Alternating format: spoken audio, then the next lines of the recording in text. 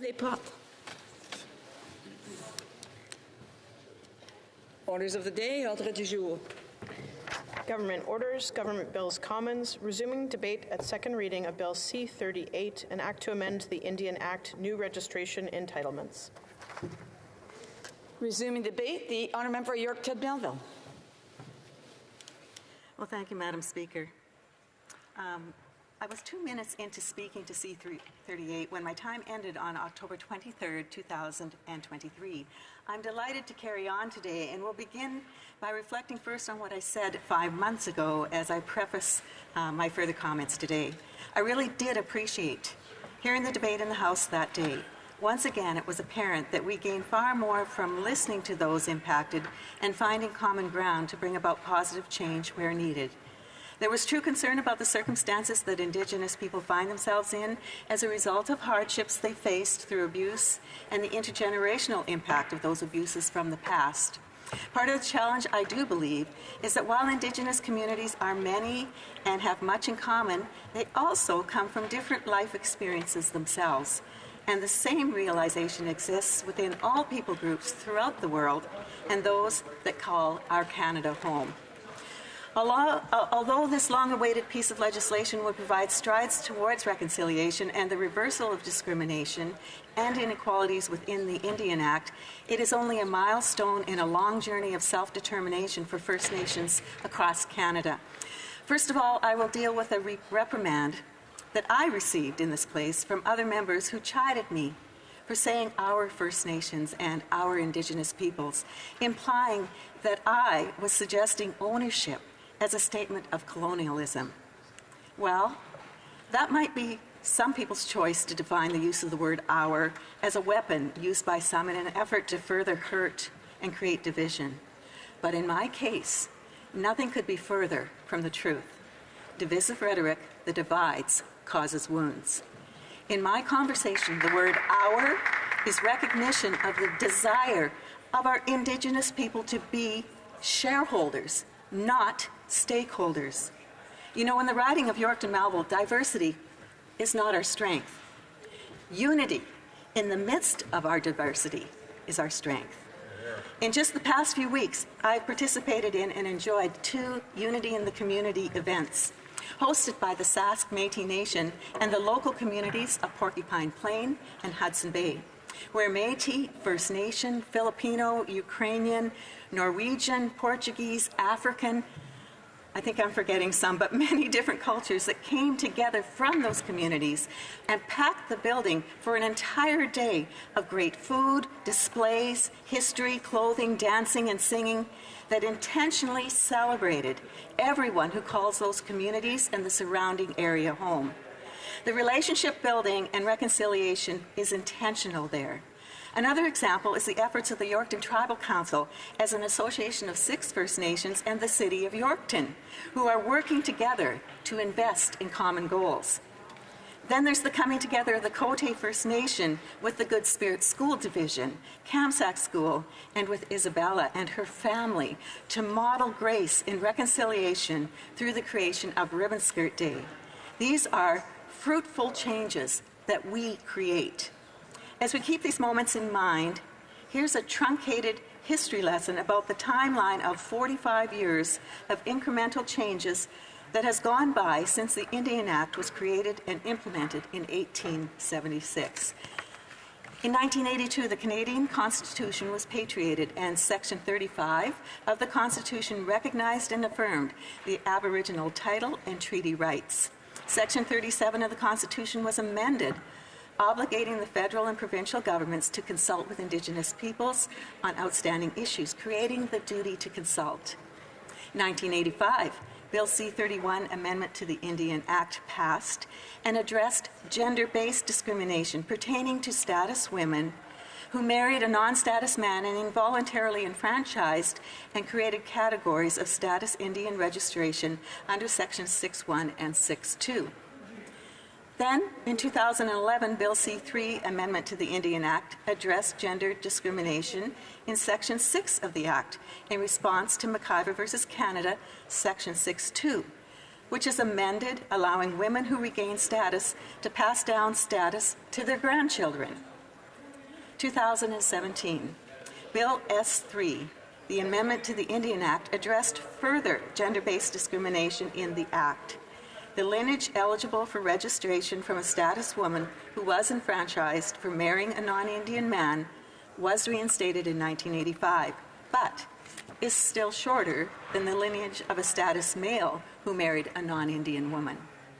2019, continuation of Bill S3 amendment to the Indian Act addressed the removal of the 1951 cutoff, where in order for an individual to pass down status, they must have had a child or adopted a child on or after September 4th, 1951, and have a mother who lost entitlement due to a marriage to a non-Indian man. I hope I'm not losing you. In 2020, the final report to Parliament on the review of S3 acknowledged that residential inequities remained, including the impacts of a family history of enfranchisement or entitlement registration. Well, enter 2023, and the introduction of Bill C-38, which responds to a 2021 case where 16 individual plaintiffs launched a constitutional challenge seeking to end inequities and exclusion faced by families who were enfranchised under earlier versions of the Indian Act. An agreement was reached to put the litigation on hold while working to pursue this legislative solution. So, Madam Speaker, Bill C-38 amends 4 key issues in the Act. Number 1, individuals with a family history of enfranchisement are entitled to registration under the Indian Act and can pass on entitlement to descendants with the same degree as those without family history of enfranchisement. Number 2, individuals will be allowed to deregister from the Indian registration if they choose to do so via an application for removal without the repercussions of enfranchisement. Number 3, an addition will be made to Section 11 of the Indian Act that allows married women to return to their natal band if they obtained status and were registered to their spouse's band before April 17, 1985, addressing natal band reaffiliation. And then finally, outdated and offensive language when referring to dependent persons is addressed and changed. This amendment, with 4 parts, is estimated to provide eligibility for registration for approximately 3,500 individuals. The individuals that are eligible and choose to apply for registration will have access to the rights and benefits of registrants under the Indian Act. Unlike enfranchisement, First Nations individuals will have more control over their own identity and ultimately determine themselves which services and benefits they would like to access based on the group they wish to identify with. Once an individual has chosen to deregister, they will no longer have access to any programs, services, settlements, and/or benefits associated with the Indian Act at their choice. While this amendment is a positive stride towards reconciliation and the reversal of discrimination and inequalities within the Indian Act, it is but, as I said, a milestone in a journey of self-determination for First Nations across Canada. October 23, 2023, I had said that Indigenous individuals who want to see a good future for themselves and their families do not want to be stakeholders in Canada. They want to be shareholders. And then I ended on that day, October 23, 2023, with, I look forward to that day with them. I had a lot of good response to that comment. At that time, I had no idea that 3.5 months later, an announcement would be made that provides a clear map to a better future laid out by First Nations for First Nations, for reconciliation, forgiveness, and healing, and for our shared nation of Canada. On February 8, 2024, the Honourable Leader of Canada's Common Sense Conservatives committed to enable First Nations to take back control of their resource revenues from big government gatekeepers in Ottawa. Speaker, for hundreds of years, First Nations have suffered under a broken colonial system that takes power away from their communities and places it in the hands of politicians. The Indian Act hands over all reserve land and money to the federal government. This means that First Nations have to go through Ottawa to ask for their tax revenues collected from resource projects on their land. This outdated system puts power in the hands of bureaucrats, politicians, and lobbyists, not First Nations. The direct result of this Ottawa knows best approach has been poverty, substandard infrastructure and housing, unsafe drinking water, and despair.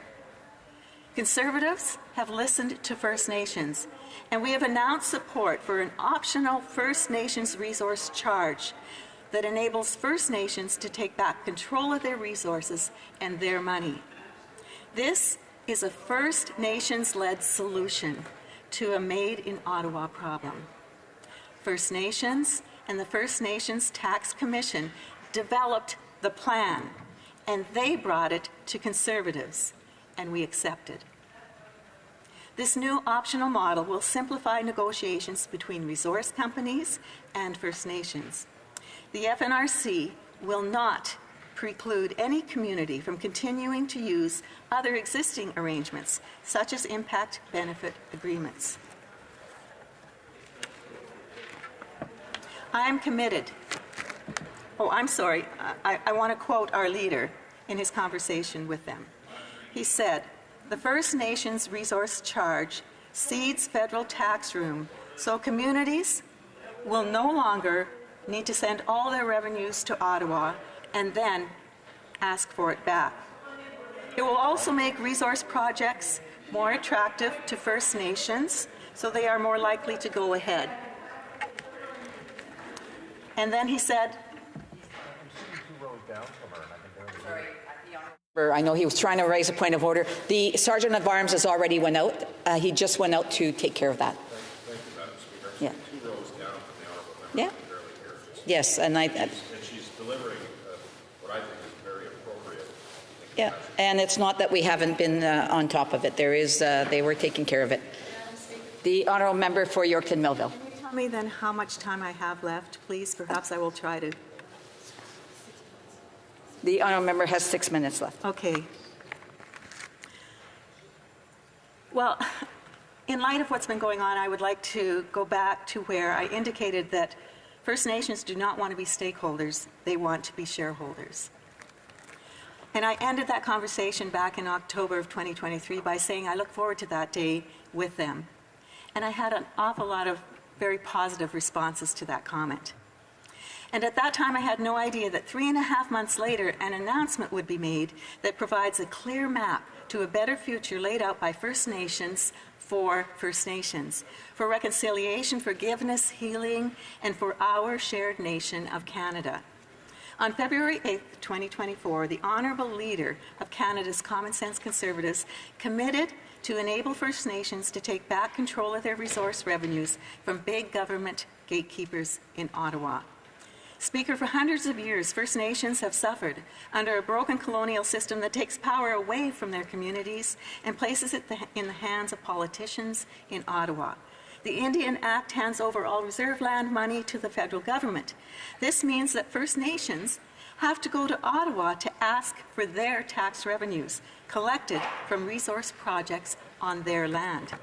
This outdated system puts power in the hands of bureaucrats, politicians, and lobbyists, not First Nations. The direct result of this Ottawa knows best approach has been poverty, substandard infrastructure and housing, unsafe drinking water, and despair. Conservatives have listened to First Nations, and we have announced support for an optional First Nations resource charge that enables First Nations to take back control of their resources and money. This is a First Nations-led solution to a made-in-Ottawa problem. First Nations and the First Nations Tax Commission developed the plan. They brought it to Conservatives, and we accepted. This new optional model will simplify negotiations between resource companies and First Nations. The FNRC will not preclude any community from continuing to use other existing agreements, such as impact benefit agreements. First Nations can choose the FNRC to replace the financial component in impact benefit agreements or supplement IBAs as they wish. The FNRC will respect all treaty rights and all constitutional rights, including the duty to consult.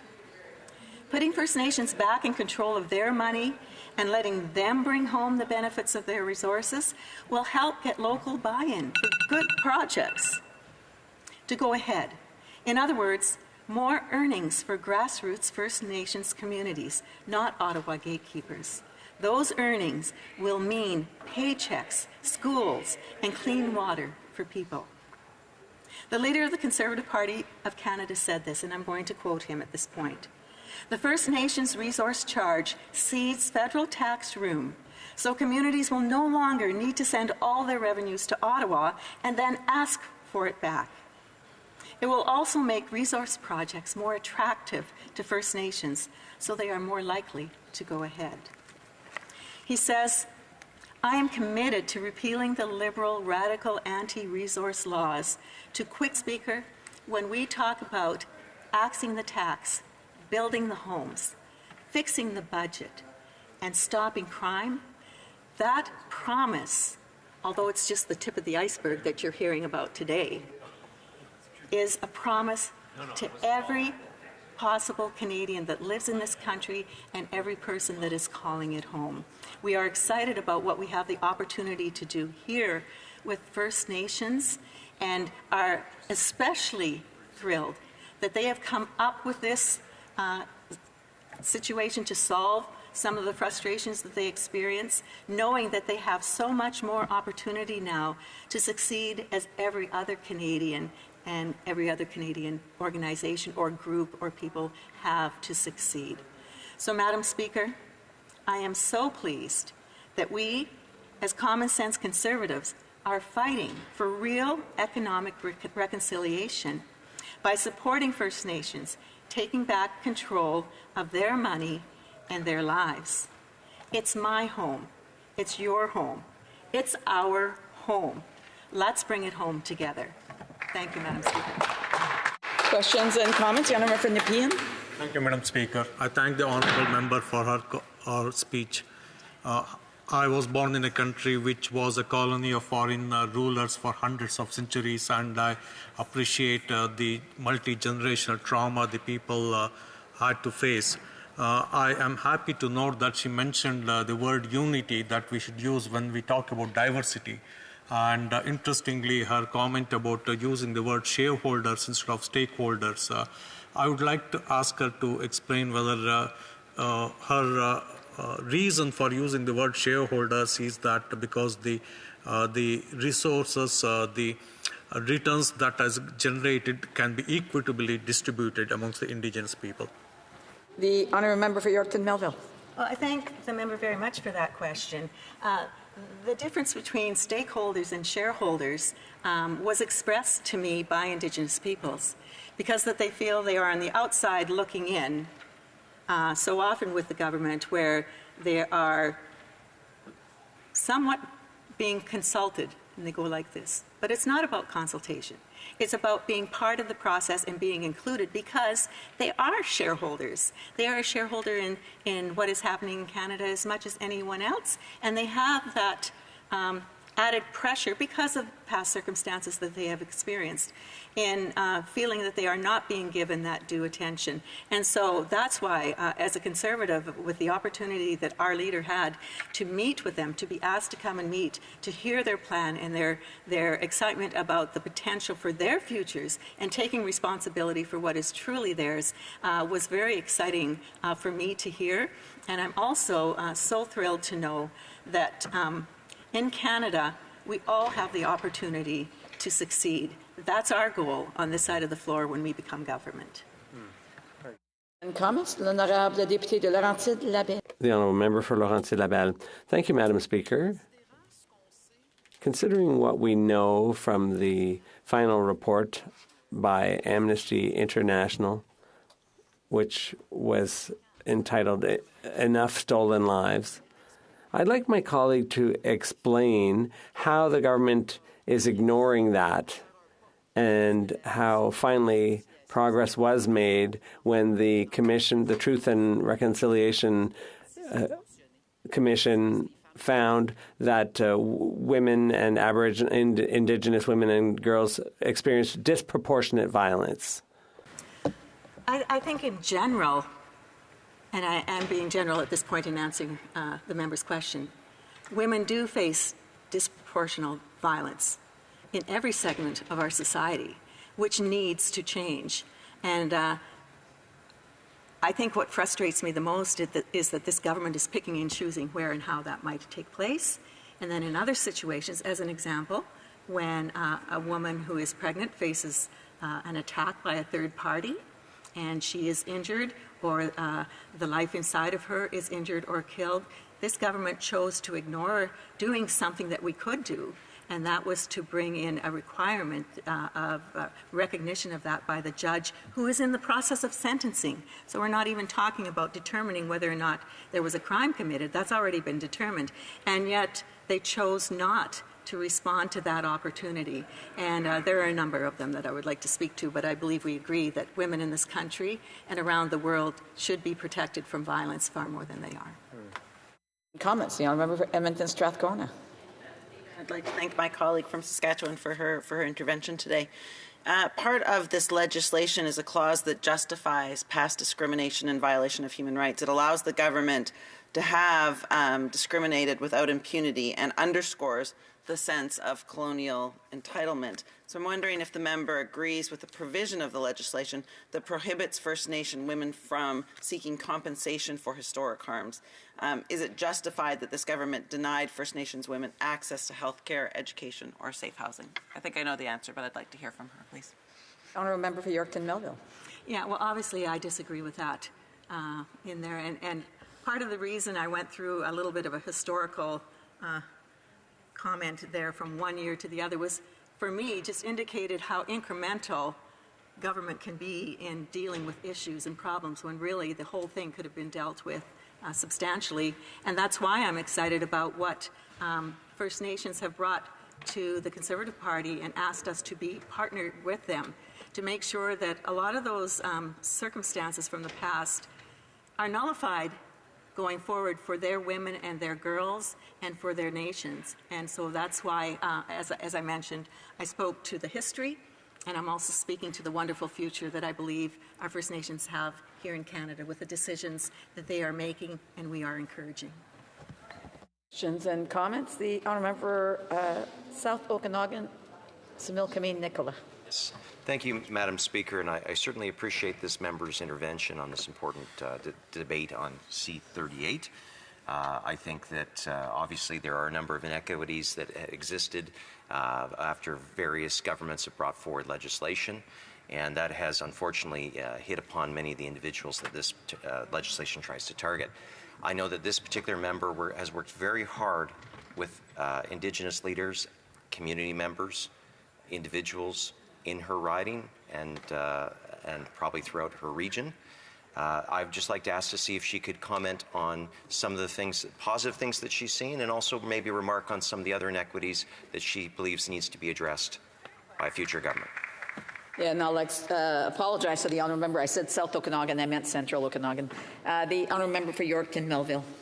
Well, I thank my colleague for that question. I have to say, with my role as the Member of Parliament for Yorkton Melville, this is one of the highlights of my personal experience because it has opened me up to a lot more relationships within the Indigenous communities in my riding and within the province as well. And, you know, I can say even for myself, it has taken hard work on both sides to build that relationship up. And you can't really succeed at anything if you don't have that relationship. So I did have the opportunity when we did our Sask Caucus retreat. We do it every winter, every summer, and get together with various groups and individuals who want to meet with us. And I had reached out to Chief Ossoop, who is the chief of the Yorkton Tribal Council, to see if we could come and visit. And she said yes. And so it did happen, but I can tell you that she came to me, she said, Kathy, like, we've never done this before. we're not sure what we're getting into here. But you know what? We showed up a little late because we had another meeting, and we sat down. The first thing we did was had soup and bannock and start talking, finding out that our senator had gone to school with one of these individuals. And then built over that time together a realization that we could then talk about some pretty serious circumstances going on in our communities. So I see that the speaker's saying I need to end now, but I just want to thank you for the time to be able to say there's a lot of good things going on, and it's at the initiative of our First Nations wanting to work with their communities in reconciliation. Honorable député Châteauguay-Lacolle. The honourable member for Châteauguay-Lacolle. I listened to the member's speech, and I appreciate that she is, especially in her riding, that she's building those relationships. But she said early on in her speech, and she's repeated it again, our First Nations, and she said something to justify why she uses that term. Which I find a little bit disconcerting, because it's certainly not the way that I would refer to Kahnawake, which is the neighboring reserve to my riding. So I'd like to hear the member more on that, why she says that, and why she said that diversity is not a strength. Order. I'm sure that the honourable member can answer the questions that are being asked of her. I don't think she needs any help from her colleagues. The honourable member for Yorkton Melvin has 1 minute to respond. Okay, thank you for the question, because I know it's out there.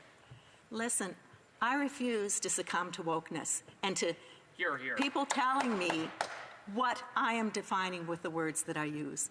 I used to coach teams. I would say our team. These are our children. These are our friends. I refuse to respond to anything that indicates that I don't have anything but the deepest respect and passion for the people. Excuse me. Thank you. There's discussions being had on both sides, and I would tend to think that the honourable for St. Albert Edmonton would want to make sure that his colleague is able to answer the question without further interruption. The honourable for Yorkton Melville has 20 seconds to finish up. And I would hope that the individuals on the other side of the floor would also show that respect to me. I am not for more division in this country. And every time we come up with these ways to say you are saying this or that divides people is shameful, and it needs to stop. This country is one country full of amazing people that want to be united. And that's what I focus on, and that's what the people in my riding are focusing on. Resuming debate, the honourable member for Vaughan Woodbridge. Good morning, Madame la Présidente. Good morning, everyone. Happy Friday to everyone that's gathered here this morning, to my honourable colleagues, and to the folks in the gallery as well. Welcome. Madame la Présidente, first I'll be spending my time with the honourable member and my friend from Sudbury, who I get to sit and work with on 2 committees in this wonderful House. So with that, I'd like to begin on speaking to Bill C-38, an act to amend the Indian Act. Seems to be some conversations going across the floor again. I would ask members, if they want to have conversations, to please take it out while someone else has the floor. A point of order, the honourable member for Edmonton Strathcona. Madam Speaker, I tried to turn the other cheek, but the member from St. Albert has now repeatedly said things that the Speaker has already said are not allowed in this place. So I don't know if he needs to be told again. I'd like him to apologize. He said things that are frankly very untrue, and that the Speaker has already ruled are out of order in this place. He needs to apologize for those statements. Yes. So therefore, I certainly didn't hear what was being said there. And I would just ask, I certainly will listen to the recordings to see if we can hear what was being said, but I would just remind members, if they do not have the floor, they should not be trying to participate in the debate until the appropriate time, which is during questions and comments, or until it's their turn to have to speak on the debate itself. If they want to have conversations with other members, it's not about trying to have that conversation across the way while the proceedings are in the House, they should take it out into the lobby. I'll get back to the House if need be. The Honourable Member for Vaughan Woodbridge. Thank you, Madame la Présidente, for your intervention there. Madame la Présidente, before I begin, it's important to acknowledge that Canada's Parliament is located on the unceded traditional lands of the Algonquin and Anishinaabe people. Madam Speaker, it is a pleasure to speak today on this topic and to join my honourable colleagues who have providing important information. Conversations being had, I would just again ask members to please step out. It's very problematic for individuals who are trying to make speeches. The House actually has a little bit of an echo in here, and so when we're speaking to individuals, we don't particularly recognize that, you know, that sound does carry. The honourable member for Timmins James Bay has a point of order. Yeah, I believe the conversation is about the duty of the chair to ensure that people are not slandered or maligned. When the member was standing right beside her and accused my colleague of being a terrorist because she stands up for human rights, to accuse someone of being a terrorist in the House, Madam Speaker, you have an obligation to make sure that the member for Edmonton Strathcona's rights and dignity is not deprived by someone as low as that member over there. Order, order. I just want to remind members, I just provided an opportunity for someone to raise a point of order, and other members were interjecting, and they were not being recognized. Again, it's about respect in the House. To answer, I just want to clarify something for the honourable member who just raised the point of order, is that unfortunately, I did not hear what was going on. All I could hear was that there was some conversations, but I didn't hear the actual conversation itself. I don't know what words were used. I indicated that I would listen to the tapes to see if we could pick something up, and if need be, I would come back to the House. I would ask all members to be respectful of each other. I know that sometimes words are being said, and I think that members recognize fully well what is acceptable and what isn't. But when the House is in progress and someone has the floor, it is not the time for other people to interject or to try to have conversations or to be yelling anything out. The honourable member for Frontenac Kingston. Lanark Frontenac Kingston has a point of order as well. This is a perpetual challenge for all speakers, sorting out the correct order of the parts of my writing name. First of all, I agree with you that nobody should have been speaking during your last intervention, and I'm happy to say I was not one of those people. Just with regard to the point of order raised by the member for Timmins James Bay, he ended it by making a personal aspersion against the member. He said that the previous member, I'm not even sure which member it was, had been speaking in an unparliamentary way. That may or may not be true. I wasn't here to hear it. I do know you cannot then add by a member as low as that one. I mean, if it's unparliamentary, it's unparliamentary. We don't have this sort of category where certain members are beneath contempt and you can say so freely as he's just done, and others are okay. That's just ridiculous, and I would encourage him to reconsider that kind of language. Again, indicate that I actually just spoke to that and indicated that I would listen to the tape. I do want to, again, ask members to respect each other. That's what we are here as parliamentarians. It's no different than when we are out in the community. We want to make sure that people are respectful towards us and that we are respectful towards them. And so I just want to ask members to please be very judicious in the words that they use and to be respectful between each other. And as I indicated, I will listen. I will make sure that we listen to the tapes to see if the hands heard, to see if we can hear what was said. If need be, I will be back to the House to ask that member to apologize if need be. And again, the honourable member for Lanark Frontenac Kingston. Now, my point is that at the end of his intervention, complaining about the unparliamentary behaviour of a previous member, the member for Timmins James Bay added gratuitously the comment that these are unfit comments from a member as low as that one. That, I think, is unparliamentary. I might be wrong, but I think that was an unparliamentary addition to the debate by the member from Timmins James Bay. She heard. Well, I don't know if she heard it. I want to remind everybody to be judicious in their comments. The honourable member for Timmins James Bay is raising. I don't know if he wants to withdraw his comment. I wasn't clear because I didn't identify the member who accused my colleague of being a terrorist in such a, and I think that is very low comment. He is the member for St. Albert, Edmonton. So I just wanted to make sure that I would ask the honourable member just to withdraw that part about as low as that. I think that we can move forward. I think that this does not, these types of conversations are words that are being used against each other is not acceptable. It's not acceptable in the House. It's not acceptable on the outside of the House. We need to be respectful to everyone. So again, maybe I just want to ask the honourable member to withdraw that part. We can move forward, and as I indicated, I will listen to the tape, and if we can pinpoint what was said, then I will be asking the other honourable member to withdraw his comments as well and to apologize. Absolutely, Madam Speaker, because I respect this chamber, and this is why I'm asking you to make sure that members like him do not come in and harass and insult and threaten with language of calling someone a terrorist for doing human rights work is absolutely abominable, and I expect a standard. So I withdraw saying that he is low for doing that, but I'm appalled by his behavior. I will, again, as I indicated, I will look at the Hansard, and we will come back to the House if need be. The honourable member, where were we? The honourable member for Vaughan Woodbridge, resuming debate.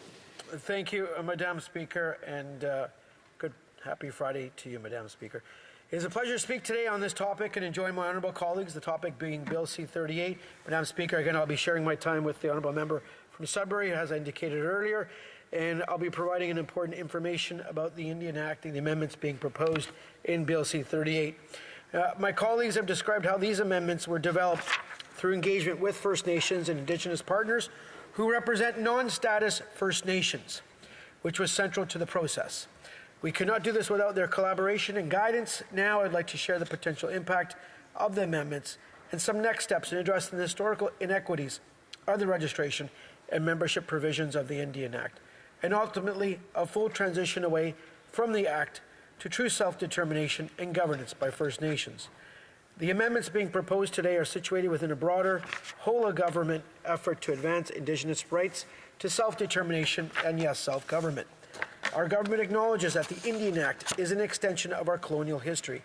These amendments are an incremental step towards the development of an approach to First Nation citizenship that is an alternative to the Indian Act. We have heard from many First Nations individuals and Indigenous partners who represent non-status First Nations that we need to address a range of issues before a full transition of jurisdiction over citizenship to First Nations can occur. That is why we are working towards today. What are we working towards today? By introducing amendments to address inequities in registration and membership under the Indian Act. So what will the impact of these amendments be, Madame la Présidente? Let me begin with the proposal to address the discrimination caused by a family history of enfranchisement. This bill would eliminate the differential treatment of those whose family histories include involuntary or voluntary enfranchisement, resulting in approximately 2,400 newly entitled individuals. It would also reinstate individuals who collectively were enfranchised as a band prior to 1985, resulting in approximately an additional 1,100 newly entitled individuals. Descendants of enfranchised individuals would be entitled to registration and would be able to exercise their rights and access the associated benefits and services, which include education and non-insured health benefits. These amendments would also recognize the acquired rights of all individuals to membership in their natal communities.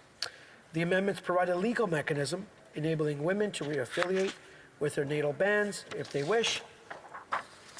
This would directly benefit those First Nations women and their descendants whose membership in their natal bands was changed without their consent or say. The result is that First Nations women who married First Nations men from a different community between 1876 and 1985 would have the choice to reconnect to their natal community. The bill would also return autonomy to First Nations by allowing them to deregister or remove their name from the Indian register if they wish. Individuals will have the legal capacity to exercise agency over their status. Finally, by eliminating outdated and offensive language about First Nations persons with a disability, the amendment strives to align the language of the Indian Act with the last 50 years of development in capacity and guardianship law. The outdated and offensive language in the Indian Act is a lingering affront. Addressing culturally insensitive and offensive language will positively benefit First Nations persons with disabilities and their caregivers by acknowledging their fundamental humanity and personhood instead of relegating them as defective in some manner. These amendments in Bill C-38 are considered necessary, incremental changes with an aim to align the Indian Act with the United Nations Declaration on the Rights of Indigenous Peoples, Madam Speaker, although clearly much work remains ahead. By amending the Indian Act to support the United Nations Declaration, the amendments support the Truth and Reconciliation Commission's call to Action 43, which calls upon the federal, provincial, territorial, and municipal governments to fully adopt and implement the UN Declaration as the framework for reconciliation. The amendments also support the National Action Plan to address murdered and missing women, girls, to LGBTQIA+ people by acknowledging and recognizing the rights of Indigenous peoples. Of course, we know that the work is not complete.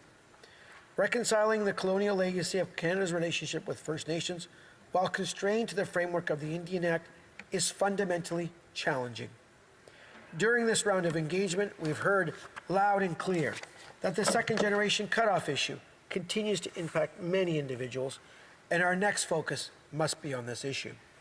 The unequal application of the second-generation cutoff has resulted in many grandchildren and great-grandchildren being denied status and membership to a First Nations community. There are also remaining issues such as the script taking and cross-border concerns. Further conversations, Madame la Présidente, are needed with First Nations partners to listen and learn about what future changes may encompass. To this end, starting in early 2024, we will begin engagement on these additional inequities with the plan to introduce additional amendments once we've engaged broadly. Changing the Indian Act is a continuous, iterative process. We unequivocally respect the need for engagement and input from First Nations voices. Any future legislative changes will be the result of ongoing engagement and co-development of solutions with First Nations partners and other rights holders, Madam Speaker. Under Section 5 of the United Nations Declaration of the Rights of Indigenous Peoples Act, the Government of Canada must, in consultation and cooperation with Indigenous peoples, take all measures necessary to ensure that the laws of Canada are consistent with the Declaration. The amendments being introduced today are considered requisite incremental changes that both increase the Indian Act's alignment with the Declaration while also laying the groundwork for the Indian Act to be repeated in due course. The changes under discussion today are a necessary step to transition Canada out of the business of Indian registration and towards a future beyond the Indian Act. Madam Speaker, by addressing historic wrongs in cooperation with First Nations, we will continue to advance reconciliation and support a renewed relationship between Canada and Indigenous peoples. We strive towards a relationship based on rights, respect, cooperation, and partnership. Madam Speaker, I encourage all members in this almost honourable of houses to join me in supporting the bill, Bill C-38, and the step it proposes to begin to move away from the Indian Act. Megwich, Kayanamek, Marcy, thank you. Merci, Madame la Présidente. Look forward to questions and comments, Madame Speaker. Questions and comments? Questions et commentaires? It's the honourable for Calgary Minderpoor. Thank you very much, Madam Speaker. I think we're having some excellent discourse here in the House today regarding this very important issue. I was certainly very impressed with my colleague on this side of the House who spoke of some of her interactions and relationships, the member from Yorkton Melville, pardon me, and I was just hoping perhaps that the honourable member could share some of his interactions and relationship building with First Nations groups, which are, of course, so important at this time. Thank you very much, Madam President. Thank you. I'm just going to get the Sergeant-at-Arms to go out again. That seems that people are filing in for question period in the lobbies, and they're having conversations, and it's easy to hear into the chamber here. The honourable member for Vaughan Woodbridge. Thank you, Madam Speaker, and I just want to say good morning to the honourable member from Calgary, Mindapore. Great to see you today, as always. Madam Speaker, I will say that Bill C-38, from my understanding, is going to receive support from all sides of the House, and if I'm incorrect, then I'll be pointed out afterwards. What's important is that we continue to consult and collaborate with First Nations people, make sure we understand their concerns and the areas where we can move judiciously and with diligence forward to continue the process of reconciliation, because we know that is imperative for our government and for any government and for all peoples here in this beautiful country that we are blessed to call home. Thank you, Madame la Présidente. Questions and comments. The honourable member for Drummond. Thank you, Madam Speaker. I always find it nice to see that we're finally applying some of the recommendations that were issued as part of the broader scope of reconciliation. It's unfortunate we're not further along in this process, which seems very necessary, and I can't say how much this has been anticipated by First Nations. But in terms of the application, when the committee did its study, it recommended an official apology to people who fought to end the discrimination, and there were some efforts that would have been easy to do and would have showed will to do other things rather than recognizing unceded territory which has very little value for First Nations but the proposals and suggestions that are easy to do, for example, such as apologizing, and we know that the Prime Minister is really good at apologizing when he does have to. Is this something that could be planned by the government? The honourable member for Vaughan Woodbridge. I'd like to thank my honourable colleague for his question. It's really important for us. I'm really happy to hear that This bill did the requisite work and put forward a number of recommendations. It's obviously fitting that we continue to do the work that is in line with the recommendations in UNDRIP. Obviously, we can, if I understood the question, je comprends la question très bien. If I understand the question correctly. In terms of how we are proceeding as quickly, or maybe not as quickly, but continue to go forward in that process. In terms of the recommendations that the committee has brought forward, I'm sure in the spirit of collaboration that all those recommendations were looked at by the pertinent individuals and parties that put forward this legislation. Thank you, Madame la Speaker. A brief question. On a le temps pour une brève question. Time for a quick question. Resuming debate. Reprise de débat. The honourable member for Sudbury. Kwekwe, Udlukut, Tanzi, hello, bonjour. Madam Speaker, I would like to acknowledge before I begin that Canada's Parliament is located on the unceded traditional lands of the Algonquin Anishinaabeg people. I am thankful for the opportunity to say a few words today as we debate important amendments to the Indian Act, a relic of our colonial history that needs change. I would like to begin by providing a historical overview to show why these amendments are so important and why we couldn't be proposing them today without first taking time to listen to and learn from First Nations and Indigenous partners who represent non-status First Nations. Before European contact, First Nations had their own long-established methods for determining citizenship.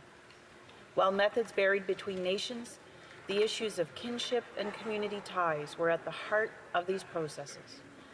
But colonial administrations and then successive Canadian governments introduced a progression of statutes that drastically changed the meaning and the nature of citizenship within First Nations. The goal of these statutes was assimilation, and through the Indian Act, the process of enfranchisement was introduced. Through enfranchisement, First Nations members lost entitlement to registration and membership in their home communities.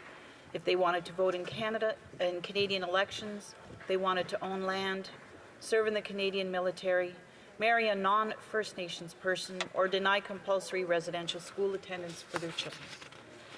This legal process not only extinguished individual rights to registration under the Indian Act, but it also eliminated the right to access a range of rights and benefits, including the ability to vote in their nation's elections. Individuals, including men, their wives, and minor children, could be enfranchised involuntarily or by application. And as I alluded to earlier, many parents sought enfranchisement simply as a means to protect their children from forced attendance at residential schools.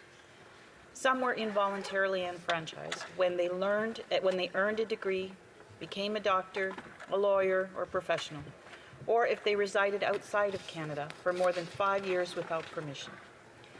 The implication of enfranchisement in these circumstances was First Nations heritage and culture was somehow incompatible with notions of modern and professional achievements.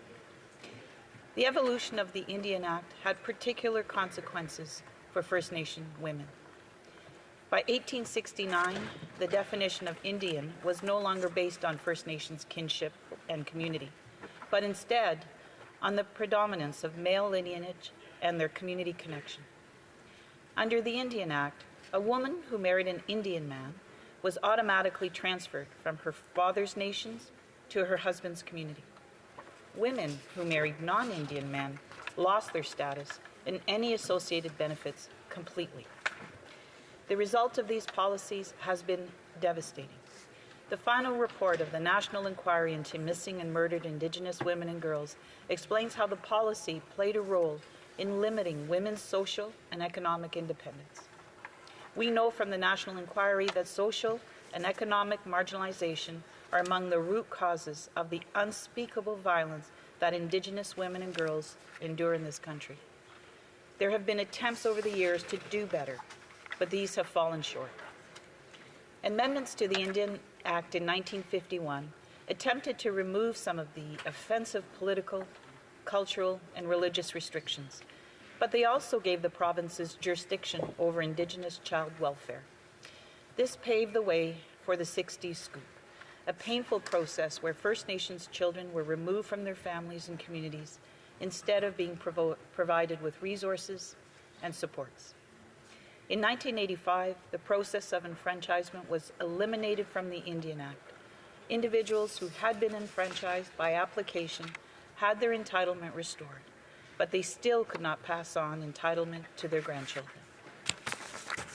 This is why it is so crucial for any amendments to be made in coordination with those who are most affected by them.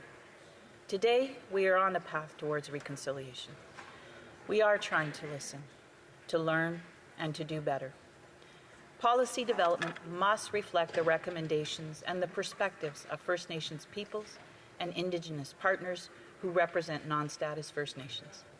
For example, through the collaborative process on Indian registration, band membership, and First Nations citizenship, First Nations partners guided the development of Bill S3, which received royal assent in 2017 and became into force in 2019, and eliminated known sex-based inequities in the registration provisions of the Indian Act. Today, because of these changes, matrimonial and paternal lines of ancestry are treated equally in entitlement to registration all the way back to 1867.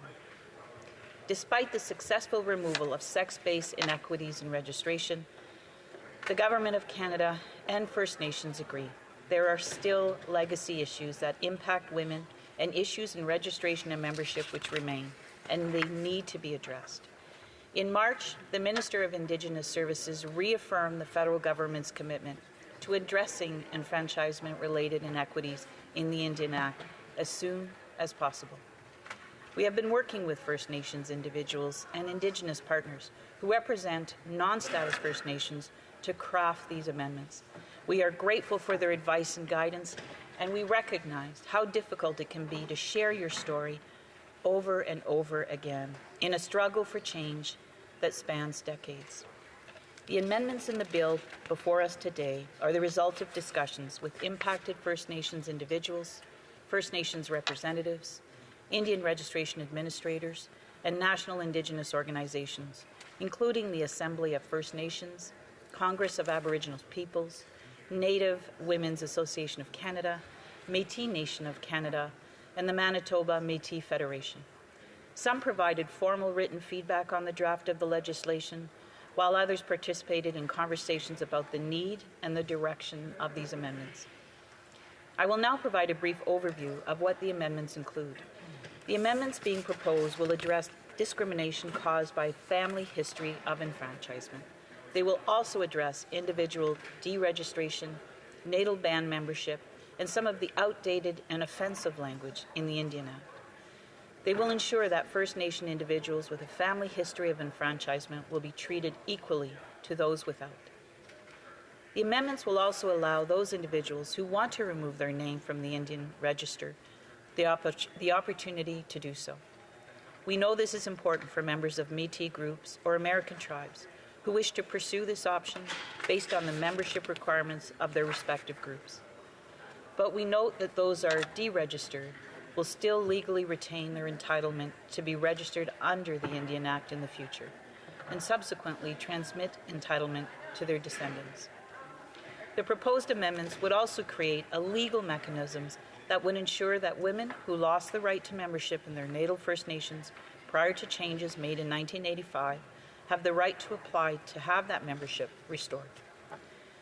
Lastly, we know the Indian Act includes all manner of outdated and offensive language. Today's amendments will focus on the term mentally incompetent Indians, which would be replaced with the more respectful dependent person. We recognize that there is much more work to be done to address the colonial legacies in legislation. Starting early in 2023, we will begin engagement on additional inequities that still remain in registration, including the second-generation cutoff. We will plan to introduce additional amendments once we've engaged broadly. We are committed to working hand in hand with First Nations to accomplish this. We are striving to make changes based on recognition and respect for the right to self-determination. It is a learning process. We are learning how to listen and also how to act with humility.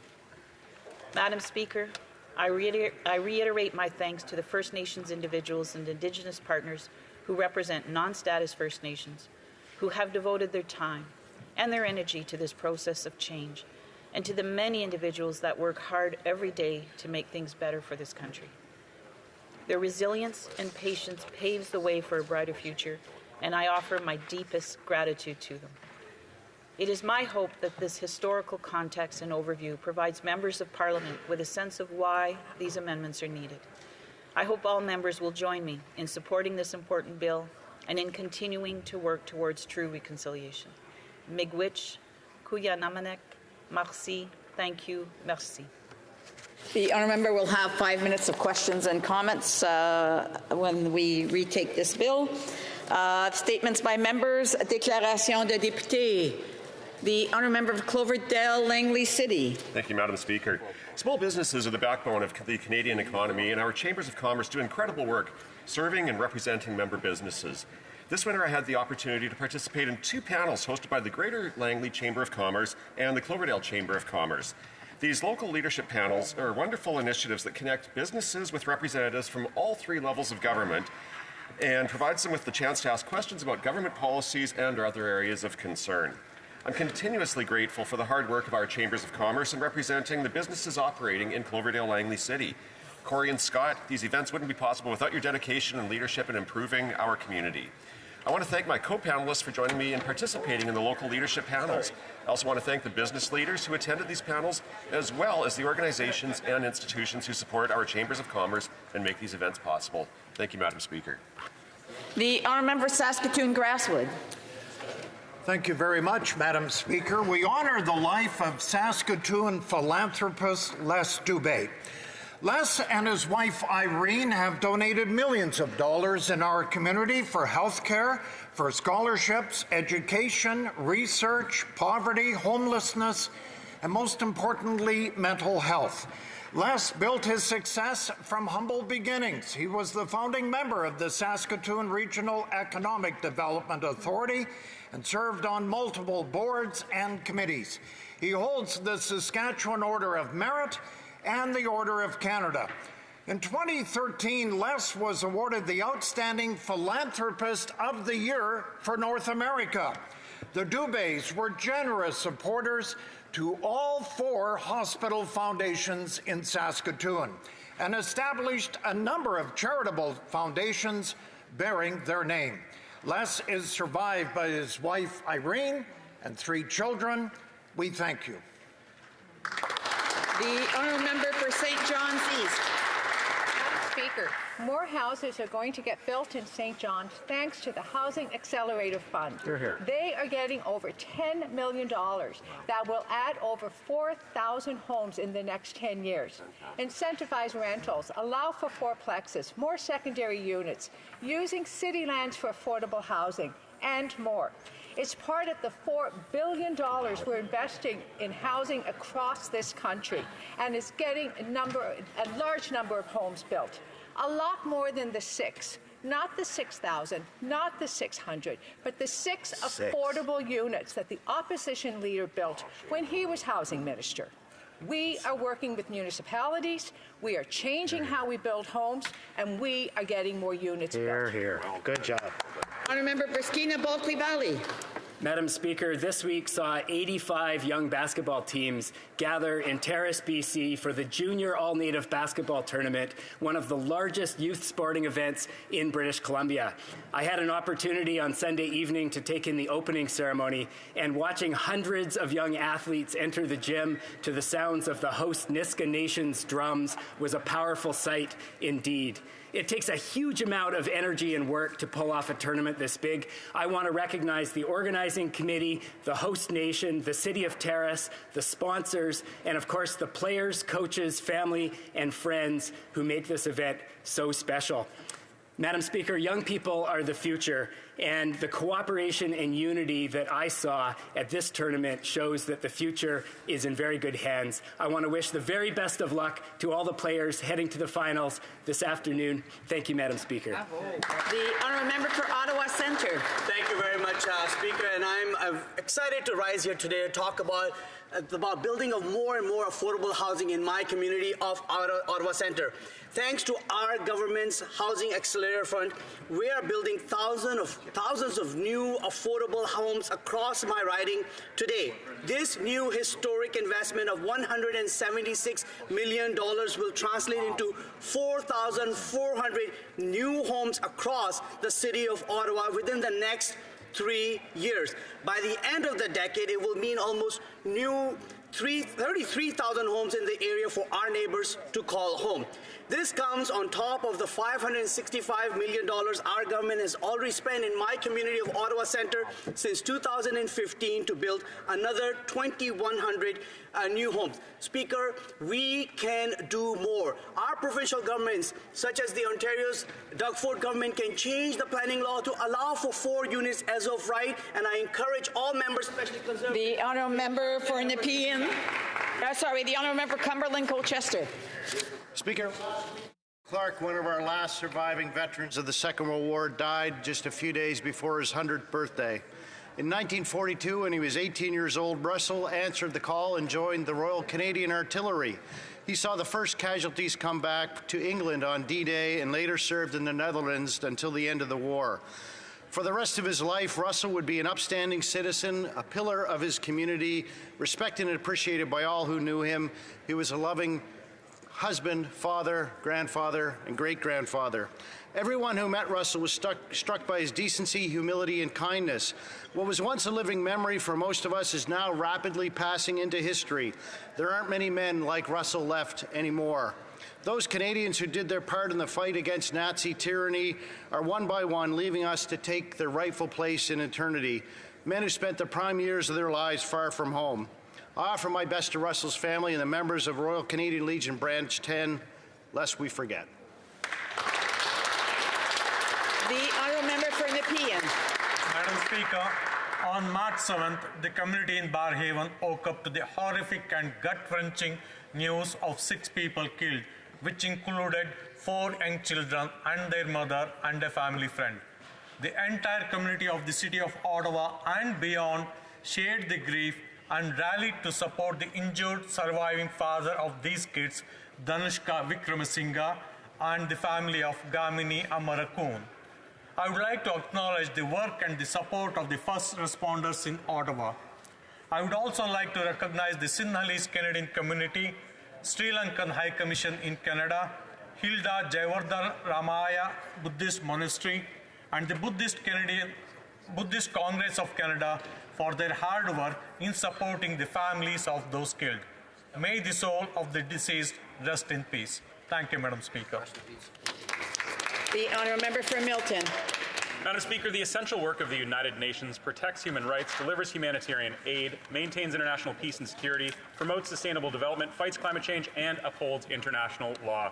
Canada is a founding member of the United Nations, and our work with the UN has saved lives through peacekeeping, nuclear non-proliferation, and refugee programs. But in a display of sheer ignorance, the Conservative MP for Haldimand Norfolk not only sponsored, but apparently wrote a petition to withdraw Canada from the United Nations. Madam Speaker, this is not just reckless, but a testament to the utter disregard that the Conservatives have for global cooperation and sustainable development goals. The Conservatives have literally mainstreamed the promotion of harmful extremism and far-right conspiracy theories, and this needs to be called out. It is disinformation and it is dangerous. The Conservatives want to isolate Canada, abandon our commitments to the rest of the world, and sever our ties with the international community. They peddle a toxic narrative of nationalism and blind self-interest, oblivious to the importance of working together for a better planet. The Conservative petition has been shared and amplified by extremists, anti-LGBTQ groups, and the Proud Boys, a listed terrorist group. Madam Speaker, the Conservatives are the company they keep. Order. Order. I want to remind members when others have the floor to please not disturb them. The honourable member Stormont Dundas, South Glengarry. Madam Speaker, I want to add my congrats to a good friend, Wes Libby, who was recently named Cornwall's 2023 Citizen of the Year. There's a saying around home we chuckle about, everyone loves a good crier, and there's no one better at that than Wes Libby. Now, by crier, I mean town crier, which is one of the many roles Wes has held in our community over the years. The list of his community service is extensive and spans over 50 years. Kiwanis, Kinsman, Centennial Choir, Historical Society, the Community Hospital Board and its foundation, a Master Mason and Shriner, just to name a few. I've had the privilege of knowing Wes and his wife Carol for over 20 years. They are simply wonderful Canadians. Wes said of his award, "Cornwall was good to us and we like to give back." Well, Wes has certainly given a lot back to Cornwall and SDNG over the years through his leadership and volunteering. I couldn't be more proud to share his service, his story, and his award here with the House. Congratulations, and hear ye to a good friend. Congrats, Wes. The honourable member Pickering Uxbridge. Thank you, Madam Speaker. I'm sad to rise today to reflect on the recent passing of former Pickering Regional Councillor Peter Rodrigues. Peter was a colleague, but more than that, he was a true friend, and I'm devastated thinking about the fact that our last time together was in fact the final time I'd see my friend. We had some memorable council meetings together, and we knew we were in for an interesting debate when Peter started with his intervention with, "To make a short story long." Peter was never lost for words, and he may have been the catalyst for the implementation of speaking time limits for councillors. I was lucky to know Peter outside of politics, and what I always remember most about him is his unmatched kindness and generosity. He was always helping someone out or volunteering in his beloved Whitevale community. Peter lived every moment with such joy. I know he wouldn't want anyone to be sad about his passing, but we've lost a fearless advocate for our community and a dear friend for so many.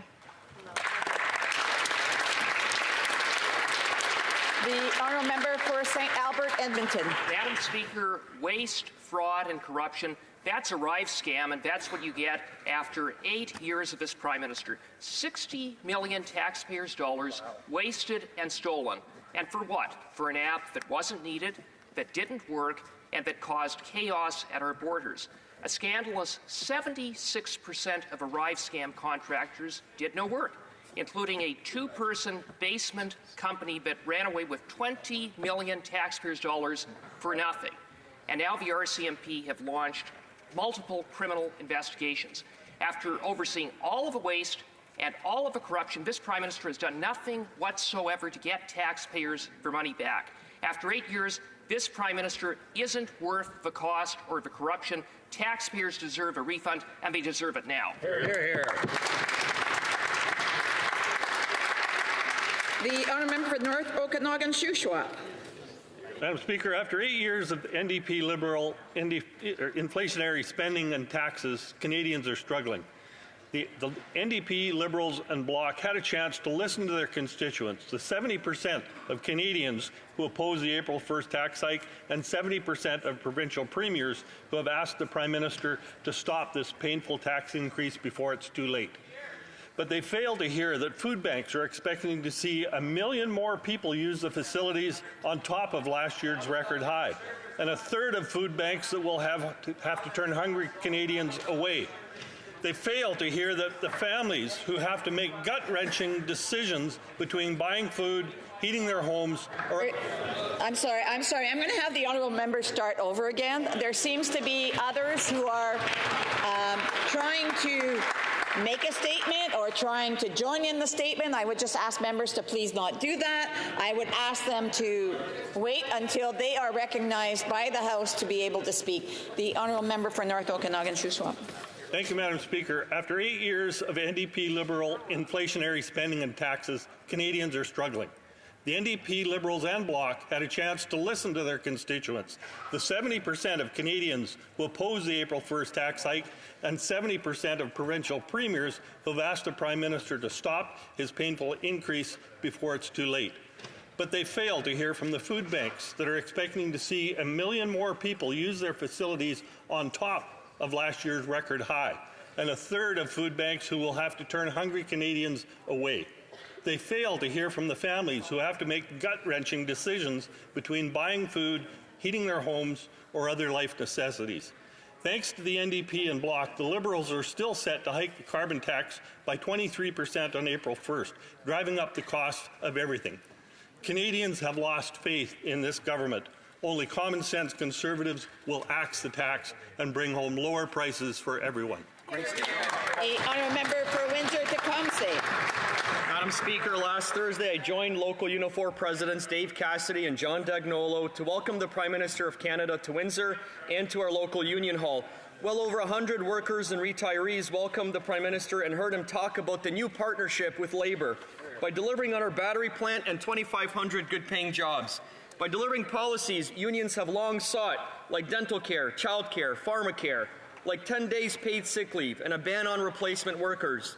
Unions built the middle class, Madam Speaker, and the fight continues.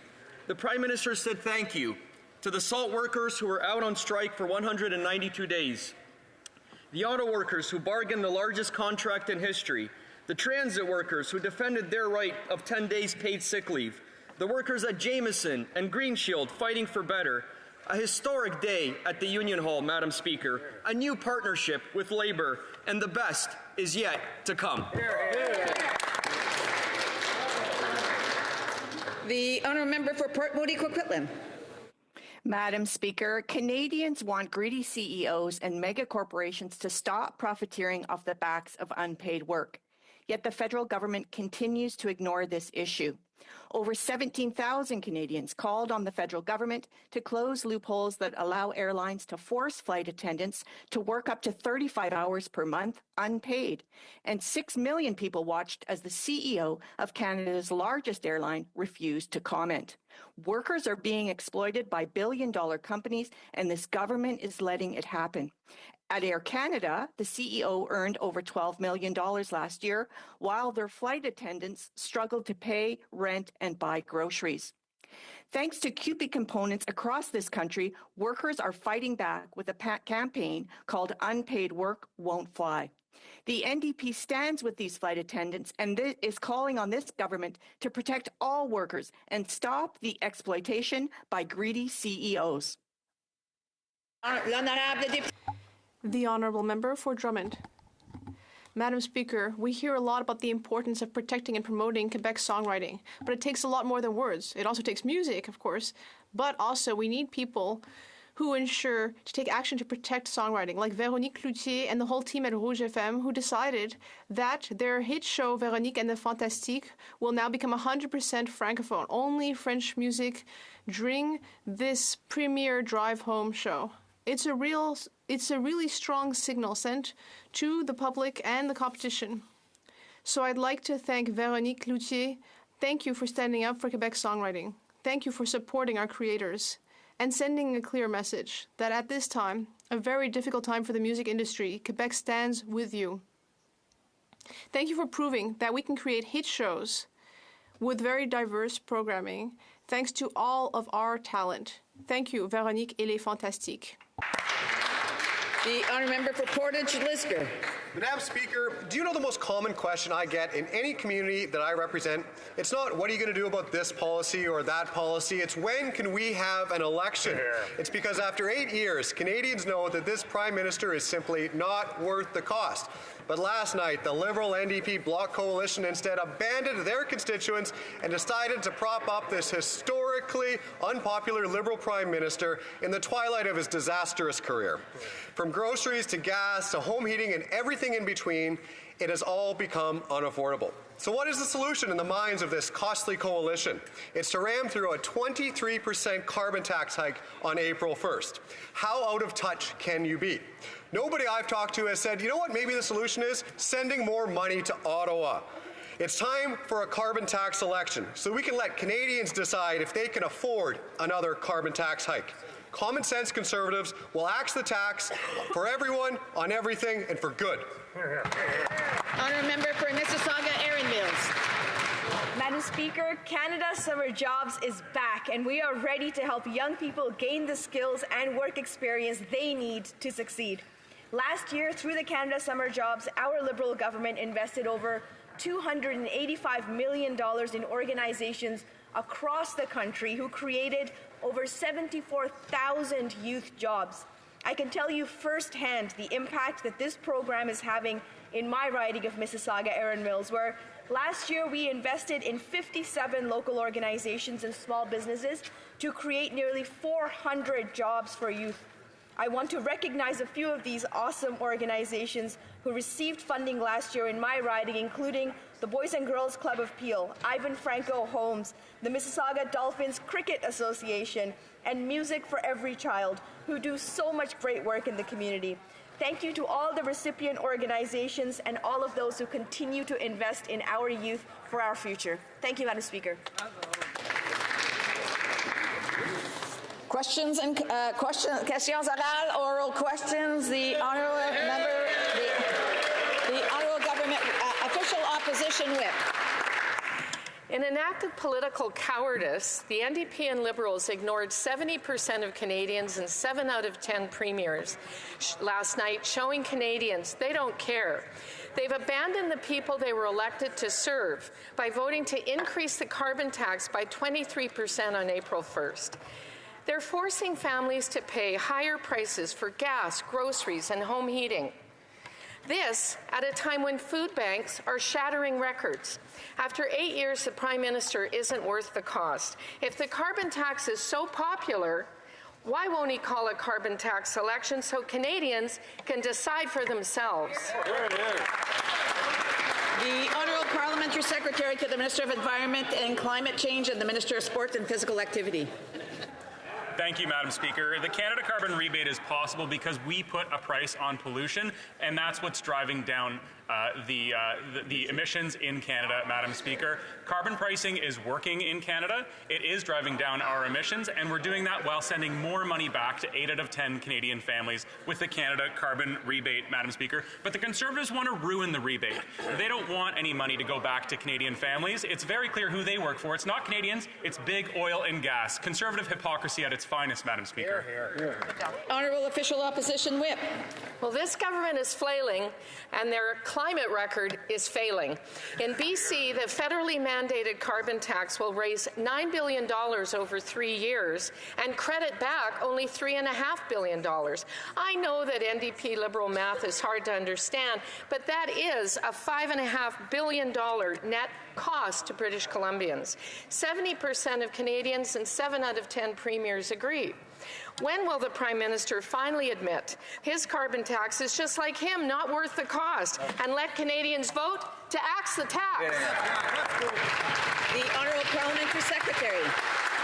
Thank you, Madam Speaker. I find it shameful that the Conservatives continue to use the affordability crisis and Canadians who are experiencing difficulty financially at home as a wedge against climate policy, Madam Speaker. There simply is not one economist in Canada who has claimed or suggested that pricing carbon is what's driving inflation. In fact, Madam Speaker, over the last couple of years, as the price of pollution has gone up, so have the rebates, and inflation has come down. That's a negative relationship, Madam Speaker. The Canada Carbon Rebate is sending more money back to 8 out of 10 Canadian families. We're addressing climate change and the affordability crisis. The Honourable Official Opposition Whip. Madam Speaker, what is shameful is that last year alone, this government paid consultants $21 billion, and now the RCMP is investigating them all again. Conservatives voted non-confidence and called for a carbon tax election so that British Columbians could axe the tax. The NDP leader and his member from South Okanagan, West Kootenay, voted to hike the carbon tax and keep this Prime Minister. Over 200,000 people in BC are using the food bank every month. Families are struggling, and the NDP leader and his 12 BC members are all hell-bent on hiking the tax. If he's so confident... The Honourable Parliamentary Secretary. Interesting that while Conservatives pretend to care about Canadians, we are actually working to implement legislation and procedures to bring down prices like food, grocery prices, internet fees. And Madam Speaker, all while we're working hard for Canadians, you know what conservative lobbyists are doing? They're creating fake, secret lobbying companies to lobby the government while hiding from Canadians that it's the same chief advisors. And what did they lobby for, Madam Speaker? Higher internet costs. The Conservatives should come clean about who they're standing up.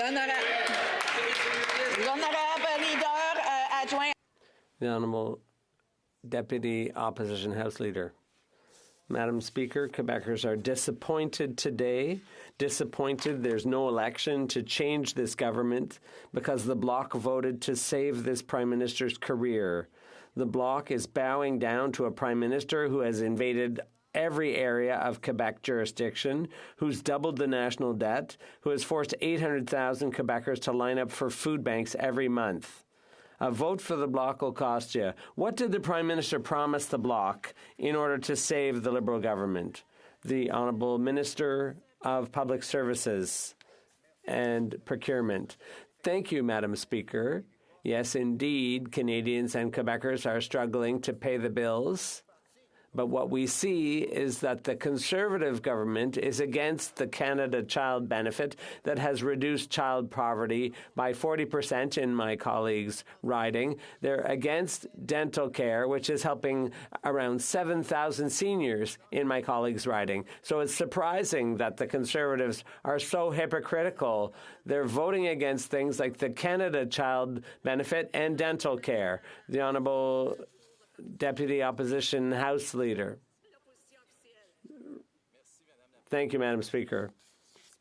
What's hypocritical on the Liberal side is to talk about big programs and ignore what's happening at food banks and in Quebec families who can't afford their groceries every week because they don't have enough money, because the Liberal inflationary spending has increased the prices of everything. That's Liberal hypocrisy for you, Madam Speaker. And we wonder why the Bloc has decided to save this Liberal government instead of voting for our motion to hold an election over the carbon tax. What is the deal between the Bloc and the Liberals? The Honourable Minister, as I said before, there are thousands of families in my colleague's riding who've received the Canada Child Benefit. It's about $500 a month on average, and that has reduced poverty in parents and among parents and kids in every riding. And yet the Conservatives voted against the Canada Child Benefit. The Honourable Member for Laurentides-Labelle. The federal government keeps on saying no to Quebec. This week there was There were signs of a slight openness to cooperation on immigration, but that only lasted 4 days. The minister just shut the door on cooperation in an interview with Le Devoir. No to the French language requirement for temporary workers, no to letting Quebec choose workers admitted through the International Mobility Program, and no to rapid progress on asylum seekers. Why can't this minister put aside his contempt for more than 4 days? The Honourable Parliamentary Secretary. Please. Madam Speaker, post-pandemic, we had increased our immigration levels and businesses wouldn't have workers they need, and our economy is doing well. We recognize the need to balance the immigration levels with pressure from housing and infrastructure, which has led to stabilize our immigration levels in 2026. We will continue to work with provinces and territories to plan for sustainable and strategic immigration while building homes that we need. Thank you. The Honourable Member for Laurentides-Labelle. It's incredible. At this point, it's obviously an obsession. No to responsible immigration management. No to the right to opt out of new interference in healthcare. No to advance requests for MAID. No to the right to protect official secularism. And all these no's in just 5 short weeks in Parliament. The Liberals, supported by the NDP, and the silence of the Conservatives are attacking Quebec's ability to make its own choices. Do they realize how wrong they are if they think Quebecers will put up with this? The Honourable Parliamentary Secretary. Madam Speaker, it's always interesting, and with all due respect to my colleague from the Bloc, what they want is to squabble. Canada does not, and the government of Canada, we work closely with the Quebec government on health, on immigration, and even, Madam Speaker, when it comes to child care. We looked at what Quebec was doing and extended it countrywide. We respect Quebec for its commitment. We will always work with Quebec, Madam Speaker. Mr. Burnaby. Corporate greed is rampant at Bell Canada, and the Liberals are pouring money at Bell with no strings attached. Despite massive profits of over $2 billion, Bell keeps slashing jobs in journalism, hurting democracy, and abandoning workers. Bell's CEO slashed 6,000 jobs in the last 8 months and won't even show up to committee to be held accountable to Canadians who subsidize his profits. So when will the Liberals finally stand up for Canadians, rein in corporate greed, and protect journalism jobs in Canada? The Honourable Parliamentary Secretary to the Minister of Innovation, Science and Industry. Madam Speaker, thank you for the question from the Honourable Member. First off, I want to say our thoughts are with all the employees and their families who are affected by this difficult news. It's a competitive industry landscape, and companies must continually invest and adapt. That being said, let's not forget, this company has made over $2 billion in profits and is now cutting thousands of jobs. Clearly, some choices have been made, and our government will stand up to protect workers' rights, and we've shown that through various pieces of legislation in this House, and we'll always do that, Madam Speaker. Hear, hear. Honourable Member Cowichan, Malahat Langford. Madam Speaker, as Canadians observe Ramadan and Easter this month, many are scrambling to put food on the table. Organizations like Feed Ottawa are working hard to make sure no one is left behind, but it shouldn't be up to them alone. The Conservatives refused to help when they voted against a school food program to feed kids, and the Liberals are way too busy protecting the profits of grocer CEOs. The NDP has been pushing for a national school food program to ensure no child goes hungry. Will the Liberals include it in the upcoming budget? Honourable Parliamentary Secretary to the Minister of Housing, Infrastructure and Communities. Thank you, Madam Speaker. The idea is not without merit, and I thank the honourable colleague for raising it here today. What we do focus on, I'm not going to talk about what could or what may or may not be in the budget, but what we do focus on is the well-being of Canadian families. What have we seen in recent years? A massive decline in poverty throughout the country, and in particular, child poverty. When Canadians needed their government there during the pandemic, we were there for them, providing all sorts of relief through emergency programs. Where were the Conservatives? On the side of austerity, Madam Speaker. That party was not there for Canadians. They continue to be against Canadians in that vein. We will continue to be there for the country. Member for Calgary Forest Lawn. After 8 years of this Liberal NDP Prime Minister and his carbon tax scam, Calgary Food Bank usage skyrocketed 50%. Albertans pay $2,900 into this scam and only get $2,000 back. There's a really bad Liberal math joke in there that just doesn't add up. And yesterday, this costly coalition voted to hike the carbon tax 23% on April the 1st. Why is their obsession with the carbon tax more important than the 70% of Canadians who are telling them to spike the hike so they can feed their families? L'honorable ministre.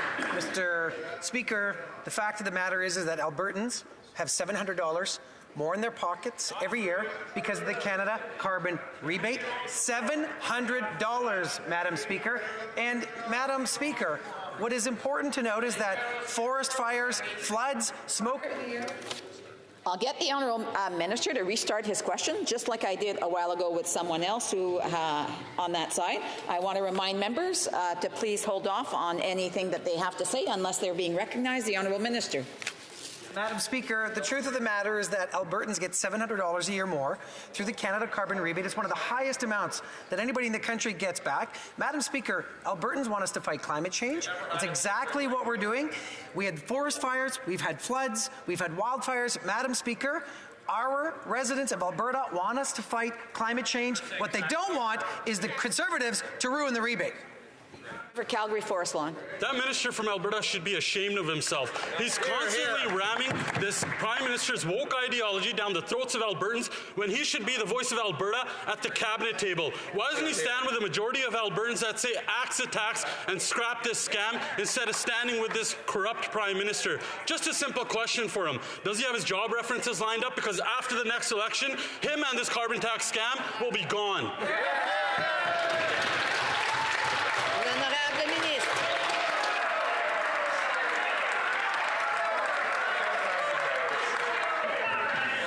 Madam Speaker, I'm glad to see that we've reached such a level of collegiality in this House that somehow the Conservatives think they can threaten my job with what residents in Alberta want, which is us to fight climate change. Madam Speaker, where was that person when there were floods in Calgary, when there were forest fires burning Fort McMurray? These people think it's a joke. It's not woke. They need to wake up. Climate change is real. $700 more in the pockets of Albertans. That is real change. That's the Canada carbon rebate. The honourable member Barrie Springwater Oro-Medonte. Speaker, yesterday the NDP Liberal government voted to increase the carbon tax by 23%, making the cost of gas, groceries and home heating more expensive. In my community in January alone, the Barrie Food Bank saw over 7,000 individuals in need of food assistance, and they provided 540 emergency food hampers for individuals experiencing homelessness. This year, 1 million more Canadians than last year will be forced to go to food banks, but the Prime Minister plans to quadruple his costly carbon tax anyway. Why is he ignoring 70% of Canadians and the 7 premiers who want to axe the tax? Good question. Parliamentary Secretary, the Minister of Environment and Climate Change. Thank you, Madam Speaker. The affordability crisis that Canadians are feeling is real, and we need to have real solutions for it, like the Canada Carbon Rebate, which sends more money back to 8 out of 10 Canadian families. But for the Conservatives to use the words of food banks and food rescue organizations, food security organizations, and poverty experts continually in this House, none of those experts, none of those economists or those charities suggest that ditching our environmental plan and axing the tax would help Canadians. Absolutely none of those organizations say that, Madam Speaker. So if the Conservatives want to continue to use the words of the food banks, they ought to read their reports. The honourable member for Barrie Springwater Oro-Medonte. Thank you, Speaker. I have the numbers right here from the province of Ontario, where the member opposite and I both live. In the province of Ontario, the average family pays $1,674 and receives a rebate of $1,047. That leaves them $627 they're paying extra. Those facts just aren't accurate. After 8 years, farmers in my community are struggling, and they know that the Prime Minister and his carbon tax coalition are not worth the cost. A poultry farmer in my riding's gas bill is almost $10,000 a month, with a third of that being the carbon tax. This will only get worse when the Prime Minister increases his carbon tax by 23% on April 1st. If the Prime Minister refuses to axe the tax, why won't he let Canadians... Honourable Parliamentary Secretary. Madam Madam Speaker, what the parliamentary budget officer said is that he's distressed with the selective use of facts from these reports. What he said very clearly yesterday was that the consensus of economists is that carbon taxes are the least interruptive way to reduce emissions. He added, it is true that the carbon tax is often seen by many economists as the least disruptive and probably the most cost-effective way of reaching certain levels of carbon emissions. The PBO report deserves better than these conservatives using selective numbers to try to peddle their climate change denial narrative. The Honourable Member Yorkton Melville. Thank you, Speaker. This NDP Liberal government voted to increase the carbon tax by 23%, making the cost of groceries, gas and home heating even more expensive. This Prime Minister is not worth the cost, as he will raise the carbon tax to $2,618 in Saskatchewan. Why are they ignoring 70% of Canadians and 7 of our best premiers who want to axe the tax? The Honourable Parliamentary Secretary. Madam Speaker, once again, Conservatives stand in this place and talk about affordability measures. Meanwhile, their own chief lobbyist for the Leader of the Official Opposition is also lobbying on behalf of big grocers to not sign our Code of Conduct, Madam Speaker. We are working every day to bring in affordability measures to Canadians. While Conservatives talk a good talk, behind the scenes, they're there to help their wealthy, connected insider friends. The Honourable Member Yorkton Melville. Madam Speaker, last year alone, the Prime Minister paid consultants $21 billion, and now the RCMP has multiple investigations into these Liberal contracts. On the carbon tax, I would love nothing more than to watch this member face-to-face with the good people of Yorkton Melville and try to explain to them why they are paying $525 more in carbon taxes after the rebate this year. Why do they continue to ignore 70% of Canadians? Great question. The Honourable Parliamentary Secretary. Madam Speaker, I'm glad the member opposite brought up the use of consultants, because what happened the day after the 8th leader of the Conservative Party, the current leader of the official opposition, came into power? The very next day, their chief strategist created a secret lobbying company. That lobbying company then produced, they're yelling, it's so secret we found out about it, Madam Speaker, not part of the plan, certainly. Again, I'll get the Honourable Member to restart. I would ask members to please hold off on any comments or questions they have until they are being recognized. Order. The Honourable Parliamentary Secretary. Madam Speaker, I'll repeat, the Conservatives heckle out so secret we found out about it. Yeah, not to their surprise, Canadians now know exactly what they're doing behind the scenes. They say one thing to Canadians, which is that they're going to stand up for them. But Madam Speaker, what they actually do is they set up secret companies to lobby for higher prices against Canadians' interests. Madam Speaker, you can't trust Conservatives because they're not in it for Canadians.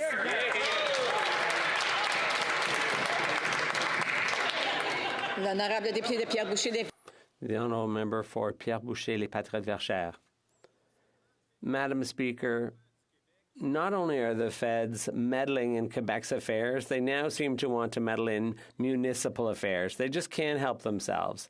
Our cities are concerned that the gas tax program, which expired in December, will be renewed but with new strings attached. But it's simple. All they're asking for is that the program be renewed as is.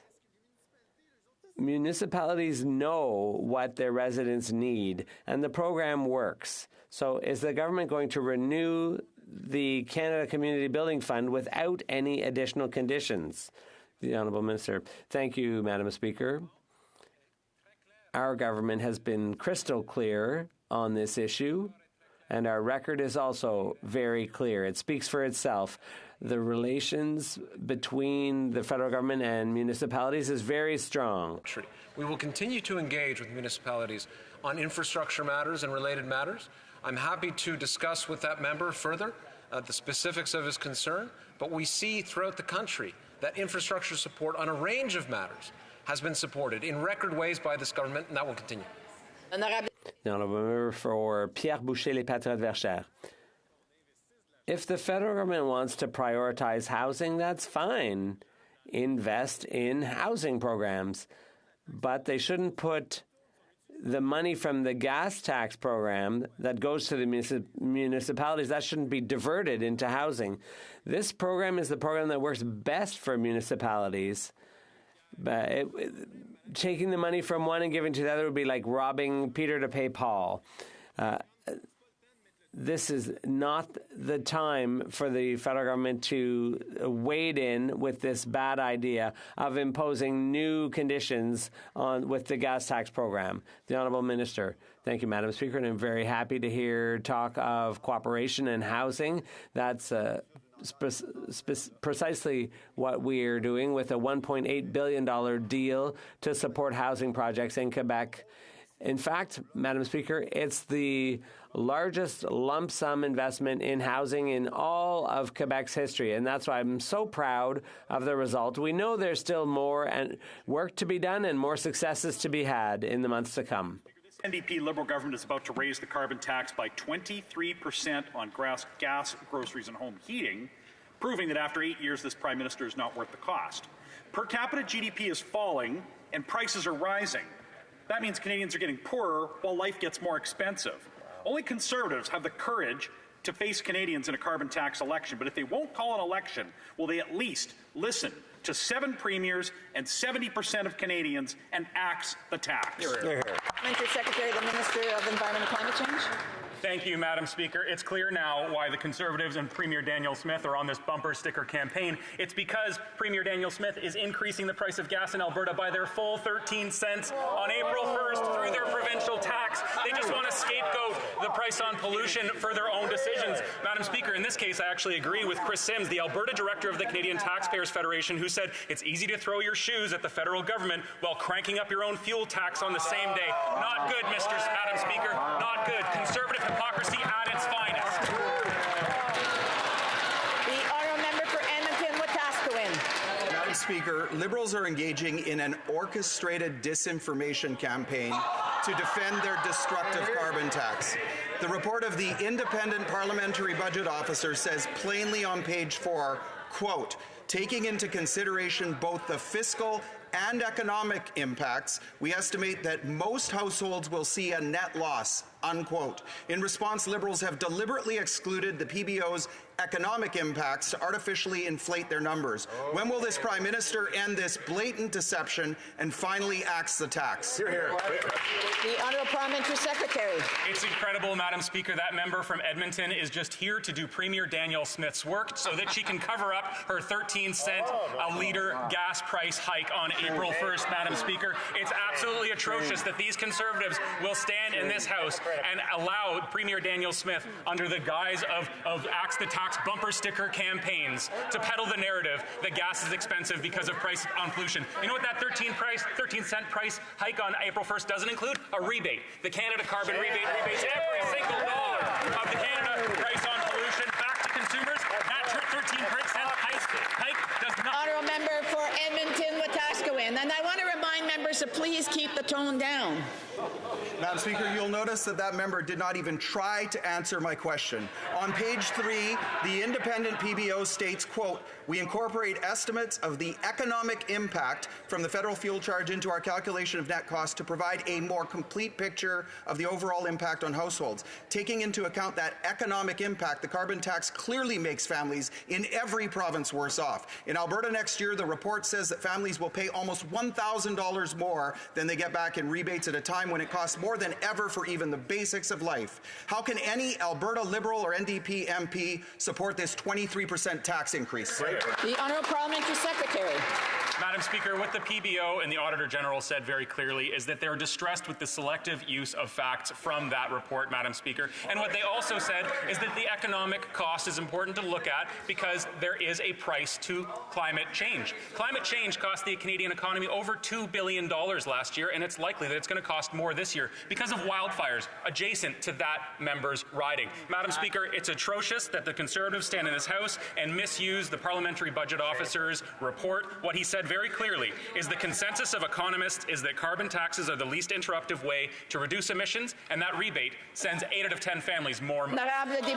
The honourable member for Beauce. Madam Speaker, Today is the last day for the Prime Minister to backtrack on his April Fool's joke, the carbon tax hike. Canadians are struggling, but the Bloc wants to radically increase the carbon tax, which will drive gas prices up by 20 cents a litre and have a huge impact on food prices. The Bloc is propping the Prime Minister up after he broke our immigration system, raised taxes, and doubled the national debt. What did the Prime Minister offer the Bloc in order to keep his government in power? The Honourable Minister. Madam Speaker, the price on carbon puts more money in the pockets of 8 out of 10 families. And that's because the revenues from the carbon tax are returned to Canadians. And that's why middle and lower class families are getting more money in their pockets than the carbon price is taking out of them. What the Conservatives want to do is reward the big polluters and at the expense of the middle class and those working hard to join it. People are worried. They will bear the brunt of the climate crisis. They deserve more of a say when it comes to tackling the climate emergency. A youth climate corps would do just that, all while creating good paying jobs. The Conservatives, well, they have no climate plan, no plan to protect young people's future. The United States are already doing this, but because the Liberals are dragging their feet, Canada is being left behind. Will the Liberal government stop letting young people down and create a youth climate corps? Parliamentary Secretary. Thank you very much, Madam Speaker, and I was proud to join the call with my colleague from Victoria, as well as the leader of the Green Party, to meet with youth across the country who are interested in fighting climate change, Madam Speaker. Notably, no Conservative joined that call with these youth. But it is important to recognize, Madam Speaker, that kids across this country are concerned about the impact that we're having on our natural environment. So we're employing more of them through the Canada Parks and Recreation Association's Green Jobs Program, through Canada Summer Jobs, and through the Minister of the Environment and Climate Change is Youth Advisory Committee. Madam Speaker, we've got to do more to listen to youth. We've got 2 weeks back home, and I hope everybody will do a school visit. Thank you, Madam Speaker. The honourable member for Timmins, James Bay. Joe Biden has created a clean energy economy with 100,000 new jobs while this Liberal government continues to stumble. We're just days away from the shutdown of the Mineral Exploration Tax Credit Program. You can't build a 21st century economy without metals, and those metals have to be found. So is this government going to outsource metal production to China or the horrific human rights abuses in Congo? Or will they support exploration in Canada, where we can insist on good wages, Indigenous consent, and strong environmental standards? The Honourable Parliamentary Secretary to the Minister of National Resources. The Honourable for raising the question. Our government and the Canadian population, we've created 40,000 new jobs in February. As the member mentioned, the Mineral Exploration Tax Credit is important to support exploration companies, junior companies. We, as a government, for the first time in 2017, extended the Mineral Tax Exploration Credit for 5 years to provide certainty to the industry. We are working with the industry right now. We're not going to, looking at the budget coming shortly, but we're going to make sure that we support our critical minerals, we support the mining industry, and we support mineral exploration in this country. Thank you, Madam Speaker. The honourable member for Winnipeg South Centre. Madam Speaker, Africa is home to 5 of the top 10 fastest growing economies in the world. I'm proud of our government's investments to help businesses in my riding and across Canada reach new markets, including Africa. Earlier this year, the Canada-Africa Chamber of Business hosted the 2nd Canada-Africa Business Conference in Kenya. Can the Parliamentary Secretary to the Minister of International Trade update this House on his recent attendance at the conference, the opportunities for the Canadian and African businesses to grow, and what that means for businesses in my riding of Winnipeg South Centre? Thank you, Madam Speaker. Parliamentary Secretary. Madam Speaker, the Canada-Africa Business Conference reaffirmed the incredible value of export diversification and growing trade across Africa for Canadian businesses. It was a great success, which I know will help in collaboration and growing our industries. While in Nairobi, I got to see firsthand why Canada is recognized among the leading aerospace industries in the world. Let's continue to build on this momentum and enhance our trade ties with Africa. As we know, this creates good-paying jobs right here and across the continent of Africa. Thank you to the member for Winnipeg South Centre for his leadership in helping to grow trade and our economy. Thank you, Madam Speaker. The honourable member for Cariboo Prince George. Madam Speaker, yesterday the Bloc and NDP shamefully voted to save the Prime Minister from a carbon tax election. Instead, they voted in favor of a 23% tax hike on Canadians just 10 days from now. That's no April Fool's. And let's be clear, that vote wasn't about saving the environment, it was about saving their pension. After 8 years of this Liberal NDP government, Canadians are struggling more than ever. More Canadians at food banks, more mental health crisis. Will the Prime Minister stop ignoring 70% of Canadians and 7 out of 10 premiers and axe his tax? That's right. The Honourable Parliamentary Secretary to the Minister of Innovation, Science and Industry. Well, Madam Speaker, I wish we could put a price on the methane coming out of the Conservative Party these days. Let's talk about hypocrisy.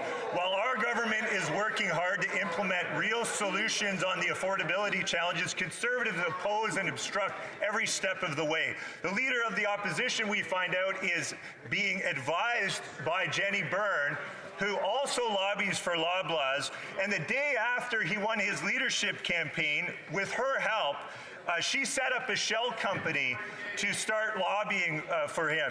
And what we learn now is that Jenny Byrne's senior VP... The Honourable Member for Edmonton Manning. Thank you, Madam Speaker. On the second anniversary of this NDP Liberal love affair, this nonsense government chooses to vote 23% hike on carbon tax, making the cost of gas, groceries and home heating even more expensive. This will cost the average Albertans an extra $911 per year. This Prime Minister is not worth the cost. Why is he still ignoring the 70% of Canadians and the 7 premiers who want to spike the hike and axe the tax? The Honourable Parliamentary Secretary. So not only is Jenny Byrne lobbying for Loblaws and advising the Leader of the Opposition, she attends Conservative Party caucus meetings every week, and she set up a shell company to lobby, and her senior VP is lobbying the very office that she advises. Now, if that's not double dipping, I'm not sure what is. I don't think, and I think all Canadians deserve some answers here, but let's stop the pretending. Whose corner are the Conservatives actually in? Good question. The Honourable Member for Souris Moose Mountain. Well, maybe someone will try and answer a question for a change. Madam Speaker, seeding is fast approaching. Farmers are busy preparing equipment, seeders and trucks, purchasing fuel, fertilizer, seed, arranging families, workers, and their financing. And their situation has never been more desperate.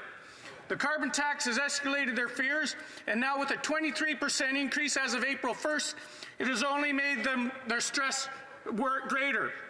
With his inflationary spending, this Prime Minister and his NDP Liberal government is not worth the cost. Will this government spike the hike and axe the tax? The Honourable Parliamentary Secretary to the Minister of Agriculture. And I want to thank the Honourable Member for the question. The only party stalling 234 is their party. They keep putting up speakers. But speaking of farmers, farmers need to rely on business risk management programs. We're the only party who've increased business risk management programs and their budgets by 25%, while the other side cut their budgets. The Honourable for Peace River Westland. Speaker, after 8 years, we know that this Liberal NDP government is just not worth the cost. And now on April 1st, the carbon tax is going up by 23%. We know that the Liberal NDP carbon tax scam only makes Canadians poorer. Yeah. We also know that if you tax the farmer who grows the food and tax the truck driver who brings the food to the store and you tax the store that sells the food, Canadians can't afford food. When will the Liberal government see the facts and axe the tax? The Honourable Minister. When will this Member of Parliament and the climate dinosaurs on that side of the House wake up to the fact that the planet is burning? He is from Northern Alberta. He knows what impact the forest fires in McMurray had. He knows the impact of floods in Calgary. Madam Speaker, Canada Carbon Rebate is responsible for reducing our emissions by 25%. Albertans in his area get more money than other Albertans because of the rural top-up. What they are trying to peddle to Albertans is shameful. 13% gas tax hike from the Premier, and they're on us. What a shame. The Honourable Member for Terrebonne. We knew that the January deadline for penalty-free repayment of CEBA loans threatened the survival of our small businesses. We did everything we could to warn the government, but now it's reaping what it sowed. The Office of the Superintendent of Bankruptcy reveals that in January, the number of insolvency rose by 129%. January 2024 was the worst month in the office's 40-year history. We're in the middle of a wave of bankruptcies due to this visionless government. What is it going to do today to stop the bleeding? The Honourable Parliamentary Secretary. Thank you, Madam Speaker. The CEBA program supported over 900,000 small businesses through the pandemic, and we estimate 80% of them have repaid their loans so far. As we move away from the pandemic, we are taking serious, concrete action to support small businesses, both by providing funding and by cutting costs, Madam Speaker. We recently finalized agreements to cut credit card fees by up to 27%, which will save small businesses across Canada $1 billion, Madam Speaker. Thank you. The Honourable Member for Terrebonne. Let's talk figures. Already, for last year, Equifax recorded a 44% increase in business bankruptcies. Based on January 2024 data, it'll be worse this year. No one in this House should find this situation acceptable. The government needs to be flexible with businesses. It must talk to them directly and study their files on a case-by-case basis. It can't continue to do nothing while businesses continue to close their doors. When will they finally open their eyes and take responsibility for preventing bankruptcies? The Honourable Parliamentary Secretary. Speaker, and I thank the member opposite for the opportunity to speak on this issue. As we move forward from the pandemic, small businesses have nearly 3 years until the end of 2026 to repay their CEBA loans, and they have access to as low as 5% interest rate. Meanwhile, we are investing in communities to strengthen our economy. Earlier this month, we announced $2.5 million in federal funding to enhance the Indigenous Women's Entrepreneur Program and create an Indigenous Youth Entrepreneurship Program. Thank you, Madam Speaker. The Honourable Member for Montmagny, Leslie Kamouraska, Rivière-du-Loup. Madam Speaker, in 8 years, this Liberal government has succeeded in breaking our immigration system, destroying our economy and doubling our national debt. Food has gotten very expensive, but what's even more expensive is voting bloc. Taxes are being taxed. The bloc can cut tax, but it doesn't want to. What did this Prime Minister promise the bloc to get their unconditional support? The Honourable Minister. Madam Speaker, once again, we've heard the Conservative Party is the party of hope and inaction in this chamber, and they're talking about working with Quebecers, and we are talking about working with Quebecers and Canadians to make life more accessible, to increase jobs, to support unions. Madam Speaker, we're here to take action and to help Quebecers and Canadians, but they are only going to look for quarrels. The Honourable Member for Montmagny. People are desperate, Madam Speaker. After 8 years of this Liberal government, the Bloc is still doing everything it can to keep the PM in power. The same Prime Minister who has destroyed our economy, that people across the country are now unable to meet their basic needs. While Canadians are having a hard time feeding themselves, they keep raising taxes. Can the Prime Minister tell us the terms of his contract with the Bloc to save his career? The Honourable Minister. Madam Speaker, the first thing we did when we came to power was to reduce taxes on the middle class. The first thing that the Conservatives did was to vote against that. We also set up the CCB, and they voted against that. Now, if my honourable colleague would like to know more about his riding, I would ask him to visit over 3,000 housing projects in Montmagny, Villars-aux-Évents, amongst others. They were created in his riding. There have been some dozen low-rent projects, and even though they only created 6. The Honourable Member for St. Albert Edmonton. Madam Speaker, the Prime Minister was ordered by Parliament to turn over the Arrive scam receipts and to come up with a plan to get taxpayers their money back. What the Prime Minister tabled this week is nothing more than a whitewash. We still don't have the receipts, and they don't have a plan to get taxpayers their money back. So just a number. How much money did these Liberals award fraudsters and scammers? And when will taxpayers get a refund? Parliamentary Secretary. Madam Speaker, as I've said before in this place, we take these allegations extremely seriously. We expect all contractors in the procurement process and all rules to be followed. Anyone who doesn't follow those rules will come with consequences. CBSA has already put in place several new measures to improve the procurement process. There have been announcements made as well with the Minister of Procurement to ensure that the procurement process throughout government is transparent, accountable, and that questionable issues like this don't happen again. The honourable member for Sudbury. Speaker, in a world where global cooperation and support for the most vulnerable are more critical than ever, the Leader of the Opposition has proposed cuts to what he calls wasteful foreign aid.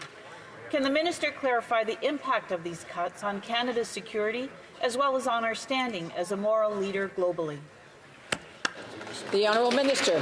Madam Speaker, the Leader of the Official Opposition's proposed cuts threaten to undermine our global role in peace and security and stability, as well as undermine the peace and safety and security of Canadians. Cutting programs like demining and helping conflict-affected children risks our global reputation. And these proposed cuts would signal a retreat from global leadership at a time when global challenges actually demand that we do more and that we collaborate with other nations. And if he's willing to make these dangerous cuts that threaten the peace and security of Canadians, what else is he going to cut? He's simply not worth the risk. Not at all. The Honourable Official Opposition Deputy I'll take Leader? it, Madam Speaker. 5 years. When is this government going to list the IRGC as the terrorists that they are? The Honourable Parliamentary Secretary. Madam Speaker, we obviously recognize and condemn the Iranian government as a state sponsor of terrorism. We have implemented several measures to ban some members of the IRGC or the members of the IRGC to enter Canada. We have put in place sanctions. Madam Speaker, we will take the advice from our national security advisors and officials who make these recommendations. But, Madam Speaker, we will do everything to keep Canadians safe. Official Opposition Deputy Leader. So they said last year they were working on it. Yesterday, the minister changed the story, saying that his agencies didn't even give him that advice. Today, I don't understand that answer, and neither will Canadians. So which answer is it? Which story? We've got a minister over there who won't condemn the most vile anti-Semitism, another minister who held hands with a literal terrorist. Is there no courage at all again? I'm going to ask one more time. What day will you list the IRGC as the terrorists that they are in this country? Knows full well she needs to address all questions and comments through the chair and not directly to the members. The Honourable Parliamentary Secretary. Thank you, Madam Speaker. As I said before, that we do condemn and acknowledge that the Iranian government is a state sponsor of terrorism, that we have put in place sanctions, robust sanctions. We've used the immigration legislation to ban people from visiting Canada. Madam Speaker, we will continue to listen to the advice of security services, but make no mistake, we recognize the IRGC as a state sponsor of terrorism, and we will do everything to keep Canadians safe. The Honourable Member for Calgary Heritage. While the clerical regime brutalizes women in Iran, they export terror abroad. Russia and Ukraine, Houthis in Yemen, Hamas, Hezbollah, Iraqi militia. This week, victims of Hamas atrocities shared their stories. Like the PS752 victims, they are calling on the government to list the IRGC as a terror organization. It's been 5 years. What day? When will these NDP Liberals stand up for victims and list the IRGC? Parliamentary Secretary. I've said, we are listening to Canadians and we take this matter very seriously. This is precisely why, as I've said in my earlier answers, we have put in place robust sanctions against the IRGC. We recognize Iran as a state sponsor of terrorism. We are using the immigration legislation to ensure that there is a ban from entering Canada. Madam Speaker, we will continue to listen to the advice of security services because we will do everything in our power to keep Canadians safe. The Honourable Member for Fleetwood Port Kills. Thank you, Madam Speaker. Canadians expect their governments to take action on climate change and address affordability issues. Putting a price on carbon while sending rebates to Canadians is the most cost-effective way to fight climate change. Affordability is front and center in this system, which puts more money into the bank accounts of Canadian families. Can the Parliamentary Secretary to the Minister of Environment and Climate Change share with this House how the Canada Carbon Rebate helps Canadians?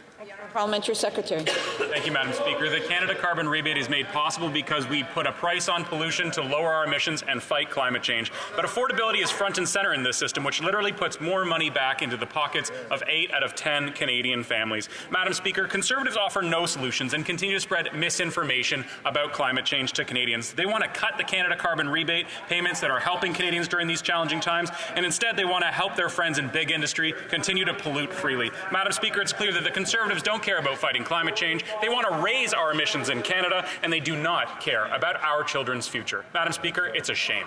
The honourable member for Skeena-Balclay Valley. Madam Speaker, yesterday I asked the Environment Minister if he would commit to doing what it takes to ensure that weather stations on the BC coast remain up and running this coming winter.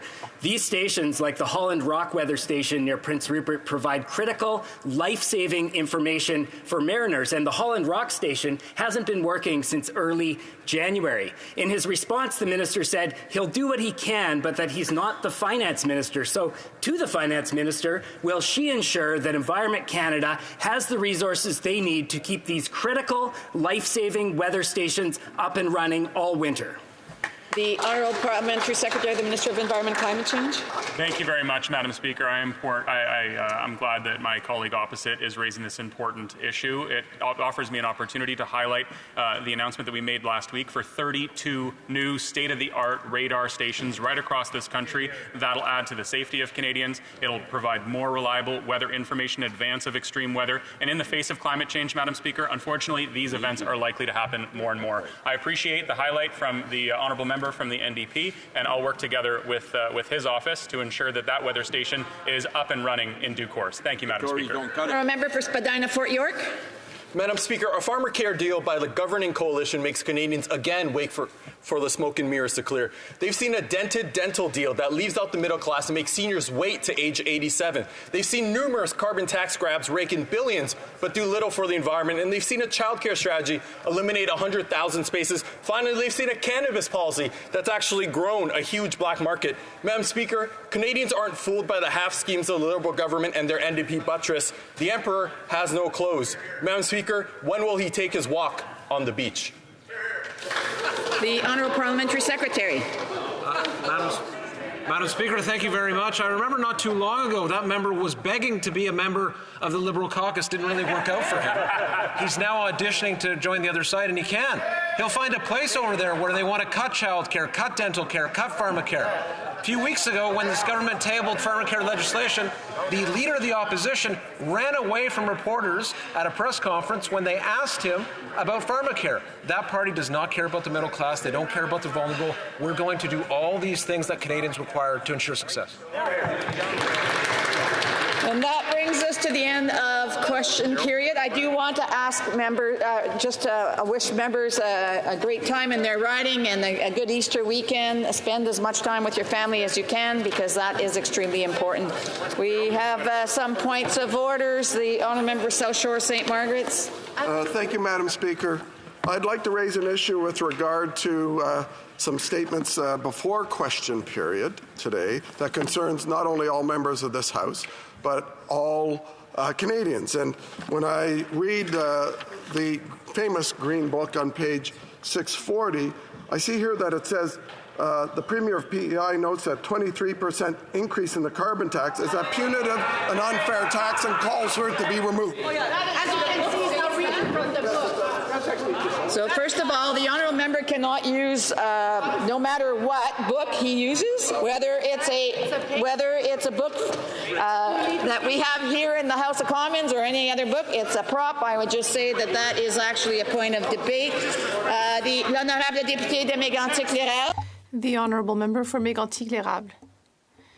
Madam Speaker, during question period, the Minister of Public Services spoke of hypocrisy. Now, let me just say that there was police monitoring of the line waiting at a food bank in Montreal. I would like to ask for unanimous consent to table a document that shows the hypocrisy of this Liberal government. I'm hearing no. To Sandwich Gulf Islands. Madam Speaker, I'm rising at my first opportunity on a point of order related to decorum in this place. I specifically reference Standing Order 10 and Standing Order 16, arising from the extreme levels of noise, chanting, banging, and other things that disrupted decorum during last night's votes. The first vote was on an Opposition Day motion, and then there were numerous votes related to matters of supply put forward by the President of Treasury Board. It was impossible to hear the names of the members as they stood to vote. It created confusion.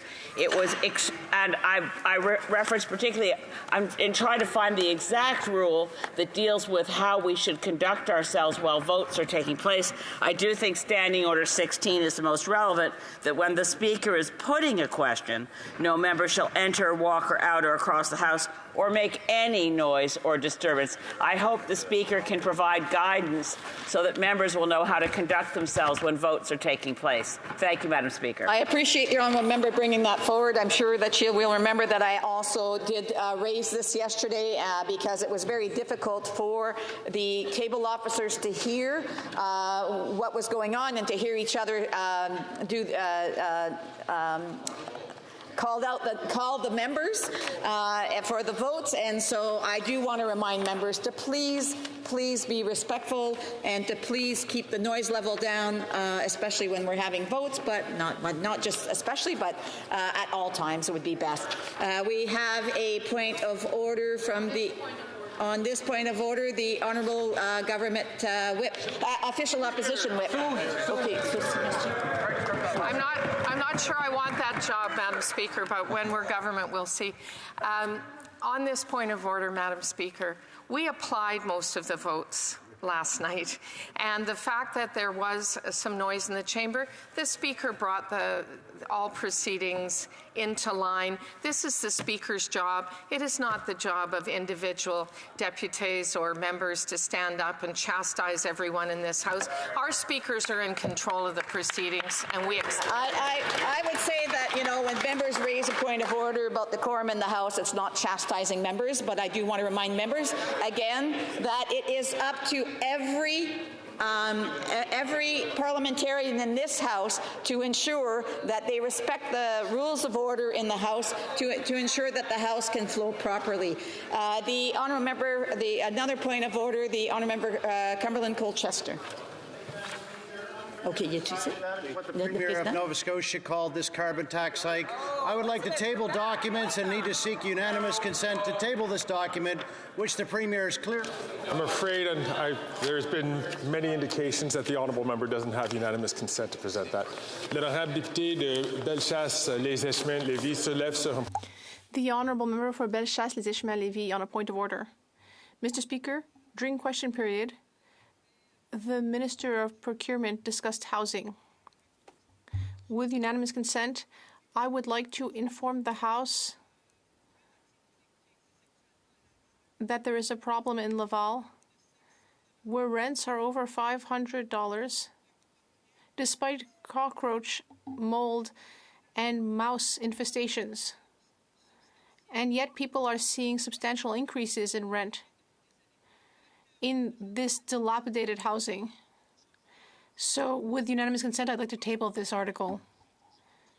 I was about to ask the House, but I hear a nay.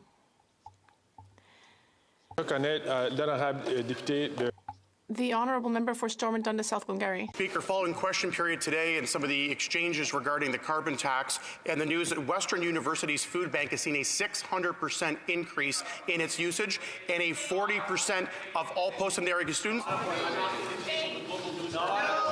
I've already indicated that there will be no unanimous consent on this point. Before we continue with a number of points of orders which are being raised, I would like to ask members, if at all possible, to making sure that we use the time of the House very efficiently, that if members are seeking unanimous consent, that they do attempt to negotiate that in advance with the House leaderships from the different parties so that we can make sure that we use the time efficiently. The honourable member from Barrie Springwater, Oro-Medonte. The Premier of Ontario put out a statement, said that people across Canada are hurting right now from the high cost of living. The federal government needs to put a stop to the carbon. Unfortunately, the member does not have unanimous consent to present that document. In the House, the honourable member from Thornhill. During question period, the member from Pickering was talking about how great Canadians have it because of their government. But I just want a reminder that 40% of an increase in... So unfortunately, the honourable member, who is a very incredibly capable member, understands that that is a point of debate. The honourable member from Calgary, Rocky Ridge. Well, thanks, Mr. Speaker. I'll be brief. Up to 50 military families from CFB Gagetown are using the local food bank every month. Despite that, the carbon tax is... This is a similar point that was raised by the honourable member from Thornhill, so I'm afraid we're entering into debate. The honourable member from Central Okanagan, Similkameen, Nicola. Thank you, Mr. Speaker. And during debate today, there was multiple references to my great province of British Columbia. I would ask for unanimous consent to table this letter from the... I thank the honourable member for immediately getting to the question of asking for unanimous consent. Unfortunately, there is no unanimous consent for this. The honourable member from New Brunswick Southwest. Thank you. The New Brunswick Premier has written the Prime Minister calling on him to cancel the carbon tax. I seek UC to table this letter. I also appreciate the honourable member asking and at the front end of this question seeking unanimous consent, but unfortunately there is not unanimous consent for this. The honourable member from Mission Matsui, Fraser Canyon. Thank you, Mr. Speaker. On a more serious matter, the member from Cambridge, in responding to a question from the Bloc Québécois on the status of small businesses, failed to note that business insolvencies are up 41%. Therefore, I ask unanimous consent. So I thank the honourable member for seeking unanimous consent, but there is none to be offered. Again, I do hope that the honourable member has made some attempt to seek unanimous consent. The honourable member from Calgary and Midnapore. Yeah, thank you very much, Mr. Speaker. I'll just wait for everyone on intelligent TL debate. But previous to that, I would just like to point out, we heard definite concern from the member for Milton about Alberta. In addition to, I haven't even said anything. I would. It's not. It is. It's always in everybody's interest, and I say this to all members, and quite sincerely. If you want to raise a point of order, I do recommend that you get straight to the point of what point of order you want to bring up, because otherwise, when we hear the premise and the introduction, it's often getting into debate, and it forces the chair to say that that is a matter of debate, as opposed to either seeking unanimous consent or raising a point of order. So the honourable member either raises a point of order or seeks unanimous consent right away. The honourable member from Calgary, Midnapore. Mr. Chair, thank you very much. Where he mentioned Premier Smith, and I also have some comments regarding Premier Smith, that she is also encouraging this government to get rid of this 23% carbon tax. So this is definitely so the honourable member. I'll invite the honourable member to please to sit down. I'll invite the honourable member to please take her spot, because this is clearly a point of debate. L'honorable député de Burnaby, New Westminster, Burnaby. Thank you, Mr. Speaker. Just to remind members of this House, it cost $80,000 to run this House for an hour. So the Conservatives' filibuster has cost $20,000 to Canadians. I do thank the honourable member. I do thank the honourable member from New Westminster, Burnaby, in reminding the House in terms of all the expenses which are required when we don't take the opportunity to negotiate these things in advance. I do ask members to do this. I see that the member from Central. Coast Bay Central, not Notre Dame, is rising on his feet, but I do hope that the member will either raise a point of order that he wants to quote or gets immediately to the request for unanimous consent. The honourable member. Point of order, Mr. Speaker, and I think we'll have consent to, for me to table this letter that was written by. So I regret to the honourable member from Central. The honourable member is a reasonable man. I'll ask him, please, he knows that the speaker stands up, that the member should sit down. The member from Costa Bay Central Notre Dame does not have unanimous consent to present that point. The honourable member from Prince George Caribou. Caribou Prince George. Caribou Prince George. Far be it from me to correct you. Mr. Speaker, on page 75 of the most current BC budget, it does say that our province of British Columbia is federally mandated to implement the carbon tax. Therefore, I would like to... So I thank the honourable member for getting to the point of unanimous consent. It was clear that there is no unanimous consent for that order.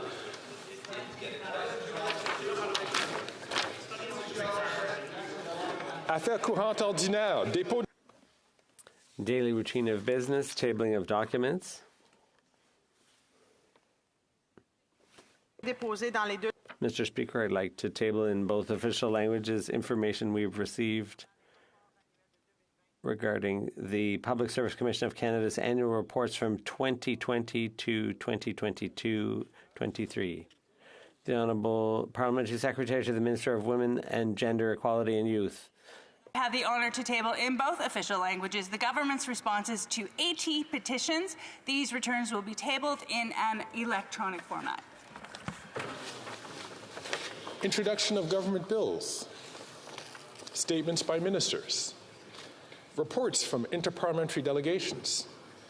Presenting reports from committees. The honourable member from Kingston and the Islands. I'm trying to get I'm sure she's online. Member from Halifax West. Merci, Monsieur le Président. Thank you, Mr. Speaker. I have the honour to present in both official languages The Standing Committee on Justice and Human Rights in relation to Bill C-332, an act to amend the Criminal Code controlling or coercive conduct. Le comité a été... The committee has studied the bill and decided to report it back to the House with amendments. Thank you. The honourable member from New Brunswick Southwest. Mr. Speaker, I have the honour to present in both official languages the 37th report of the Standing Committee on Public Accounts in relation to the motion adopted on Wednesday, March 6, 2024, regarding Report 1, ArriveCan, of the 2024 reports of the Auditor General of Canada. That motion reads that the committee shall report to the House that it calls on the government to prohibit any government employees from simultaneously working as an external contractor. Mr. Speaker, I also have the honour to present in both official languages the 38th report of the Standing Committee on Public Accounts in relation to the motion adopted on Wednesday, March 6, 2024, regarding Report 1, ArriveCan, of the 2024 reports of the Auditor General of Canada. And that motion reads that the committee invites the President of the Treasury Board, Anita Anand, to appear for no less than 2 hours in relation to the ArriveCan study, and that this meeting occur within 3 weeks of this motion being adopted. Thank you. Introduction of private members' bills. Mr. Doherty, seconded by Mr. Majumdar, moves for leave to introduce a bill entitled An Act Respecting the Establishment and Award of a Special Service Medal for Domestic Emergency Relief Operations. This motion is deemed adopted. The honourable member from Caribou, Prince George. Mr. Speaker, I'm honoured to rise today and table my new private member's bill, an act respecting an establishment and award of a special service medal for domestic and emergency relief operations. Mr. Speaker, this bill would establish a service medal for Canadian Forces members, RCMP, firefighters, and first responders who participate in domestic emergencies like wildfires and floods. Military personnel, RCMP, firefighters, and first responders are on the front lines each and every day. They are our heroes who wake up with the knowledge that when they go to work, they may not come home. Real heroes don't wear capes, Mr. Speaker. They wear arm patches that say firefighter, RCMP, Canadian Armed Forces. They protect us. They care for us when we need help. And they are our silent sentinels that protect all of us. They put their lives at risk to protect Canada and Canadians both in their normal duties and domestic emergency relief operations. Their bravery and sacrifice should be recognized and rewarded with the highest honors. Thank you, Mr. Speaker. Mr. Doherty, seconded by Mr. Majumdar, moves that the bill be now read a first time and be printed. This motion is deemed adopted. First reading of this bill, première lecture de ce projet de loi. This bill be read a second time at the next sitting of the House. First reading of Senate public bills. Motions. Presenting petitions. The honourable member from... Give me just coastal. It's the first word that I always remember. Coastal Bays, Central Notre Dame. To present a petition in this House today to expand the food fishery for cod in Newfoundland and Labrador, so that it'll allow for the retention of codfish on every day from July 1st to October 1st of each year. The petition had 3,945 people who signed it. And those and also the sponsor of the petition, Mr. Graham Wood of Lewisport, call on the Minister of Fisheries to announce the dates and regulations for the food fishery by May 1st every year instead of near the end of June, as been the NDP Liberal tradition. The 3-day weekend food fishery, Mr. Speaker, represents a safety issue for those who take part, and it also puts extra strain on DFO conservation and protection resources, as well as the 103 Rescue Squadron in Gander. We feel, or the folks who signed this petition feel that it'll lead to less pressure on the codfish resource and less cod taken, because it takes away the rush. Everyone wants to get out on those 3-day weekends. Now people will procrastinate, and they'll wait and wait and wait, and they'll put it off, which will lead to less fish being taken. The FFAW opposed the petition because they think it'll lead to more fish being taken, but the FFAW has bigger fish to fry, and I have their back, and I'll support them in many ways. Just try to remind members that when they're presenting petitions, they shouldn't indicate whether or not they're for or against, just to present the petition. They're not to present a for or against or express an opinion on the petition. So this is a common sense petition, which I support. Again, I just indicated to the honourable member from Coastal Bay, Central Notre Dame, that you shouldn't be making a reference on this. I'll ask the honourable member to wrap up very quickly, and then so there are a number of other petitions that need to be presented today. Thank you, Mr. Speaker, for straightening me out and for the opportunity to present this petition on behalf of the nearly 4,000 people of Newfoundland and Labrador that signed it in 30 days. Thank you. Hear, hear. Thank the honourable member. The honourable member from Peace River, Westlaw. Thank you, Mr. Speaker, and it's my privilege to rise today to present a petition from Canadians from across the country, including many of my own constituents who are concerned about the consent and age verification of those depicted in pornographic material. The petitioners asked for the government to follow recommendation number 2 of the 2021 Standing Committee on Access to Information, Privacy and Ethics report on MindGeek, which requires that all content hosting platforms in Canada verify age and consent prior to uploading content on a commercial on platforms that operate on a commercial basis. Bill C-270, the Stopping Internet Sexual Exploitation Act, adds 2 offenses to the criminal code. The first requires age verification and consent prior to distribution, and the second requires the removal of that material if consent is withdrawn. As such, the petitioners are calling on the quick passage of Bill C-270, the Stopping Internet Sexual Exploitation Act. You support it, right? Thank you, Mr. Chair.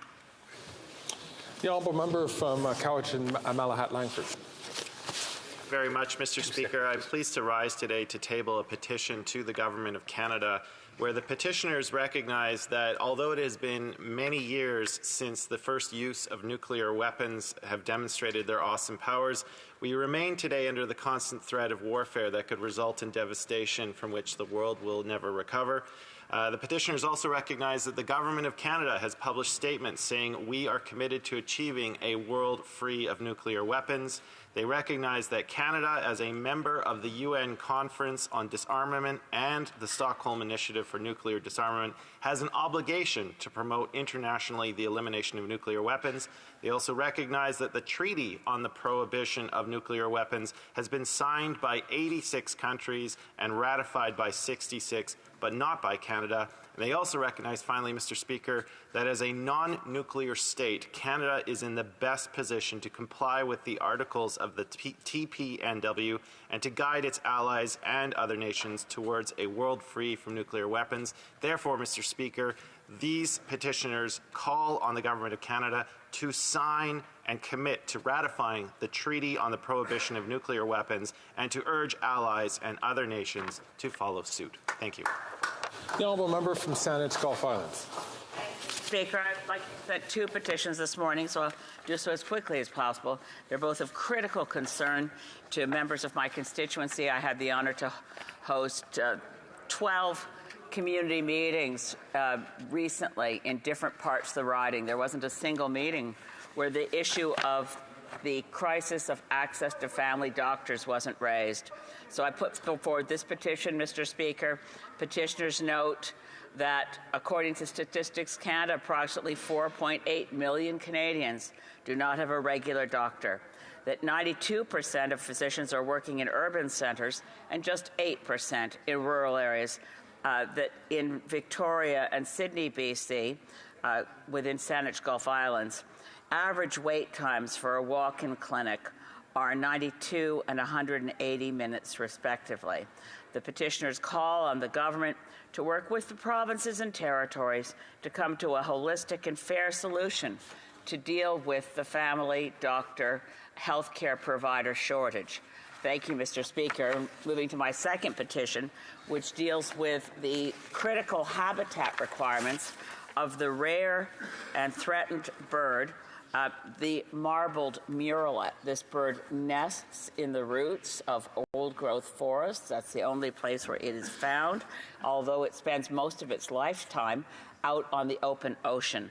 The petitioners are calling for the Government of Canada to immediately protect all of the critical old-growth habitat that is that's totally needed by the marbled murrelets, and that recognizing that this habitat is also protected under the Migratory Birds Convention Act, to which Canada is a signatory.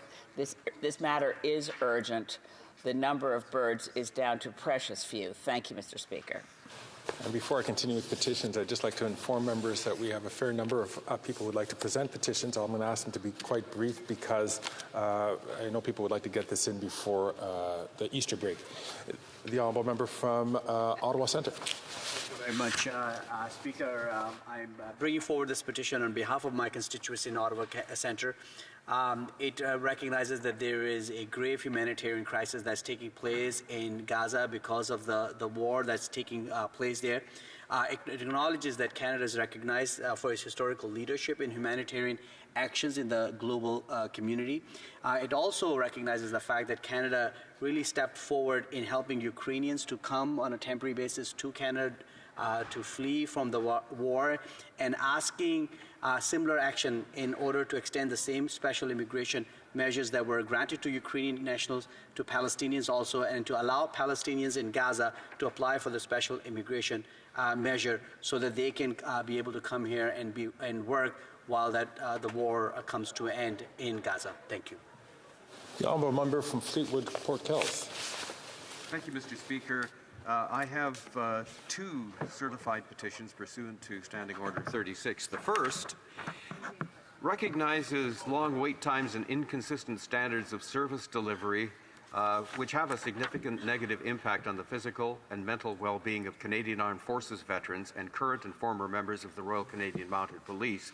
And the petitioners ask that the Minister of Veterans Affairs commit to remedying the situation that has been allowed to exist for too long. The second petition that I have harmonizes with the work that was done at the Fisheries and Oceans Standing Committee. And basically, the undersigned citizens of Canada call on the Minister of Fisheries, Oceans and the Canadian Coast Guard to immediately prohibit any transfer of commercial fishing licenses and quotas to foreign interests or beneficial owners who are not Canadian. Thank you. Honourable member from Kingston and the Islands. Thank you, Mr. Speaker. I will be brief. I have 3 petitions. The first is with respect to environmentalists from throughout the country who are calling upon the Government of Canada to move forward immediately with bold emissions caps for the oil and gas sector that are comprehensive in scope and realistic in achieving our targets as set out for 2030. The second petition that I have is a petition from my community, in particular residents of the Kingston, Frontenac, Lennox and Addington region, who are calling upon the Minister of Finance, the Minister of Families, Children and Social Development and the Minister of Agriculture and Agri-Food to prioritize a national school food program through Budget 2024 for the implementation of the fall of 2024. And they specifically draw to the attention of the government that Canada is the only G7 country without a national school food program. And finally, the third petition I have, Mr. Speaker, comes from, actually, the majority of the residents are from the riding to the north of me, Lanark, Frontenac, Kingston. These are residents who are drawing to the attention of the fact that at a federal institution, the Joyceville Institution, the abattoir has been closed for about 2 years. They indicate that beef farmers are now waiting up to 6 to 9 months, in many cases, up to a year to advance to have their cattle processed at this facility or at other facilities. The abattoir located at Joyceville Institution on Highway 15 in Ontario closed in September of 2022, and the closure has put even more strain on processing abattoirs, negatively impacting the process for wait times. And they also highlight the negative economic impacts as a result of this abattoir closing. Therefore, they're calling upon the Government of Canada to explore all options to ensure the abattoir located at Joyceville Institution is reopened to address the issues noted above. Thank you, Mr. Speaker. The honourable member from St. Albert, Edmonton. Thank you very much, Mr. Speaker. I rise to present a petition signed by Canadians. As it stands, convicted murderers are eligible to apply for parole annually after serving their minimum sentence. The petitioners observe that such frequent parole hearings re-traumatize the families of murder victims. The bill that the petitioners are urging Parliament to pass is Bill S-281, known as Brian's Bill, named in honor of Brian Olisic, who was murdered at the University of Alberta. He and 3 of his colleagues were shot point blank in the back of the head. The bill would amend the Corrections and Conditional Release Act such that convicted murderers would only be eligible to apply at the time of their automatic review. Petitions. First reading, questions on the order paper. The honourable member from Hamilton Mountain. Mr. Speaker, the following questions will be answered today. Q 2265, 2267, 2269, 2272, 2273, and 2278. Furthermore, Mr. Speaker, if the government's responses to question number Q 2266, 2268, 2270, 2271, and 2274 to 2277 could be made orders for return, these returns would be tabled in an electronic format immediately.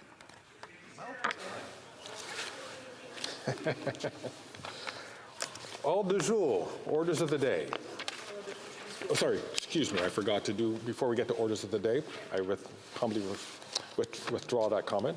Is it the pleasure of the House that the aforementioned questions be made orders for return and that they be tabled immediately? Yes. Agreed and so ordered. Orders of the day. Finally, Mr. Speaker, Madam. I ask that the remaining questions be allowed to stand. Agreed and so ordered. Orders of the day.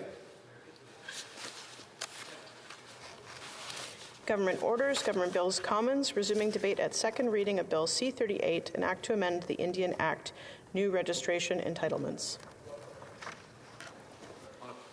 A point of order, the honourable member from Kingston and the Islands. Thank you, Mr. Speaker. I'm rising to respond to questions of privilege. And I have some comments here, and I appreciate the House's acceptance to allow me to introduce those now to contribute to the previous question of privilege that has been raised here. And this is specifically in response to two questions of privilege raised on March the 20th, 2024. The first matter was raised by the member from Leeds, Grenville, Thousand Islands, and Rideau Lakes, respecting the 17th report on the Standing Committee of Government Operations, and the second concerns the deliberations on an NDP Opposition Day motion considered on March 18th, 2024. The matter raised by the member from Leeds, Grenville, Thousand Islands, Rideau Lakes concerns a potential breach of privilege concerning witnesses' testimony at a Standing Committee on Government Operations in its study of the ArriveCAN application. As the member notes, the committee unanimously agreed to adopt a motion to present a report to the House outlining the potential breach of privilege concerning Kirsten Firth's refusal to answer questions from committee members and his inability, and in answering those questions. If the Speaker finds that this is a prima facie a question of privilege, the government supports sending this matter to the Procedure and House Affairs Committee for study. The standard modern practice of dealing with breaches of privilege of the House or individual members has to be to move a motion to refer a matter to the Procedure and House Affairs Committee. In the case of a contempt, the most recent example, which was cited by the member, was to summon the individual to the bar of the House of Commons for reprimand. These are two avenues that have been pursued by the House for the last 100 years. As the chamber that is based on practice and procedure, these are the two most well-characterized ways of dealing with such affronts to privileges of the House and its members. I suggest that there is nothing with the current situation that suggests that we now take a different approach. I also find it somewhat bizarre that the only precedents that the member used to try and make his case for his proposed motion dates back hundreds of years. I would submit to the House that times have changed since the 19th century England, and so have the rules and practices of this House. On March the 21st, 2024, the member from Beauport-Lemieux intervened on the matter and concluded that a prima facie question of privilege be found that the member had referred to the Procedure and House Affairs Committee. I agree with the member on both points. The Procedure and House Affairs Committee is the appropriate committee to which this matter should be referred. Page 966 on the third edition of Procedure and Practices states, in relation to specific matters, in relation to specific mandate of Procedure and House Affairs Committee, and I quote, "The Standing Committee on Procedure and House Affairs deals with the reviewing of standing orders, procedure, and House practices in the Commons and its committees," end of quote. The footnote attached to the quote states, and I quote, "Should the Speaker find a prima facie grounds, it is established practice of the House to refer matters of privilege to the committee for further study." In his ruling on March the 9th, 2011, Speaker Milliken reminded the House of this practice, end quote. I would like to refer to the ruling of Speaker Milliken on March the 9th, 2011, in which he states, and I quote, "Before I invite the member from King Hants to move his motion, however, the Chair wishes to explain the procedural parameters that govern such motions. House of Commons Procedure and Practice, second edition, on pages 146 and 147 state, in cases where the motion is not known in advance, the Speaker may provide assistance to the member if the member if the terms or the proposed motion are substantially different from the matter originally raised. The Speaker would be reluctant to allow a matter as important as privilege motion to fail on the grounds of improper form. These terms of the motion have generally provided that the matter be referred to committee for study and have been amended to that effect. I hasten to add to the powers of the Speaker in these matters are robust and well known. In 1966, Speaker Lamoureux, having come to find a prima facie question of privilege on a matter, ruled on a number of motions out of order. As House of Commons Procedure and Practice, second edition, tells us at page 147, footnote 371, in doing so, Mr. Lamoureux, quote, Mr. Lamoureux said, quote, "more than once pointed out that the Canadian practice to refer such matters to the committee for study and suggested that this would be the avenue pursued. The Chair is, of course, aware of the expectations to this practice, but in most, if not all of these cases, circumstances were such that a deviation from the normal practice was deemed acceptable, or there was a unanimous desire on the part of the House to proceed in that fashion, end of quote. In cases of contempt, a similar approach has been taken and is supported by precedent for the past 100 years. The most recent example is the Speaker's ruling on June the 16th of 2021 with respect to the alleged noncompliance with an order of the House. The Speaker ruled in this case, and I quote, as a result, in the opinion of the Chair, the failure to comply with the order of the House on June 2nd, 2021 constitutes a prima facie question of privilege. There is one last point to settle. The Chair has read the wording of the motion suggested by the member from Louis Saint Laurent in his written notice. It departs considerably from written established practice. The scope of this type of motion is limited as indicated in the House of Commons Procedure and Practices 3rd edition at page 150, and I quote, "The terms of the motion have generally provided that the matter be referred to committee for study."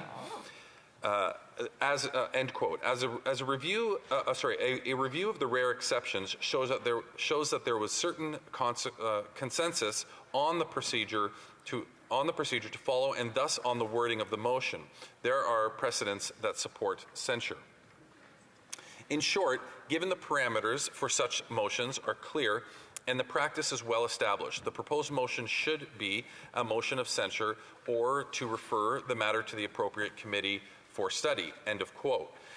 Even if it were procedurally admissible, or if there was a unanimous consent to have these witnesses appear before the bar to be questioned, it is unlikely to yield a different result. Then the only recourse for the House to take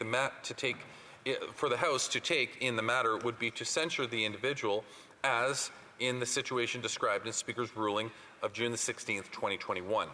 The Conservatives are trying to set up a new trend. We think that before proceeding with calling the individuals to the bar, and certainly before we start talking about questioning witnesses at the bar, which has not even been contemplated in more than 200 years, that the matter should be referred to PROC so that they may firstly review the evidence and make recommendations on procedures, safeguards, and criteria for calling and questioning individuals before the bar. This is a very serious matter, and we cannot operate on an ad hoc basis. We need some clarity on how we should proceed. The House is therefore faced with two well-established options, in my opinion: to refer the matter to the Procedure and House Affairs Committee, or to summon this individual to the bar for censure. That is for the Speaker to choose and the House to decide upon. The second matter relates to the deliberation on the NDP Opposition Day motion that took place on Monday, March 18th, 2024. The member from Portneuf, Jacques Cartier, alleges that his privileges were breached when the government House Leader moved an amendment to the motion during the debate, and the translation delays prevented members from considering the amendment in French. I submit that there are two matters to be considered in this case. The first is that the events that took place on Monday, March 18th, and the member raised the argument 2 days later. This was not the first opportunity to raise the matter. Secondly, the fact that the events of the debate of March 18th simply do not support the allegation raised by the member. The member did not raise his question of privilege at the first opportunity as required. Page 145 of the 3rd edition of the House of Commons Procedure and Practices states, and I quote, "The matter of privilege is to be raised in the House must have recently occurred and must call for the immediate action of the House. Therefore, the member must satisfy the Speaker that he or she is bringing the matter to the attention of the House as soon as practical after becoming aware of the situation. When a member has not fulfilled this very important requirement, the Speaker has ruled that the matter is not a prima facie question of privilege," end of quote. There was no requirement for the member to have time to marshal sophisticated arguments to substantiate. There was no requirement for the member to have time to marshal sophisticated arguments or substantiate his allegation. If I were to speculate, the member either did not take the matter seriously or was waiting to raise the argument on Wednesday for the simple objective of disrupting proceedings related to the consideration of Bill C-29 on that day. There is no procedural limitation on when an amendment may be proposed to a motion before the House while it is under consideration. The House was under government orders when the amendment was proposed. It is a well-established practice that amendments may be moved in either official language. Citation 552, subsection 3 of the 6th edition of Bashane's Parliamentary Rules and Forms address this matter, and I quote, "Every motion that is duly moved and seconded and is placed before the House by the Speaker as a question for the decision of the House, all motions must be presented to the Speaker in writing in either of the two official languages," end of quote.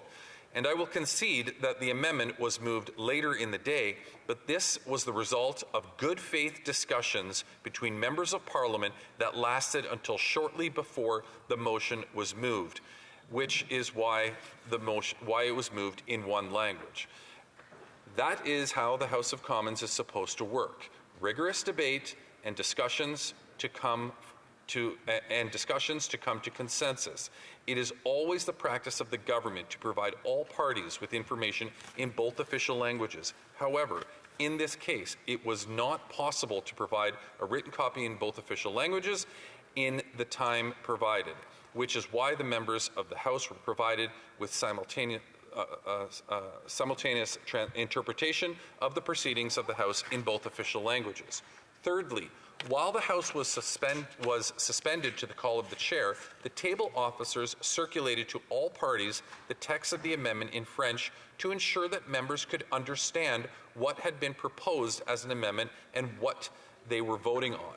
Finally, when the House resumed after the amendment had been made available in both official languages, the Speaker entertained additional points of order on the admissibility of the motion, which would have offered the opportunity for any member to intervene on the amendment in either official language. When the Speaker put the question to the House on the amendment, it included text of the motion in French, clearly demonstrating that the text was available in both official languages. The government strongly believes in the importance of both official languages in the Parliament of Canada. To demonstrate this, the House passed amendments to the Official Languages Act in Bill C-13. Bill C-13 implemented a series of proposals that promote the progression towards an equality of status and use of English and French. Several provisions of the enactment are therefore concrete illustrations of the constitutional principles set out in subsection 16(3) of the Charter. Mr. Speaker, the facts contradict the assertion by the member that he did not have access to the text of the amendment in both official languages, nor meet the test that the matter must be raised at the first opportunity. Therefore, I submit that the matter does not constitute a prima facie question of privilege. Thank you for allowing me to present all of that, Mr. Speaker. Well done. I thank the honourable member from Kingston and the Islands for his input on two important questions which are going to be coming before the chair, and the chair will hasten to come back to the House as quickly as possible with a decision at least on one of those issues. Again, orders of the day, resuming debate. We are at the point of resuming debate for the honourable member from Nepean, who has 20 minutes in front of him, up to 20 minutes on Bill C-38. Thank you, Mr. Speaker. Today I stand before you to discuss a monumental step forward in our nation's journey towards reconciliation and justice for First Nation communities. The proposed legislation, Bill C-38, seeks to amend the Indian Act in response to long-standing concerns voiced by First Nations, individuals and communities, as well as to address the residual discriminatory impacts highlighted by the Nicholas versus AGC litigation. For too long, the Indian Act has been a source of division and inequality, its outdated provisions casting long shadows over the promise of equity and unity. Bill C-38 represents a pivotal moment in our collective history, a chance to right the wrongs of the past and lay the groundwork for a future where justice and equality are not just ideals but realities. The proposed changes are both comprehensive and transformative. Firstly, the bill seeks to eliminate known sex-based membership inequalities from the Act. This is a critical step towards ensuring that all First Nation individuals, regardless of gender, have equal rights and opportunities. By addressing these sex-based inequalities, we not only uphold the principles of justice and fairness, but also honor the resilience and dignity of those who have fought tirelessly for these changes. Secondly, the legislation aims to address inequities caused by the practice of enfranchisement. This historical practice, which stripped First Nation individuals of their status and rights, has left deep scars on communities. By rectifying these injustices, we acknowledge the wrongs of the past and take a significant step towards healing and reconciliation. Additionally, Bill C-38 will allow for deregistration from the Indian Register. This change recognizes the autonomy and agency of First Nation individuals, providing them with the freedom to define their own identities and affiliations. It is a move towards self-determination, empowering individuals to make choices that reflect their personal beliefs and circumstances. On the subject of enfranchisement, it is essential to emphasize the gravity of its impact. The process unjustly stripped thousands of First Nations individuals of their status, severing their ties to their communities and heritage. Although the practice was abolished 35 years ago, the shadows it casts are long and dark, with its harmful legacy still felt today. The scars left by enfranchisement are not merely historical footnotes, they are lived realities for many, manifesting in lost connections, identities, and rights. In alignment with our commitment to reconciliation and guided by the wisdom of First Nation partners, our government is dedicated to confronting and eliminating these registration inequalities at a systemic level. Bill C-38 is not just a legislative measure, it is a testament to our resolve to address these injustices head-on. By targeting these inequities, we are taking a stand against the vestiges of policies designed to assimilate and erase First Nations identities. Moreover, the bill's commitment to eradicating sex-based discrimination in the Indian Act addresses a critical aspect of inequality that has persisted for too long.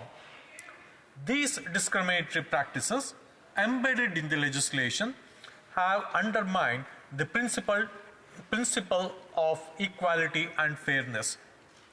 By confronting this injustice, Bill C-38 is setting a precedent for the kind of nation we aspire to be, one where equality is not just a principle but a practice. Let us recognize that Bill C-38 represents a step forward in our journey towards reconciliation. It is a journey that requires our collective effort, commitment, and compassion.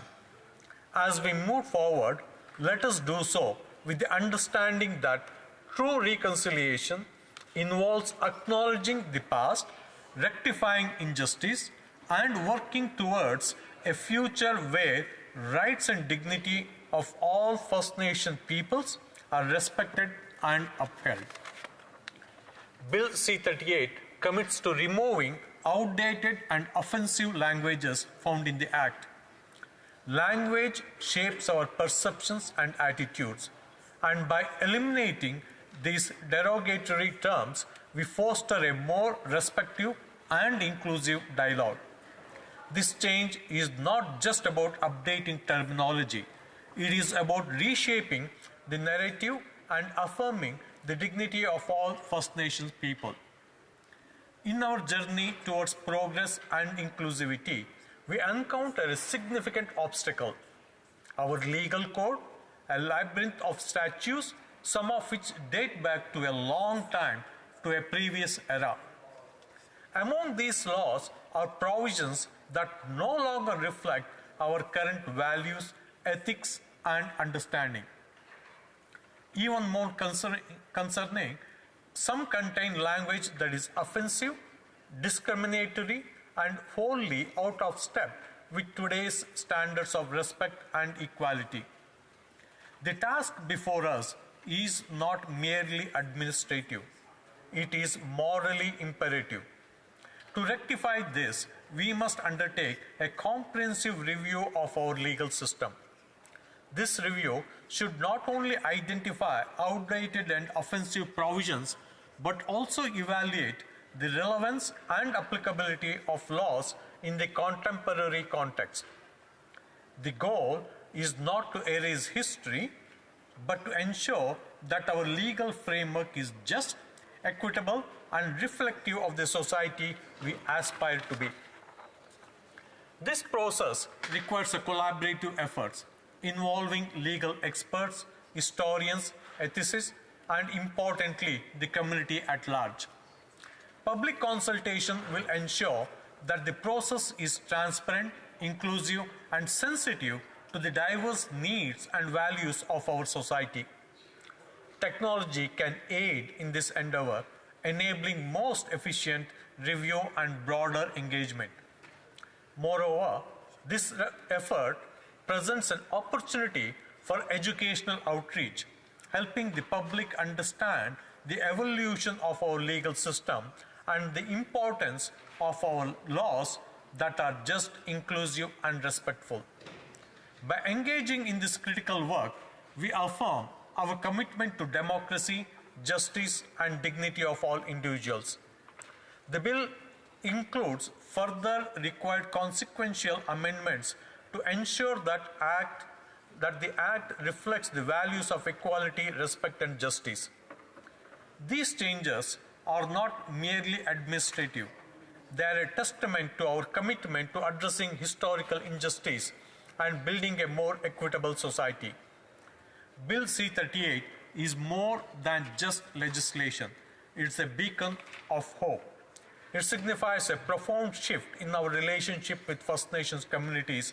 One is rooted in respect, understanding, and partnership. As we move forward, let us do so with open hearts and minds, committed to the principles of reconciliation and equity. Together, we can build a future that honors the rich heritage and contributions of First Nation peoples, ensuring that our nation's legacy is one of unity, justice, and mutual respect. The path to modernizing our legal system is both a challenge and an opportunity to reaffirm our values, to strengthen our democracy, and to build a more inclusive society. Together, let us embark on this journey with determination and hope. Thank you, Mr. Speaker. Questions et commentaires. The honourable member from Saanich Gulf Islands.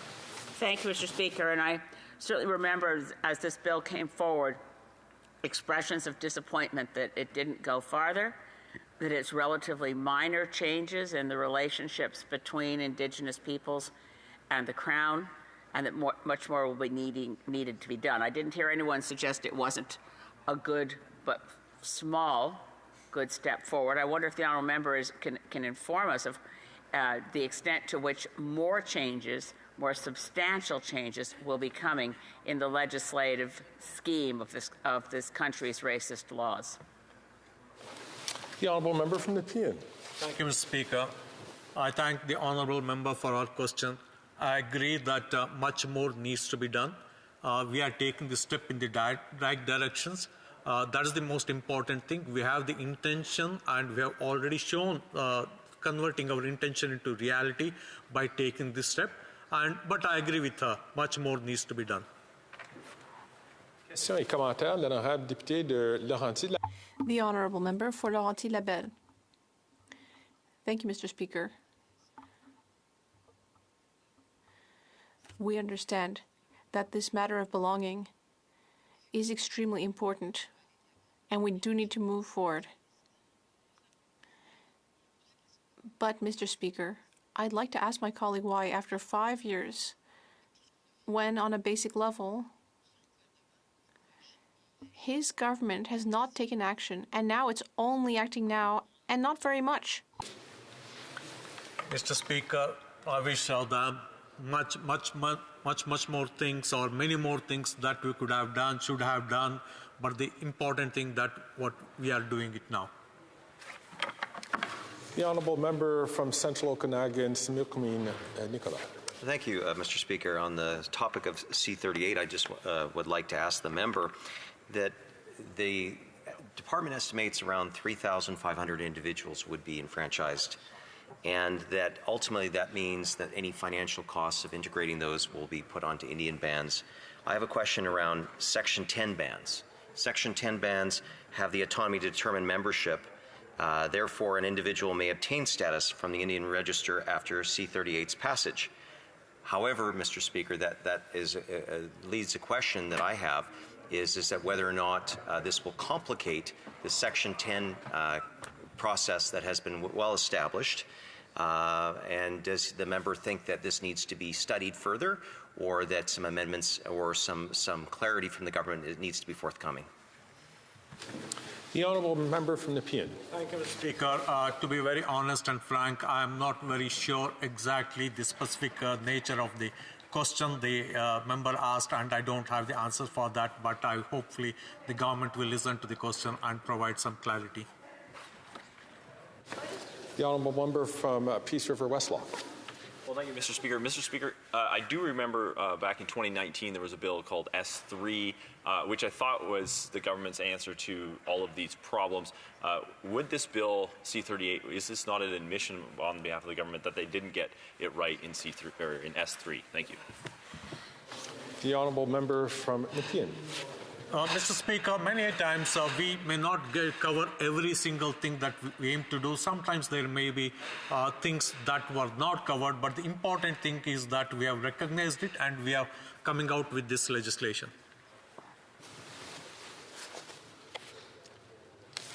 Seeing that there are no other questions and comments, I am now ready to rule on the question of privilege raised on Wednesday, March 20th, 2024 by the member for Leeds, Grenville, Thousand Islands and Rio Lakes concerning the 17th report of the Standing Committee on Government Operations and Estimates, which was presented to the House earlier that same day.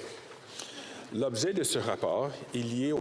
The subject matter of this report is related to the committee's 14th report, which accused Mr. Christian Firth and Mr. Darren Anthony of disregarding the rights and privileges of the committee to summon them to appear as witnesses.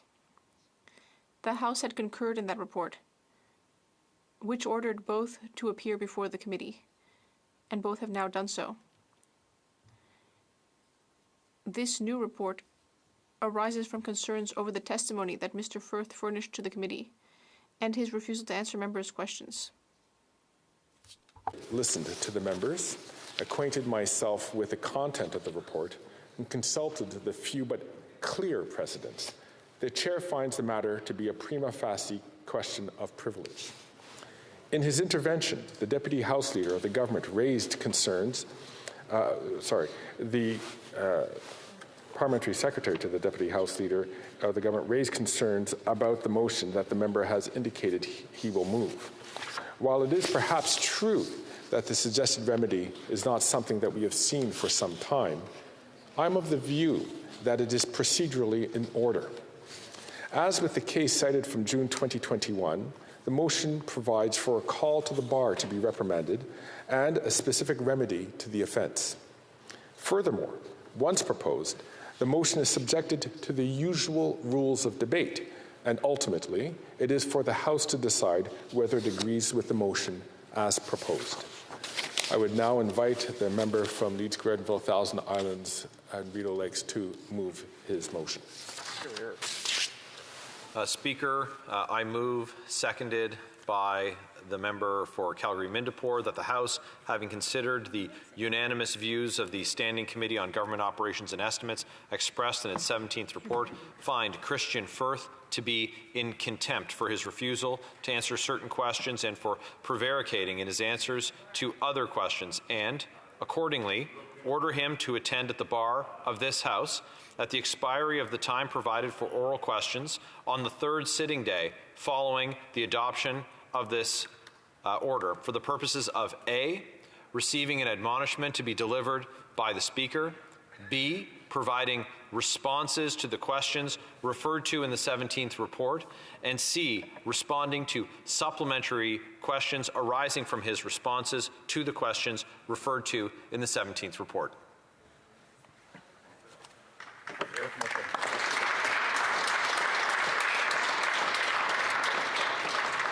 I'll take it.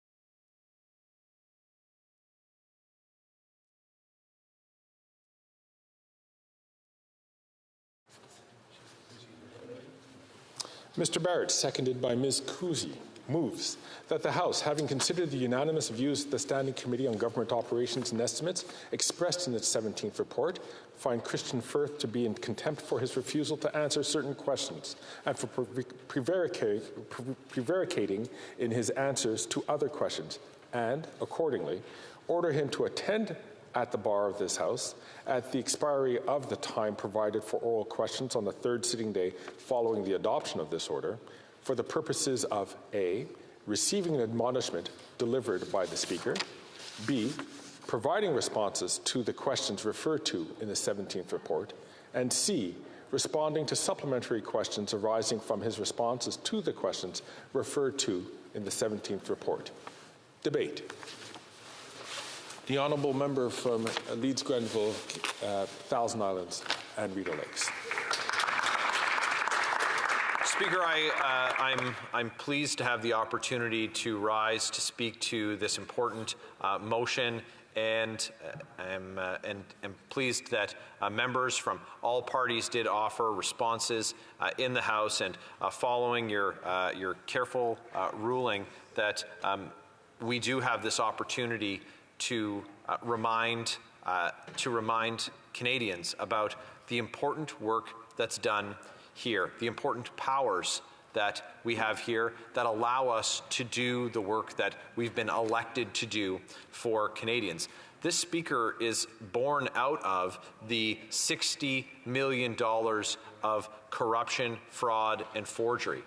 This was a situation that saw 10,000 Canadians falsely forced into quarantine. And, well, this is what you get after 8 years of this Prime Minister, his broken Arrive scam.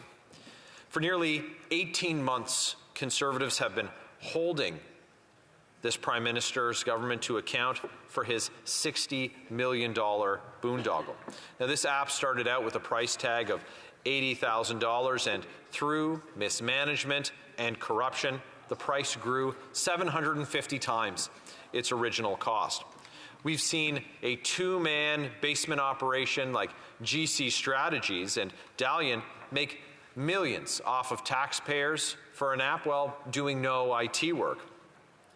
We've seen government officials wined and dined for contracts, and we've seen government officials leveling unbelievable accusations, shocking accusations of wrongdoing at each other before parliamentary committees. We know that there have been substantiated reports of bid rigging and fraudulent and forged documents being used in order to for contractors to win government business. And there are now 12 investigations into this scandal, including by the Royal Canadian Mounted Police. We've seen the institution of Parliament attacked by government officials who have lied to committee. and by key players in the scandal lying and refusing orders of parliamentary committees. Now, as is referred to in the reports from the Standing Committee on Government Operations, we know that Christian Firth and Darren Anthony did not attend when summoned. The first time, the second time, the third time, only under the threat of arrest, using extraordinary powers of this Parliament entrusted to us by Canadians, did they finally attend. But that's what brings us here today. Using an extraordinary remedy to an extraordinary problem, that is, ordering the appearance under threat of arrest, did we have Mr. Firth do something that hasn't given rise to the kind of debate that we're having now for, well, about 110 years. It seems that this reminder is more important now than ever. We've seen varying degrees of offense, but never anything as egregious as this. And this stems from Christian Firth, the principal of GC Strategies, that two-person firm, who was paid nearly $20 million on the $60 million boondoggle that is the Arrive scam, refusing to answer questions and then obstructing the work of Parliament and its committees. At the Government Operations Committee, I asked whether Mr. Firth had lied to a parliamentary committee before. He refused to answer. I also asked which public office holders Mr. Firth had met outside of government offices. He again refused to answer. The honourable member for Sherwood Park, Fort Saskatchewan, asked Mr. Firth how many hours he spent sending LinkedIn invitations. Now, this is a key component of GC Strategies' apparent recruitment strategy, if you can believe it, what earned them commissions of up to 30% on nearly $20 million. Mr. Firth replied and refused to answer. The honourable member for Carlton Trail, Eagle Creek, asked Mr. Firth to name his contacts in the various departments which provided GC Strategies with its 134 contracts. Again, Mr. Firth refused to answer. Now, one of the reasons that GC Strategy says that they were able to get these 134 contracts from the government is because of the reputation that they've built. And on their website, they have very detailed referrals, recommendations from the most senior government officials without names attributed to them. So I asked Mr. Firth to name the individuals who allegedly provided these glowing testimonials who appear on their website, and Mr. Firth refused to answer. And his contempt for Parliament goes back not to weeks ago, but to his first appearance at committee on the Arrive scam nearly a year and a half ago, where he lied about knowing the secondary residence of a senior government official, now infamously saying it was a chalet, not a cottage, and even at his most recent appearance at committee, Speaker, if it could bring you to laughter and not tears, he then said that it was a cabin. He lied about meeting government officials outside of government offices in that first appearance, and he lied about providing hospitality to government officials. And then he refused to return to committee to answer further questions, being summoned by the committee, and instead he decided to hide out. I'll note, Speaker, that when Mr. Firth first appeared at committee nearly a year and a half ago, and he didn't provide some of these answers, he undertook to provide them immediately, that he would give a return to the committee. Now, when he appeared at committee most recently, again under threat of arrest by House order, he said, well, I promise, and I quote, I promise, he said, that he would deliver the names of those government officials by the next morning at 9 a.m. Well, the committee was called to order at 10 a.m. the following morning, and the clerk confirmed and the chair reported that, again, Mr. Firth had lied to committee. broken a promise while under oath. Now, the committee had to threaten Mr. Firth with arrest at the hands of the Sergeant-at-Arms if he continued to refuse, as I said, and it was only that threat that brought him out of hiding. And then he refused to answer straightforward questions that anyone with nothing to hide would, of course, answer for. This is the kind of people that this Liberal Prime Minister is more than happy to hand over millions of dollars to for an app, but did no work. These are people who casually make a mockery of Canada's House of Commons, Canada's Parliament, and the oath that he took, a solemn oath that he took that morning at committee. There is no question that Parliament is the grand inquest of the nation, and it is to have unfettered right to send for people, papers, and documents, meaning Parliament has the full authority to summon and compel the attendance and testimony in Canada, except His Majesty the King, his royal representatives, and to summon and compel the production of documents. The courts have clearly acknowledged the powers of the House as the grand inquest of the nation to inquire into any matter that it sees fit. As part of the grand inquest of the nation, parliamentary committees are not restricted in the scope of questions that they can pose to witnesses, and witnesses must answer all questions that are put to them. And this latest episode, this latest report from the Standing Committee on Government Operations is just the most recent development in a scandal that continues to grow and envelop this government through the many investigations that have taken place and are ongoing by independent officers of Parliament, parliamentary committees, and of course the National Police Force. The Auditor General, in a report that was issued against this government's wishes, every member of the government having voted to block the Auditor General from having investigated GC Strategies and the $60 million Arrive scam, outlined the glaring lack of oversight and accountability in the procurement and contracting development of this failed app. And the Auditor General found that Canada Border Services Agency documentation, financial records, and controls were so poor that she was unable to determine the price cost of the ArriveCAN application. If you can imagine the Auditor General, a general with an army of auditors, unable to actually give precision on the price of this scandal that is approximately $60 million. Now, using the information that was available, the Auditor General estimated the cost at least $60 million. She found that the CBSA's disregard for policies, controls, and transparency in the contracting process restricted opportunities for competition and undermined value for money.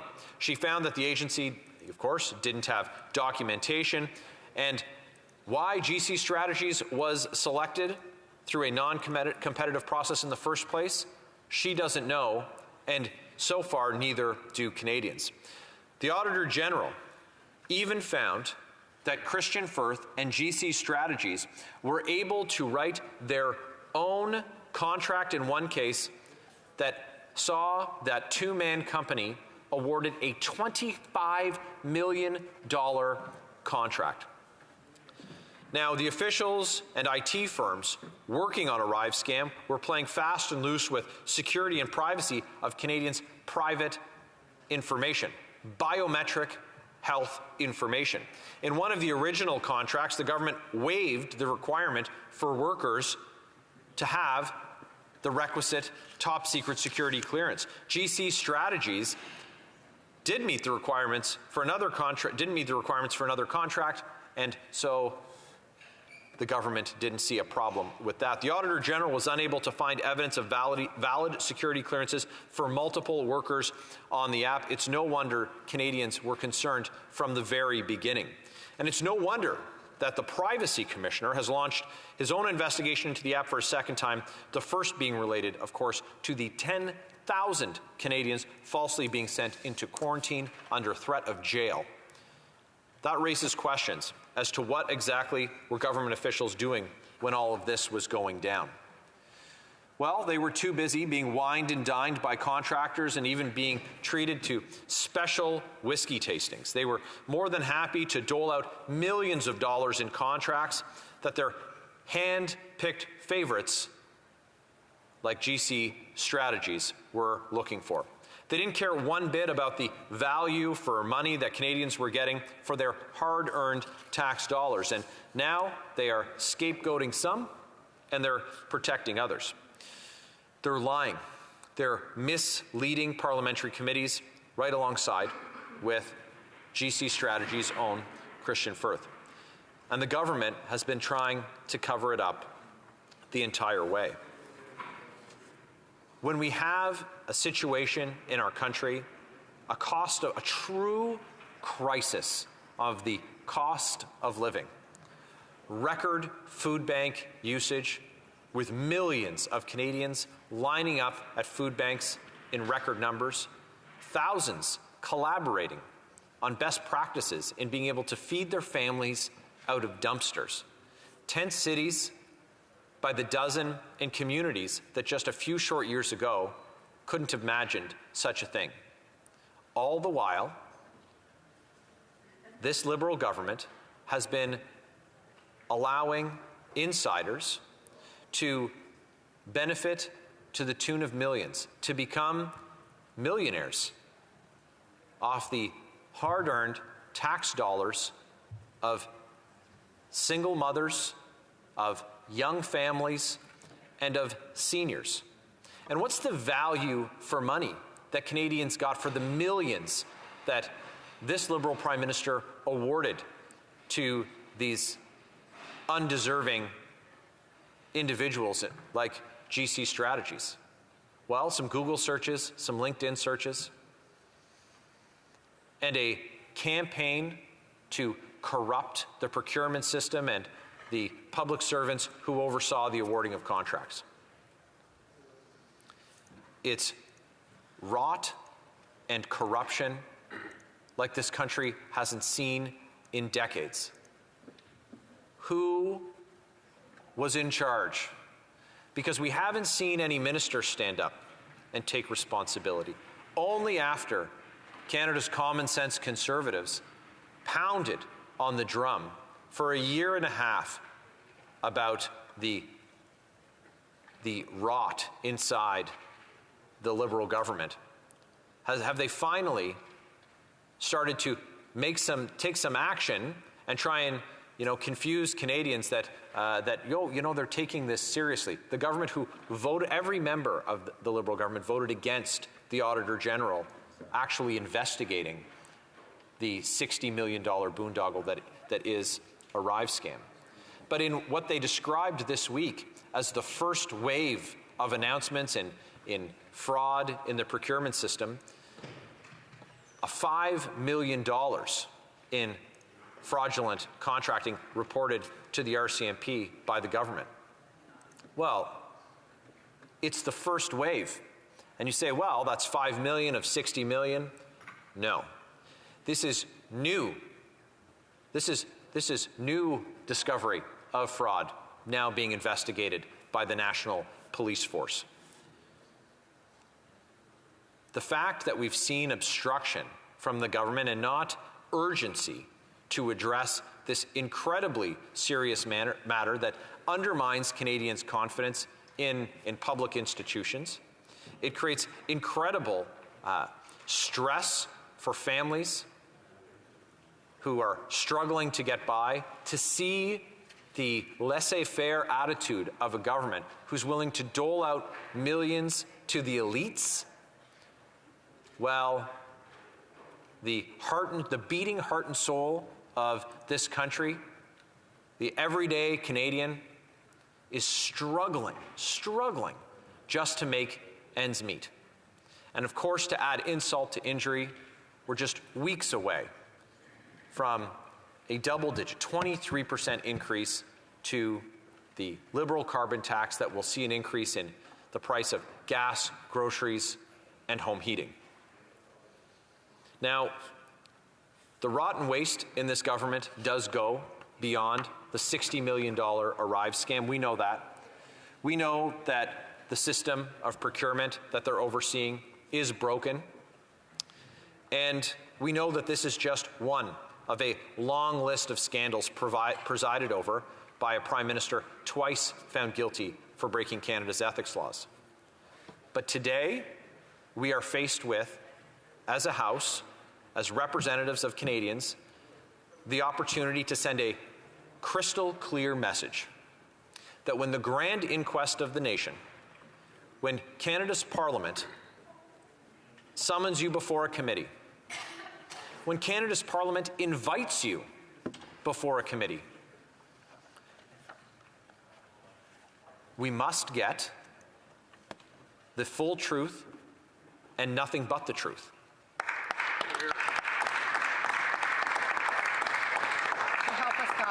So we're going to defend Canada's institutions.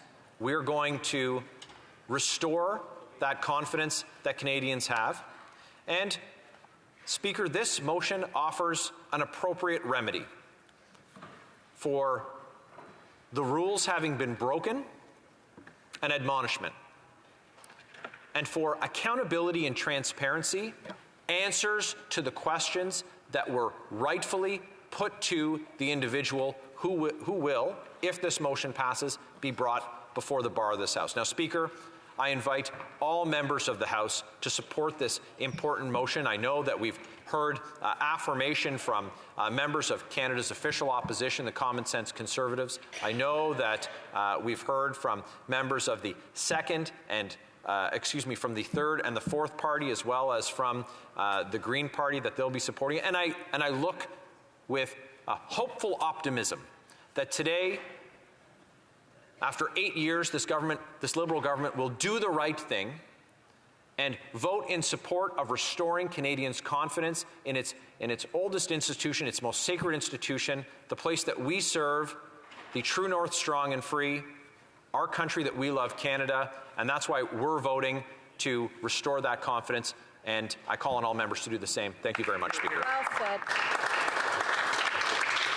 Questions et commentaires. L'honorable. Questions and comments? The Honourable Member for Drummond. Thank you, Mr. Speaker. I'd like to thank my colleague, my Conservative colleague, for his speech. There's something very scandalous about this whole affair. First of all, a company that's double-dipping into the public trough without any restraint and no remorse either. And once called to explain before the committee, that it's incredible the arrogance that was shown in refusing to answer.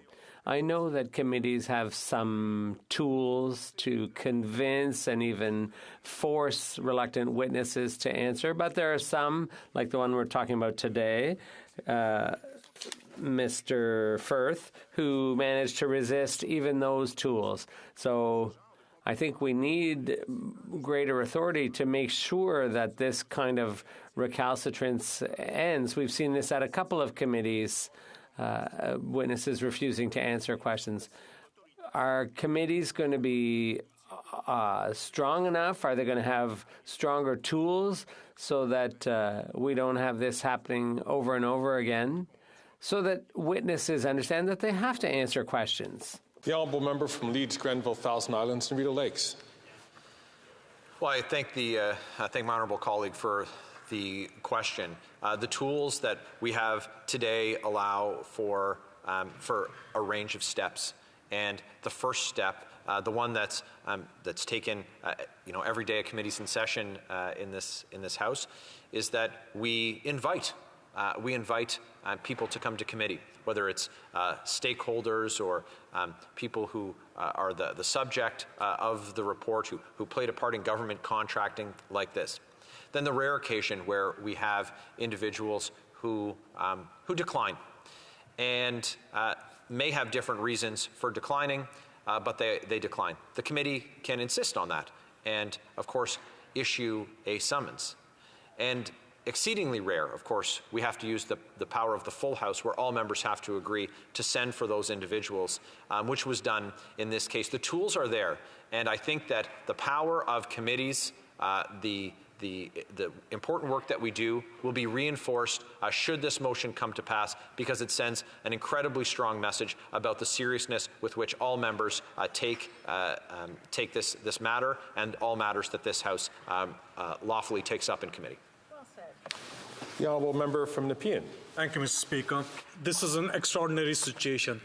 Parliament reflects the will of the people, will of all Canadians, and parliamentarians as representatives of the people, we do have the right and the duty to seek the truth. We cannot allow anyone to go scot-free. Those who disregard, disobey, disrespects, and misleads or lies to the Parliament or the parliamentary bodies. I would like to ask the member whether he is satisfied with the current process or the current mechanics, the rules and regulations that are in place that we can use to go after the Canadian, the individuals who disrespects the Parliament, or if he is not satisfied, are there any changes to the current process or the current tools or the current rules he would like to propose?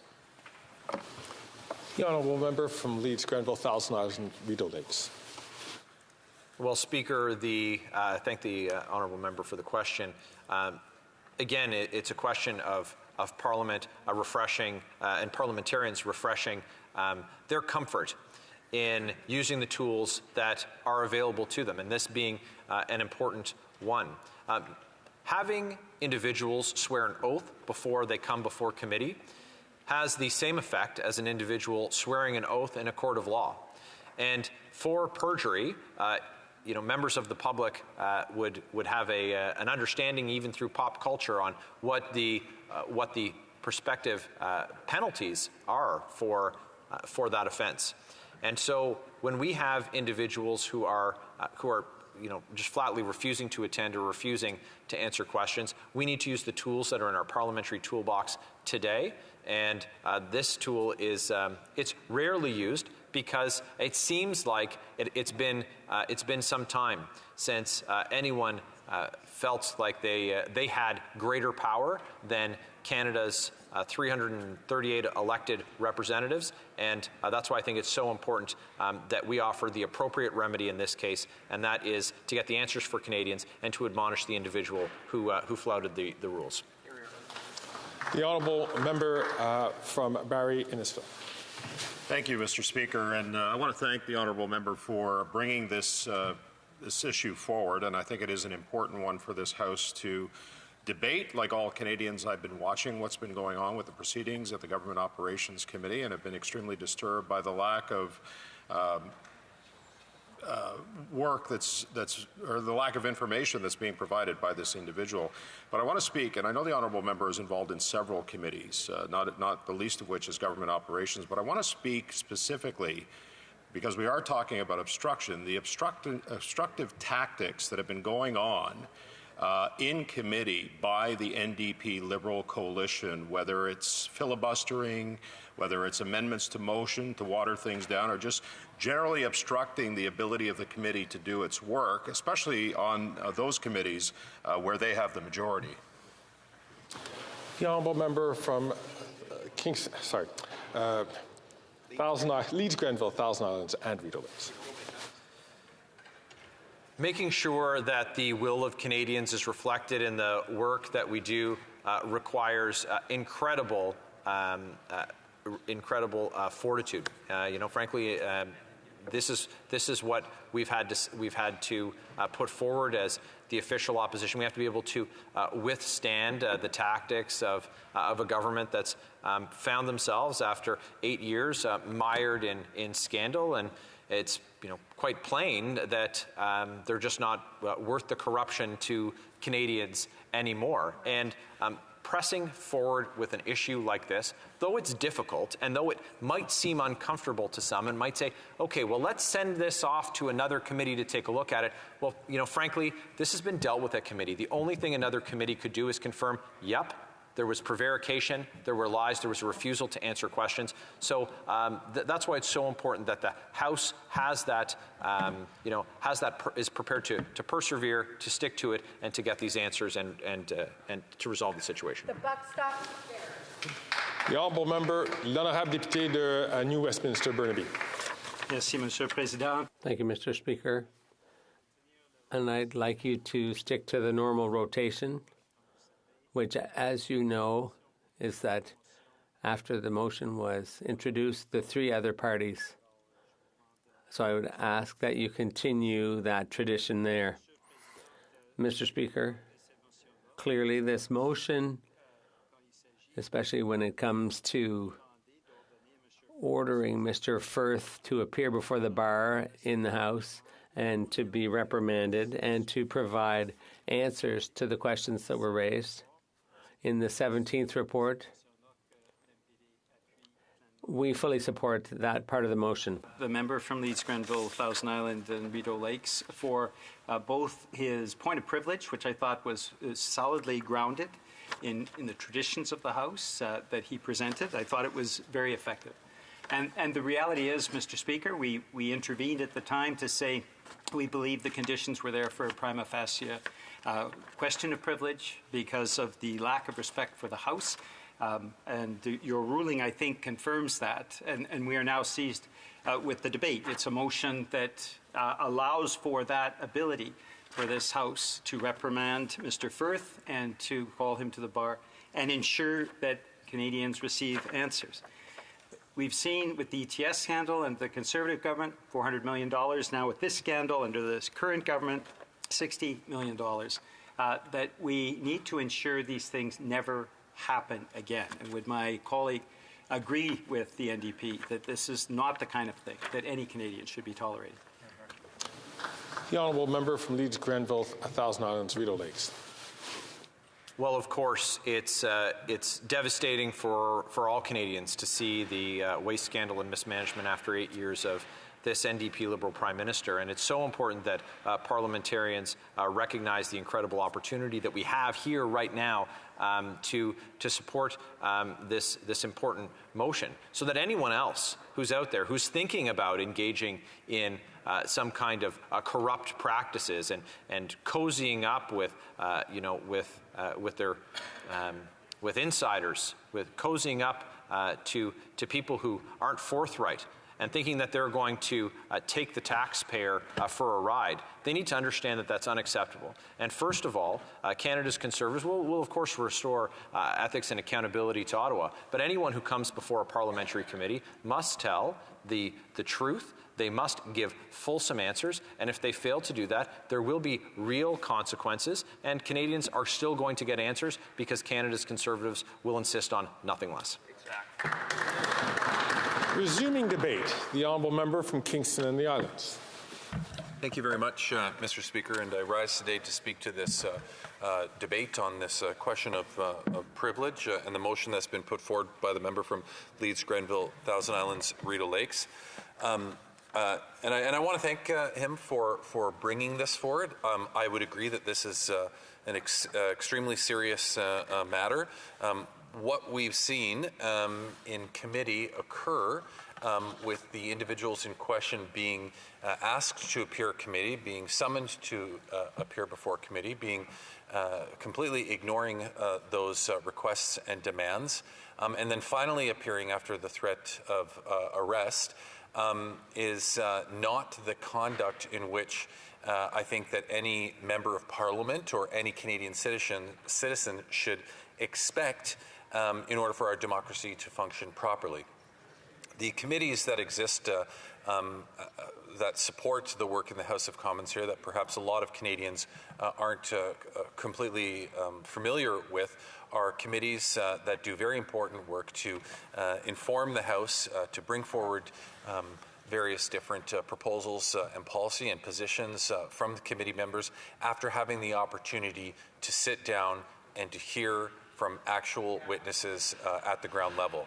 And that's why getting this information to committee in a timely, cooperative, and very important, and most importantly, truthful manner is of critical importance. when we have people that arbitrarily decide they don't think they need to tell the truth, or they don't think they need to appear because they don't feel like it or they don't want to, when we're talking about something as serious as this, when we're talking about how public money was misused by individuals, perhaps in a fraudulent manner, then we have a big problem. And so I would agree with the member from Leeds, Grenville, Thousand Islands, and Rideau Lakes when he speaks very passionately about the need to get this information and to properly deal with the individuals in question here. Because if we don't, Mr. Speaker, if we don't ensure that we're properly doing that, we are basically setting a precedent and opening the door to others who might feel the same way, as though they don't want to, or they don't feel obligated to appear before committee when they're summoned, or to tell the truth, or to provide information in order for parliamentarians vis-a-vis their constituents and the Canadian population to get to the bottom of things. And so when we look at the ArriveCAN situation specifically, I think I would like to point out a few things where I perhaps disagree with my colleague who introduced the motion. Namely, the fact that the government of Canada has been seized with this issue since it was brought forward by CBSA and the officials to the minister. Since as soon as the minister was made aware of this, he directed the appropriate individuals to conduct audits and to figure out exactly what was going on. To suggest that that wasn't the case would be void of reality of what actually happened. And so once it was discovered that there was work that needed to be done in terms of getting to the bottom of things and figuring out exactly what happened, the minister and his officials proceeded to ensure that that would happen. And as we know, as a result of that, a number, or at least 3 contracts were suspended by CBSA, and those were contracts specifically with GC Strategies, Cordix Technology, and Dalian Enterprises. And it's extremely, I think, very prudent, the manner in which that was dealt with, and it's the proper way to conduct this. I will say, Mr. Speaker, my concern is, I'm open to hearing the debate and hearing what people have to say today. My concern about the manner in which the member has brought this forward is how we conduct this operation exactly. He wants to call them to the individuals to the bar, and I don't know if this means we dissolve into committee of the whole or something in order to ask questions. This, quite frankly, isn't something, Mr. Speaker, that has been done in over 200 years. We really don't have a practice or a proper procedure for doing this. This is why when I intervened on the point of privilege earlier today, Mr. Speaker, I specifically talked about the fact that we need to establish how we do this. Like, what does this look like from a practical implementing perspective? Because I was unfortunate to be one of the participants during the middle of the pandemic when we were in this House. I may have been the only Liberal member that was physically present in the House of Commons when we called another individual to the bar. And all that we really got out of that, Mr. Speaker, was people yelling and shouting and screaming from their seats while the individual stood there and was scolded and chastised. I assume that, and I have faith in the member from Leeds, Grenville, Thousand Islands, Rideau Lakes, when he genuinely wants to get to the bottom of this, and this is not about political theater as that tended to be. So that's why I stress upon the fact that it is extremely important that we just develop how we will go about conducting the manner in which we call somebody and how questions are asked and how this House will genuinely function during that time, again, given the fact that this is not something that we have done in over 200 years. So that does bring concern for me, Mr. Speaker. So, Mr. Speaker, I would like to move an amendment to the motion. I have the amendment here, which I will provide to the clerk after I read it out. It is seconded by the member from Milton, and that the motion be amended by A, deleting the words "at the expiry of the time provided for oral questions on the third sitting day following the adoption of this order," and B, adding at the end, quote, "provided that D, it be the instruction of the Standing Committee on Procedure and House Affairs to study the procedure for questioning Kirsten Firth at the bar of the House and report back to the House of Commons with recommendations within 10 days following the adoption of this order, and that Kirsten Firth, Kirsten Firth attend the bar of the House of Commons no later than 3 sitting days following the concurrence in of the report." So what I'm asking for here, in addition to what I'm asking for here, Mr. Speaker, is that we let the Standing Committee very quickly develop the procedure by which we would entertain the individual and proceed with the individual once they get here, and then also adding the words to ensure that the appearance occur within a limited number of time, 3 days, as I indicated. That's my amendment, Mr. Speaker, and I will submit that to the clerk.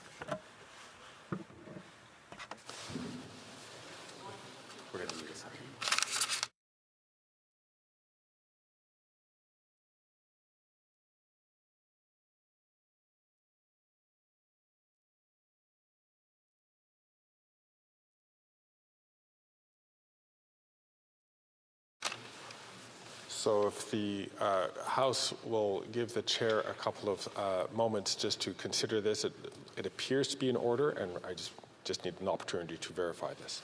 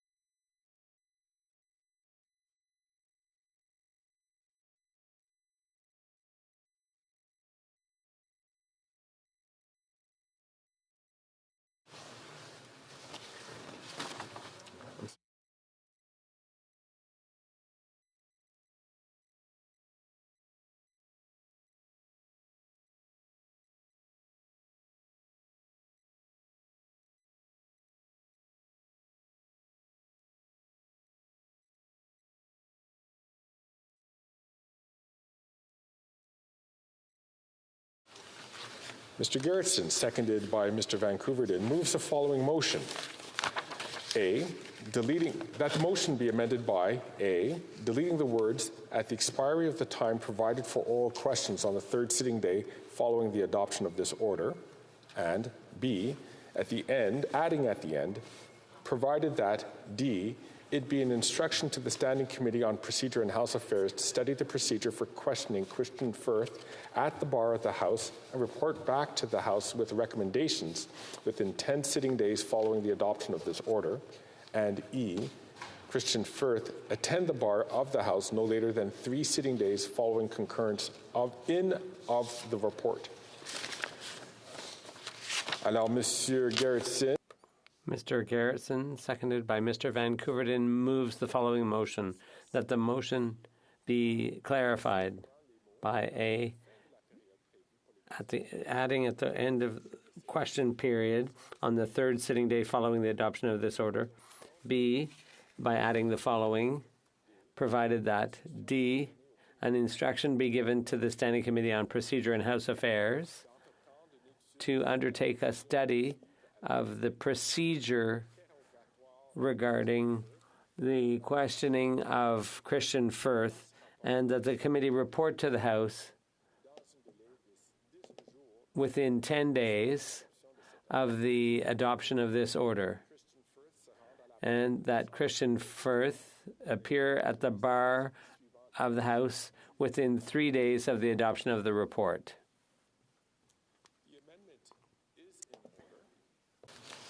Resuming debate. Questions and comments. The honourable member from New Westminster, Burnaby.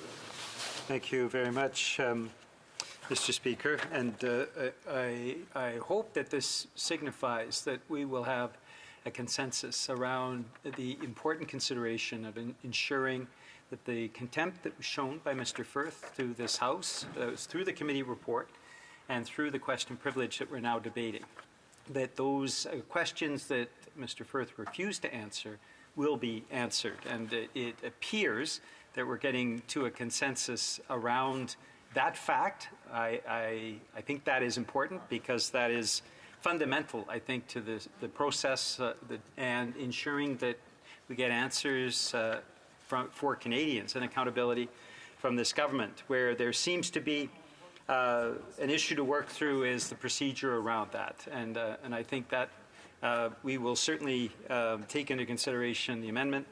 But as far as the NDP is concerned, what is absolutely vital is that the admonishment be delivered to Mr. Firth and that we have in place a method to get all of the answers that Canadians are demanding. This is fundamental because this has gone on now for 20 years. We've seen procurement scandals, the ETS scandal under the former Harper government. Now we have the ArriveCan scandal that is under the current government, and $59.5 million that was clearly misspent, 19.1 million of it that is connected to GC Strategies.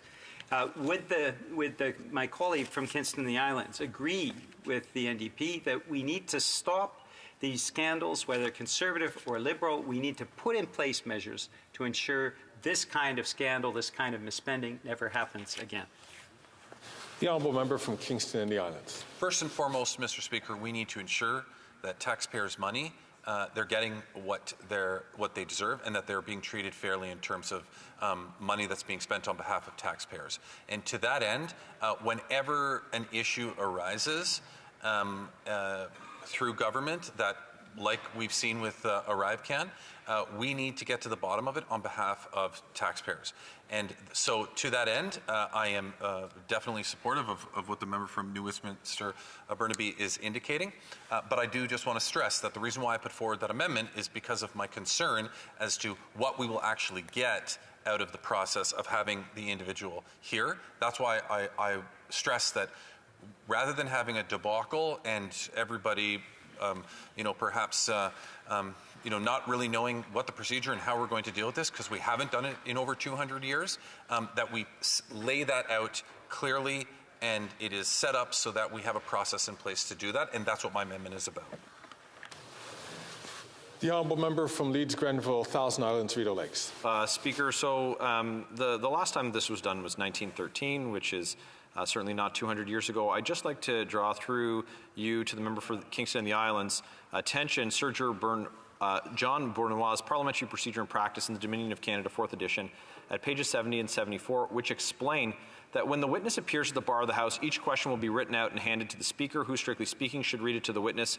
But on certain occasions, a considerable degree of latitude is allowed for the convenience of the House, and questions put directly by members have been supposed to be put through the Speaker. Speaker, the precision with which this is done has already been laid out, not in ancient texts, but in the texts of precedents that are relevant to this place. A further committee study, further delay is not what we need. Of course, order and decorum will be maintained. That is the role of the Speaker of this House, and of course, like institutions, all institutions in Canada, Canadians have confidence that the Speaker would do it in just that way, a way where decorum is maintained, but that we do get answers and admonishment, and that it's done in very due course, Speaker. Thank you.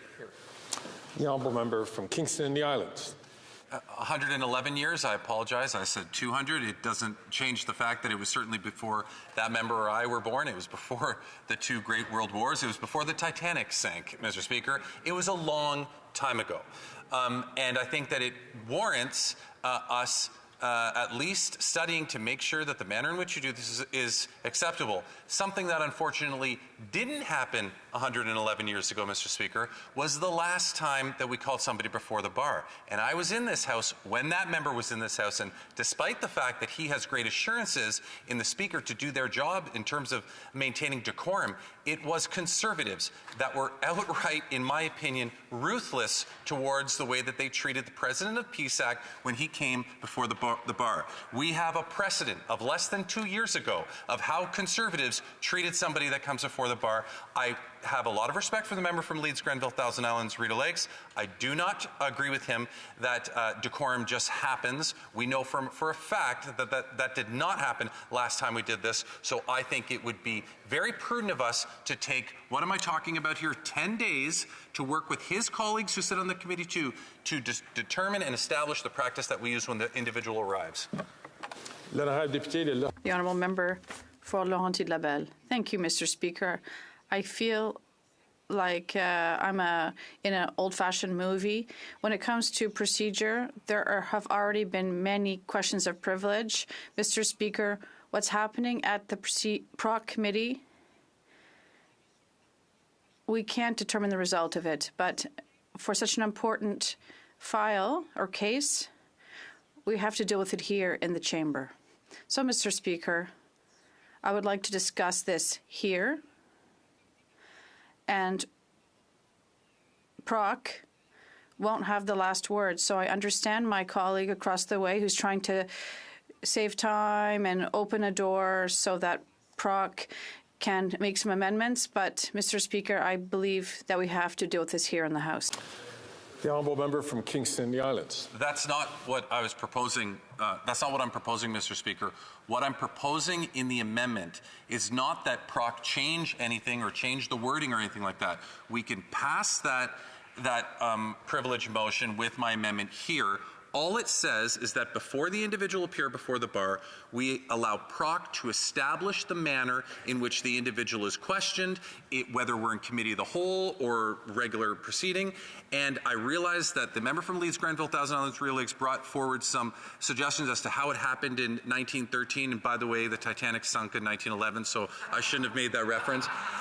But the truth is we're just talking. I'm just talking about how.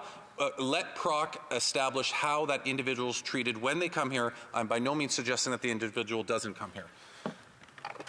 The Honourable Member from Milton. Thank you very much, Mr. Speaker. I'd like to commend the member for all of the work he's done on this file. It's extremely important to make sure that all of the work that we do in this place continues to have integrity. And I know that's a mutual commitment that all parties share, and this solutions to this challenge have required a multi-partisan approach. Despite all the theatrics in the House and the finger-pointing and the name-calling and everything, this actually has been a very collaborative approach. And I was hoping that the member could speak to the collaborative nature of his amendment and what's necessary to get us to a place where this House can continue the work that we're doing with integrity. Thank you, Mr. Speaker. The Honourable Member from Kingston and the Islands. And that's what I really genuinely hope that we can get out of this, Mr. Speaker, is our answers on behalf of Canadians. Not political theatre, not dragging somebody there just for the purpose of showing it so that, you know, there can be a nightly clip that shows another individual being brought before the bar in such a manner, but so that we can actually get the answers to the questions that were not provided in committee, and to the member from Leeds, Grenville, Thousand Islands, Rideau Lakes, to his point, to show Canadians that there is an obligation when people are summoned to committee to come and to provide the truth, and if they don't, there is recourse to that. So I don't disagree with the manner in which the members put it forward. I just want to make sure that our objective here is going to be to get to the bottom of this issue and that we have the right tools in place to do it. I genuinely think that this is the correct way. This is the way that Canadians would expect us to do it, and it's the responsible way that provides the proper due diligence. We have time for one last very brief question, about 20 seconds long. The Honourable Member from Central Okanagan, Similkameen Nicola, has only 20 seconds for a Thank you, Mr. Speaker. And to the member opposite, I totally disagree with the categorization that he made of when we had the president of PHAC here. I was here, other members as well. And it was untrue that it was not done in a proper format. Mr. Speaker, Parliament is a place where we need to be respected as an institution. I believe we should be able to get answers. I want to ask the member, does he believe firmly we should get answers in the most direct way possible, or is he creating more process? The Honourable Member from Kingston and the Islands. Parliament is also a place, Mr. Speaker, where we ensure that things are done in a proper and a manner in order to ensure that the right answers are received for Canadians. And to his point, I absolutely, and I actually really hope that we can remove the partisanship out of this and we can work to getting those answers, because to his last point, I most definitely want to get the answers to it. But more importantly, I think Canadians deserve to get the answers to these questions. Before we resume debate, I have the honour to inform the House that messages have been received from the Senate informing the House that the Senate has passed the following bills. C-34. C-34, Act to amend Canada Act. C-67, Act for Public Administration Credit for fiscal year ending March 31st, 2024. For granting to His Majesty certain sums of money for the federal public administration for the fiscal year ending March 31st, 2025.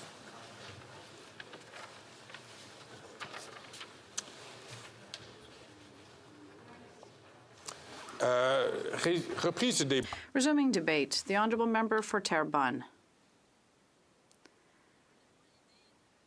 Far be it from me to want to defend the Canadian Parliament, because I would like Quebec to no longer be part of it one day. But I'd like to defend the principle that this Parliament does defend, the respect for democratic institutions, which Quebec does participate in for the time being. We're facing another scandal with ArriveCAN. This app, which was supposed to cost $8 million, and we're not even sure of the amount, but it's probably around $60 million. In fact, the Auditor General issued a report about the management of ArriveCAN, and she said that this is the worst management of an app she's seen in her career. And we've discovered that the ArriveCAN file is only the tip of the iceberg. Every time we lift up something, we discover something new underneath it. And we've realized that there are personnel from CBSA that participated in activities with some suppliers, like we're talking about today in this question of privilege, were invited to. The average cost for management was $1,080, whereas the average cost for a position was around $675. There are many components, Mr. Speaker, a lot of things that are shocking when we're gradually discovering new information that comes out. And in fact, the person we're talking about today, Mr. Firth, justified his rate of $2,600 a day, that he's saying that he doesn't do a 9-to-5 job. They do not provide any services or products to the government, yet Mr. Firth himself said that he presented more than 1,500 bills a month, and that the cost suddenly rose for this contract to $13.5 million of taxpayers' money. The controller at Public Accounts, where I sit, recently revealed that GC Strategies, founded by Mr. Firth, and its predecessor, Consulting, obtained roughly $108 million in contracts since 2011. And we recently learned that some manual searches allow the government to find other contracts. So this leads us to believe that there may be more than $108 million in contracts in total. La Presse recorded this figure and many others. And this is a big deal. The fact that we're not able to know exactly how many people that have no respect for Canada's democratic institutions and those of Quebec, how much they earn, how much these people receive from the government. The government can't even tell us. According to Christian Firth, once again, at Ogo,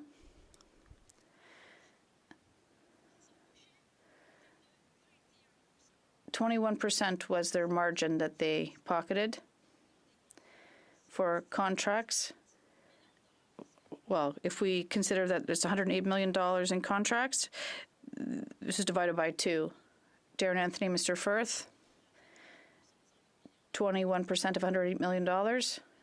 Well, it's roughly $23 million. That's an enormous amount. $23 million, and they provided no service. If that's not poor management of public funds, what is it? And these individuals, they saw a breach, and they have no respect for taxpayer money, and they showed at several occasions at committee that they have no respect for Canadian parliamentary institutions that represent both Canadians and Quebecers. The same individuals were given contracts under the Liberals and the Conservatives under another name, Corridal. Corridal was founded roughly 10 years previous, and it was bought by Christian Firth and Darren Anthony, and they changed the names to GC Strategy in 2015 when the government changed. GC Strategies and Corridal have the same owner, therefore, with the exception of Caleb White, who withdrew. For what reason, we don't know. GC Strategies received most of its contracts from CBSA for Arrive Cam. We learned this in the Auditor General's report, that many of these contracts were not awarded through competition. Recently, through access to some emails, we learned that PSPC red flagged this. And despite the pandemic, they said this is somewhat strange that we're giving contracts of several $1 million over 3 years, even though what you're saying to justify a non-competitive contract is the fact that we have to take urgent action. Why are they rushing and offering a 3-year contract? There's something that doesn't make sense. And despite the warnings put forth by PSPC, pushed by some individuals within the agency, decided to give these contracts with the signature of PSPC.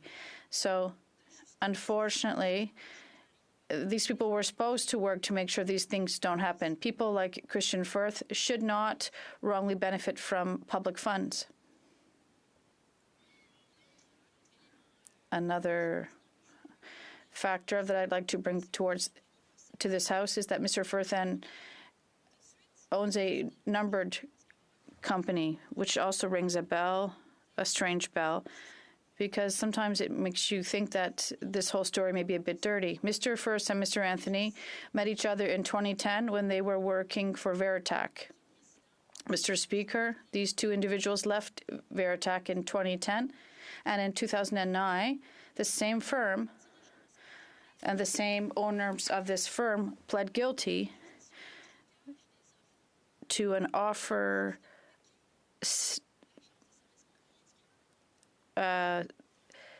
to a scandal involving bids. And they worked at Veritac when Veritac was accused of this scandal. And the judge asked for Veritac's employees to all receive, including Mr. Firth and Darren Anthony, training on bid fixing. So he knew full well what he was doing when they themselves wrote the bid that allowed GC Strategies to win a contract for several $1 million for ArriveCan. They knew full well what they were doing, these two individuals. Mr. First and Mr. Anthony, through the work of the Auditor General, we learned that they were involved in golf tournaments and whiskey events and many others. They participated in various activities. And the excuse that we had to take urgent action was put forth by many companies to justify ArriveCan. We have tight deadlines, they said, but the number of non-competitive contracts had risen significantly since 2016, between 2016 and 2023, even after the pandemic. So this is being studied at several committees even. And it's in this context that the owners of GC Strategy were called to the OGO committee. At Public Accounts, we heard from the CEO of the other company that is in a very similar situation, namely Dalian, the CEO of that company. And unfortunately, it's not today's topic, but I realize that this person also committed a breach of Parliament, or is in contempt of Parliament by not answering question because they gave contradicting answers from A to Z. And my Liberal colleagues were happy to see that these individuals managed to bring all of Parliament on the same page in terms of, well, we all agreed that these individuals clearly lacked respect for our institutions. So therefore, we understand that it's in terms of contempt of Parliament that the question of privilege was sought. And, Mr. Speaker, contempt of Parliament is any act or omission with respect to the authority or the dignity of Parliament. And the question of privilege raised by the member for Leeds, Grenville Islands, Rideau Lakes is therefore relevant. Yes, Christian Firth did finally accept to go back to committee after asking him several times, even under threat from the Sergeant of Arms to forcefully bring him back. And he made a statement. A series of questions from committee members were asked about his participation in ArriveCan. And during his testimony, Mr. Firth refused on several occasions to answer committee questions under the pretext that there was an RCMP investigation underway. And I'd like to mention that the CEO of the other company, Mr. Yeo, said that the RCMP never contacted him. So who's telling the truth? There is a person in the same investigation of the scam with signatures for consent. And there's one CEO, Mr. Firth, who refuses to answer questions from our committee using the pretext that the RCMP investigation is underway, and the other CEO who says at committee that the RCMP never contacted them. So once again, who's telling the truth? There's probably several cases of contempt of Parliament to be raised, but let's talk about what happened at committee that day. Some testimony from Mr. Firth was suspected to be misleading. He said, Mr. Firth said he made mistakes in terms of talking about a chalet or a cottage, but quite frankly, who makes a mistake when they talk about a country house or a chalet or a cottage? To answer with a smile is actually insulting for committee members who are trying to get answers for legitimate questions about where taxpayers' money went and how it was used.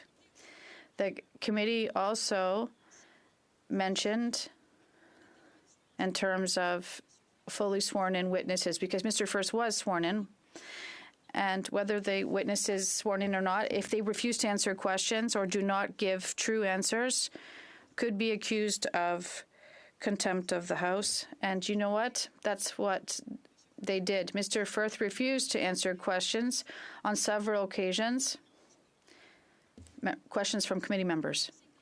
Therefore, because Mr. Firth refused to answer these questions, and also in terms of the truthfulness of his answers, they adopted a motion for the question of privilege. The Bloc obviously supported this question of privilege. We were at committee, we asked questions to Mr. Firth, and we realized that, in fact, there was a contempt of Parliament. So I do appreciate your decision, Mr. Speaker, because we do agree with this decision. We agree with the motion that was moved today. In terms of the amendment, there are several aspects to consider. First, like my colleague said, the member for Laurentides-Labelle, Proc, unfortunately, acts in a very partisan fashion and may cause delays. Because this is inevitable, because the House of Commons, it's up to us to decide if a person who committed contempt of Parliament needs to attend the bar and answer questions from members. So we need to do the bare minimum when you respect democratic institutions, namely to answer questions from committee members. Because these questions, Mr. Speaker, let's remember, members represent the people, Canadians. These are questions we receive every day. Everyone's talking about the Arrive-Can affair, not just here, where we don't live in a bubble. This affair concerns everyone because, yes, people right now are having a hard time finding housing. They're having a hard time buying food.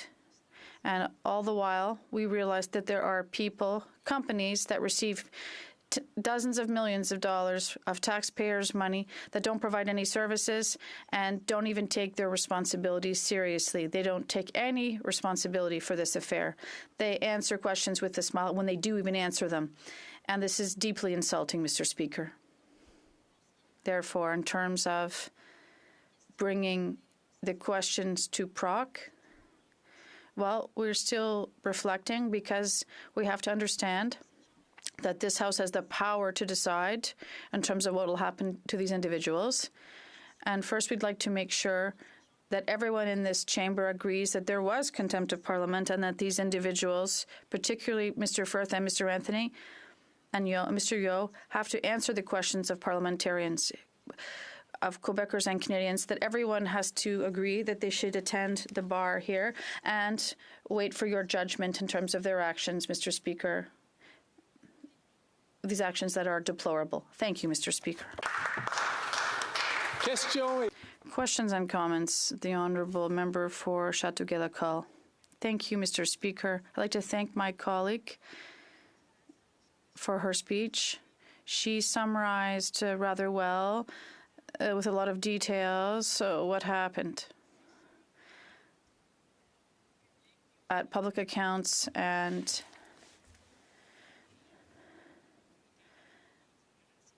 at OGO as well, because we see that there were several committees involved in this affair. And I do appreciate as well the fact that my colleague recognizes that there are ways of doing things here in the Parliament, and the procedures have to be respected. And I don't think she would like to see things like we saw in the 43rd Parliament, when someone from the public service was called here and chaos broke out here in the chamber. We don't want to see this type of procedure because it doesn't yield the answers that we need. She said the Bloc was thinking about things, so I'd like to know a little bit more about what's important for them in their reflection. The Honourable Member for Terrebonne. Of course, decorum, yes, I agree with my colleague. Decorum is important, but decorum is important for both ways. When someone has showed such a lack of respect for committee members and they have no respect for democratic institutions, as I said several times in my speech, the person needs to be brought before the bar. So we need to know, yes, there'll be decorum. If they're focusing on this when they are before the bar, they're missing the point. It'll be up to you to decide, Mr. Speaker. Yes, this person did commit contempt of Parliament, so they do deserve to be brought before the bar and answer members' questions, and that is the point. The Honourable Member for Mégantic-L'Érable. Mr. Speaker,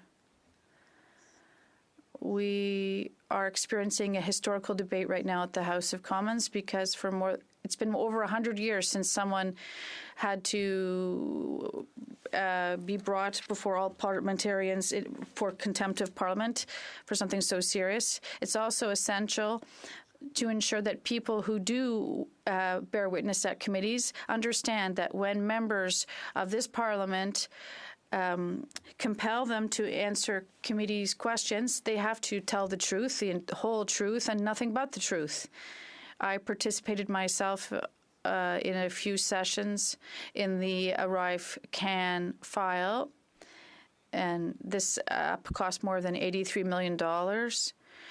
Well, they can't even say exactly how much the app cost because the company and the various companies didn't want to provide all the information. So it's important for us to be able to send a clear message. Parliament, committees will not tolerate witnesses who come here and only give a part of the truth. That's exactly the purpose of my colleague's speech, but I'd like her to talk about the importance of when witnesses appear before committees and how they should behave in the future. The Honourable Member for Terrebonne. I'd like to thank my colleague for his question. Yes, the two committees that are studying Arrive Cam in depth, there's OGO and also public accounts that I sit on. We've been studying this issue for quite some time, but it's through questions that members asked and then transmitted to the media that people know what's happening. It's through our work, the work of members at committee, and the questions that we receive and answers we receive from witnesses that we're able to piece together the story. And as I said in my speech, people did lack respect for these institutions. They may have stolen money from taxpayers. If they didn't provide any services or products, then I would call that theft. So, Mr. Speaker, the answers to the questions that are asked are very important. We have to make sure that democracy does continue to work, and we also have to give people confidence in democratic institutions, and that's why people who refuse to answer questions consciously have to be accused of contempt of Parliament so that this no longer happens in the future. It's a signal we're sending to all witnesses, current and future witnesses. They have to answer questions. The Honourable Member for New Westminster Burnaby. Thank you very much, Mr. Speaker. I'd like to thank my colleague for her speech. Obviously, all parties agree that we need answers. There have been too many scandals.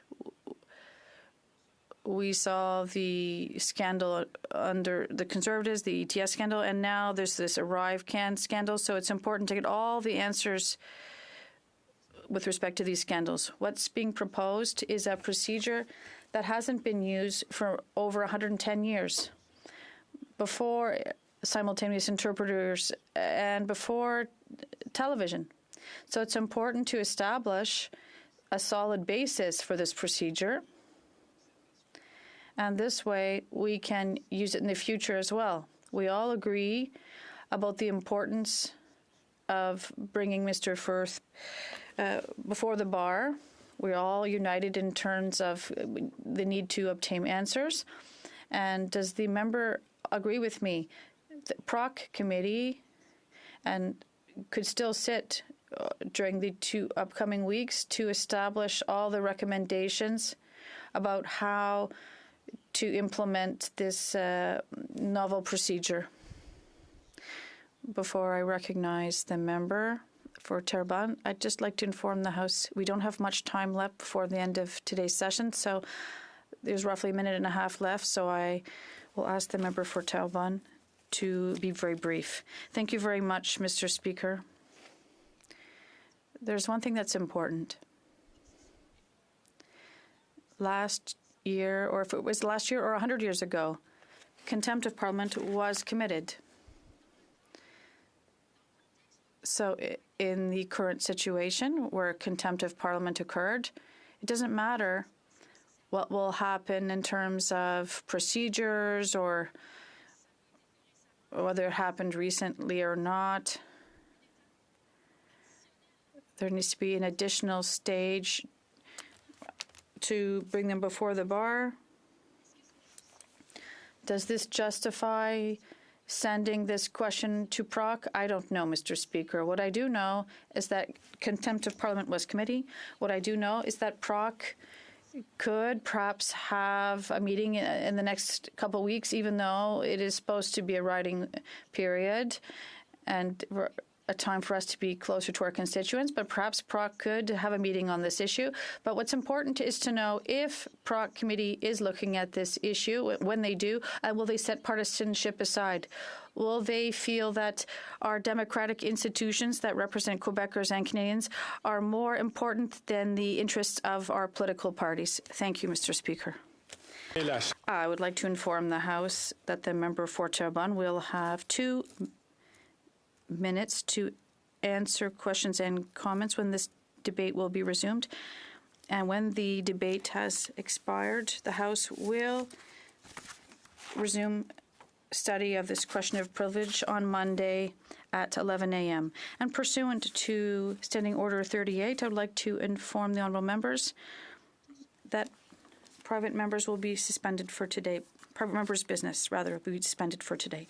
As it is 2:30, the House is now adjourned until Monday, April 8th at 11 a.m., pursuant to Standing Order 24-1. Opportunity to wish all members a happy Easter, happy Passover, and the end of Ramadan.